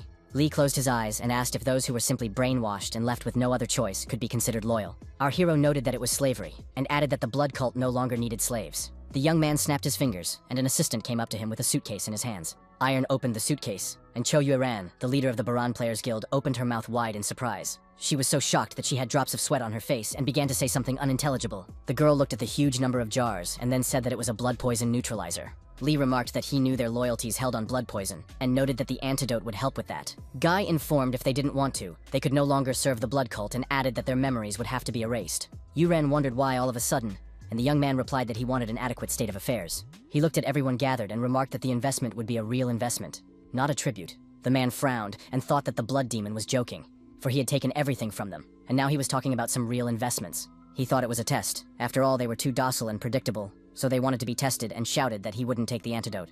Iron reached forward and, stamping every word, asked who said they would have a choice. The jar of blood poison neutralizer ended up in the man's mouth. Those present were shocked at what was happening. A guild member approached Iron and asked if it was true that he was counting on their input. The man replied in the affirmative, but remarked that he wanted to see their sincere investment and faith in the blood sect.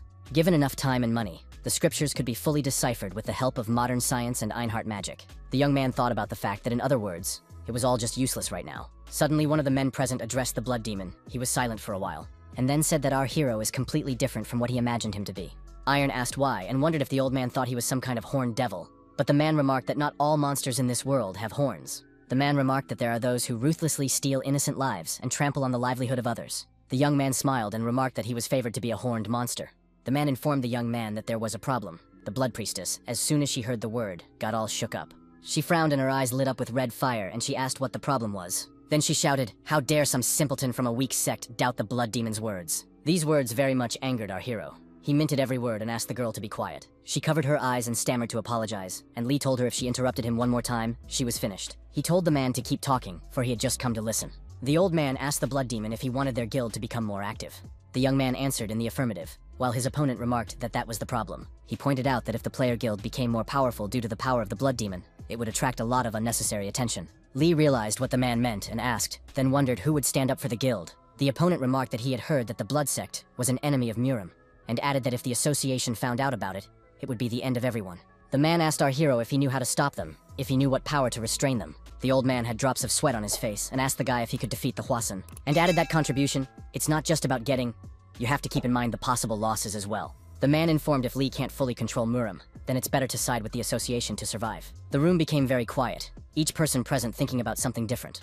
The man was covered in drops of sweat and was thinking that the old man had lost his mind, and if he decided to die, then let him die alone. Iron asked his opponent Lee An Jong-hyuk if he was An Min-hong's father. He answered in the affirmative. Our hero folded his hands in a lock, raised his head, and noticed that he was a typical major. The old man frowned, and the young man remarked that it was no surprise to him that the man was only interested in petty things. The man had sweat dripping down his face and told Lee to call him whatever names he wanted, and added that he was just concerned for his safety. He added that people like them have no power in this world. He was looked at askance. Iron asked if it was true that the man thought safety was possible here, and added that whatever he did, if the association wished, he would be finished off quickly, because that was the reality. He added that his son almost died in the portal and was saved by a priestess, and asked if An Jong-hyuk had forgotten about it. Our hero asked if it makes a difference what one dies because of, whether it's because of association with a blood sect, or because the association decided so. Iron said if they were destined to die anyway, wouldn't it be better to die under their protection? The young man noticed that the question had originally been posed incorrectly, and the men looked at him in surprise. An Jong-hyuk asked what was wrong with him, and the young man looked at him very carefully. An Jong-hyuk said that Murim had originally belonged to him. His opponent frowned, covered in drops of sweat. He was very much surprised. Lee folded his hand into a fist and informed him that it was just like that, and it was his world. He would probably need a little time, and eventually everything would be his. The guy said to let An Jong-hyuk judge for himself, but he wasn't going to convince him further.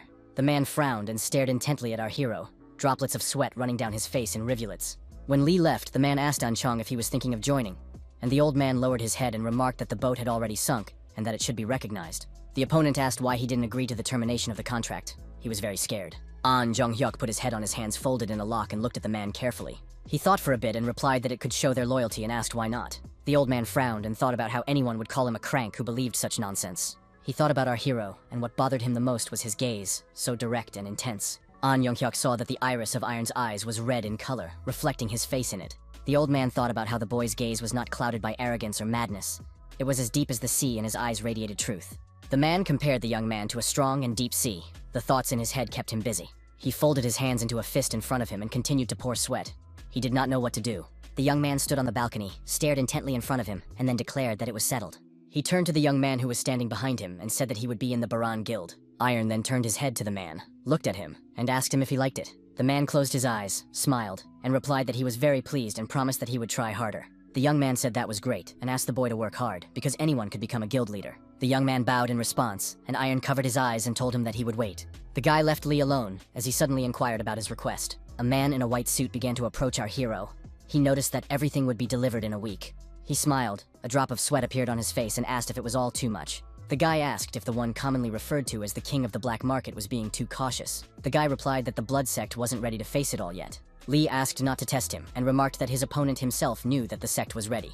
The black market king glared at Iron and said that he was talking about the consequences. The young men looked at each other, and Lee asked his opponent if he heard a strange sound. His eyes lit up with red fire, and he minted every word and said that Mural had heard it. In response, the king of the black market only lowered his head, but said nothing to Iron. He pulled out his cell phone, looked at the screen, and noticed that it was starting.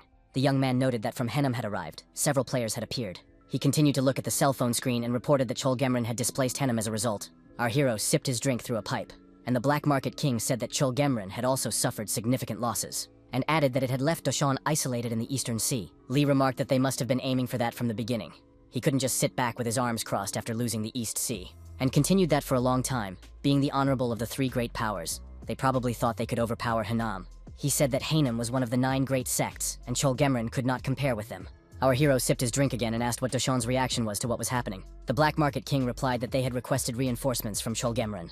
A man with long black hair was trying to somehow open the closed doors. He was hitting them, either with his hands or his feet, but nothing worked, and he was only swearing. A young man approached him and asked him if he should wait for reinforcements. He replied that Haenim had completely blocked off the Eastern Sea using formations and magic circles. The young man also noted that Cholgemrin felt that he could not pull forces away from the front to break through the formation. His opponent asked if the guild vice master was leading Chonin Moon from Ganon. The young man looked intently in front of him and remarked that even in the fastest case it would take 3 days. He waited with his hand in a fist and informed the man with long hair not to worry. The man asked to regroup and ordered him to stay at the peak of his strength. The young man agreed. The man clenched his teeth and thought of the strong words his opponent had said to him. The Haenim elder we met in the previous battle wasn't just a name known outside the world, he was real. The man thought that he would be able to hold him off somehow. But if the elite swordsmen of Haenim, the Parandai, joined, defeat was inevitable. He reflected on the fact that they hadn't even intended to retreat anywhere from the start. Also, the opponents had planned to isolate them in the Eastern Sea and completely annihilate them. The man frowned, and he was worried about what they were thinking. Hwasun would surely intervene. Just then he heard someone's footsteps behind him, and the young man he had just spoken to called out to him. He frowned, covered in drops of sweat, and shouted that reinforcements were approaching them. The man turned his head, and was very much surprised as the guy was talking about Cholgemrin not arriving. The young man looked intently in front of him. His pupils became like dots, and he shouted that it wasn't Cholgemrin. He said that the Yeha guild was approaching them. The man with long hair was very surprised. The guild leader thought about whether they were crazy, no matter how fast they were growing lately.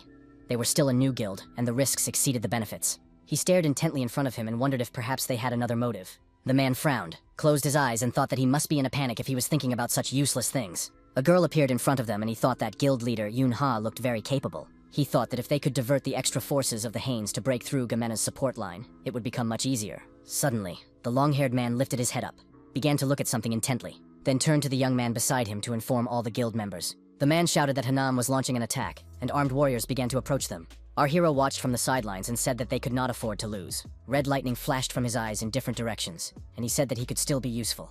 Yun-Ha walked up to the young man, looked at him, and called the guy a blood demon lord. The girl wondered if she could ask why the man insisted on helping Dosun, but the young man didn't answer her question, only smiled, and Ha looked at him in bewilderment. Iron tilted his head, smiled, and told the girl to think about her own question. She didn't answer anything, and the guy asked what kind of picture she thought he was painting. The girl had drops of sweat on her face and replied that the mutual destruction of Dokhon and the Celestials. Our hero looked at her slyly and remarked that wasn't enough. Yun asked what it all meant then. Lee stomped his foot on the ground and replied that the girl must try it herself to understand. The warriors approached them. They were all armed and stopped on both sides. Iron looked at those gathered, and stated that it was strictly forbidden to break the seal during this war. He added that under no circumstances should demonic energy be released. His eyes lit up with red fire, and the lad remarked that the warriors could show their superior strength instead. The young men shouted that the order would be obeyed, and pounded their fists into the palm of their hands, their eyes also burning with red fire. A few seconds later, the opponents who no longer posed any danger were lying on the battlefield. Our hero was approached by a young man who reported that everything was clear. Iron turned his head, looked at him intently, and asked if there were any casualties on their side. The man smiled and replied that there were none, and the warriors in the meantime were wiping their swords and stashing them in their scabbards. The young man looked at something in front of him, and then said that they were moving out. Our hero did not even move, and a portal appeared in front of him, from which a marvelous view could be seen. Iron told his assistant that this was the reason why Doshon was in isolation, and the young men began to walk towards the portal. The first to enter it was Lee. He began to look around. After a while, he replied that it felt like they were on vacation. Behind the rocks were men who were mentally communicating with each other. One of them said that the enemy had entered the formation. The other remarked that they could buy some time. Lee placed his hand on the sand and noticed that they still didn't have any decent formation masters in their guild. Suddenly, everything around him lit up with a bright yellow light, but the guy was completely calm. The young men who were watching all of this became very frightened and jumped up from their seats. One of them had our hero behind his back. The man was frightened and shouted that he was laughing. Just a few blows, and there was nothing left of the opponents, and Iron stared intently in front of him. The young man lifted his head up and began to look at something there very carefully. He saw a magic circle in a purple glow and was surprised, as he was not prepared for such a development. The boy noticed that if he deactivated the magic circle, it would leave traces, and that would be a problem. The man turned to him and remarked that he knew that, which was why they had brought the Infi along with the mask. Lee looked at the man who began to bat his bows and asked how long it would take. The man frowned, rolled his eyes, and stamping each word remarked that it would take 10 seconds. Our hero stood to the side and watched carefully what the young man was doing. After a while, the man raised his head and stared intently in front of him. He continued to stare into the distance, and after a few minutes, Iron approached him, but said nothing. The young man stared ahead carefully, and then noticed that he was going to have to help the man a little. The man with long hair was holding onto a huge sword. With his help, he was trying to get up. The old man who was standing opposite him noticed that it was not applicable and it would not be enough. He clenched the sword in his hand and asked if they really thought they could resist Henam with this pitiful strength. It was the elder of the Henam Guild, Gu Hyun-jin. The man only frowned in response. His pupils became like dots and he roared through his teeth. While the elderly man was communicating with Dogon, an invisible force began to disperse the warriors. The younger man continued to rest on his sword. He was shaking with fear and began to stutter. He finally got to his feet and wondered why there was such a difference in strength. He pointed his sword at his opponent and shouted very loudly. But the Henam Guild elder, Gu Hyun-jin, was able to repel his opponent's sword a few centimeters away from his face. He frowned, looked his opponent straight in the eyes, and informed him that they were fake. Gu Hyun-jin made a swing with his sword hand, and Dogon fell to the ground and frowned. The man couldn't understand what was happening to him, and his opponent struck with his sword. Dogon frowned, his pupils became like dots, sweat dripped down his face, he clenched his teeth and groaned in pain. Guild Elder Henam took his sword arm aside and stared at the man intently. He then inquired about what the fat pigs that lived on the waste thrown by the sect might know. And then he asked his opponent if they thought that this time it would end with just one show of force. Gu Hyun-jin remarked that absolutely not, and if that was the case, he wouldn't have made such a move. Dogon listened to him intently, droplets of sweat running down his face, and the old man informed him that the Steel Sword Alliance would be destroyed. The man was shocked by this news and cried out that it couldn't be. And Jin wondered why he thought that. He was silent for a moment, and then asked why they believed in Hwasan. Dogon just looked at him. The old man raised his hand with his sword up and said that Hwasan's monopoly, it's an eyesore, and even though it's a small land, Henam is there, and arrogance has a limit. The elder of the Henam Guild, Gu Hyun-jin, remarked that they had stepped forward to teach Hwasan a lesson. He didn't think for long and wanted to strike Dogon's sword right on his head. The man was like he was in slow motion. The man watched the weapon coming towards his face, drenched in sweat and screaming. He clenched his teeth, knowing full well that he only had a few seconds to live. Still, the man had hoped that his opponent would stop. The old man began to shake, either from anger or from fear, and he wanted to say something but began to stammer. He frowned. His pupils narrowed. He was drenched in sweat and couldn't say anything intelligible. And then he asked what monster Dogon had summoned. Just then, unbeknownst to him, our hero appeared in the company of his aides and said the word madness. He then turned to the captain of the Bloody Sword and remarked that the man thought he was Bondeno and defended him. The man frowned and stated that he would protect him at the cost of his own life. The guy who was standing nearby noticed that this was pressure. Our hero looked carefully in front of him and wanted to tell them something important. As the warriors came up and the young man ordered them to take care of his opponents. They immediately drew their swords and immediately rushed into battle. The players thought absolutely nothing of it. Iron stood aside and watched carefully, his eyes turning red. Near him stood an old man, to whom the guy said that they were already approaching and he should be ready. And the fight began. The opponent of the warrior Lee was an elder of the Henam Guild, Gu Hyun-jin. He frowned. The pupils of his eyes very much narrowed and he shouted, "What is the strength? Who is the one in front of him?" Our hero clarified that he was the one he was talking about, and said that he was a member of the Yunha Guild. The old man frowned and was about to strike, but he thought about something and froze with his weapon in his hands. Iron, who was standing to the side, stated that he was not Gu Hyun-jin's opponent. The young man noticed that the old man's opponent was Do Mu-sung, who was the elder of Haenam. Our hero, who was standing behind the elderly man's back, recommended that he try to deal with him himself. The man frowned and stared intently in front of him. He regarded his opponent. The man clenched the hand in which he held the sword tighter, and thought that he had been holding the weapon for as long as he could remember. He reflected on the fact that he enjoyed wielding the sword and felt comfortable with it. The older man looked in front of him and thought about the years passing by like this. He didn't even notice how time flew by and he became an elder. The man looked carefully in front of him, and thought about the fact that he had never been loyal to the Blood Demon, or the Blood Sect. He closed his eyes, frowned, and thought about the fact that he just wanted to reach the end with that sword. The elderly man thought back to what happened when the real Blood Demon appeared. He then pulled out the sword and dealt with the one, the man who called himself a Blood Demon, but was not. The old man then watched everything that was happening very carefully, and our hero showed him the end of the sword. The young man turned his head to Do Mu-sung, who was very much surprised and said that he could see his wish. The young man's eyes lit up with red fire, and he told the man to go with him and he would show him the end of the sword. Gu Hyun-jin frowned, covered in drops of sweat, and was very much surprised by Do Mu-sung's strength. He was silent for a while, and then with all his might, he began to shout out who the person in front of him was. Gu Hyun-jin paused, and calmly replied that he was a sword. After saying that, it became very quiet. The dark-haired man did not wait for any questions, and immediately struck his opponent, and then told him that he had in his hands a sword that destroys his teacher's enemies.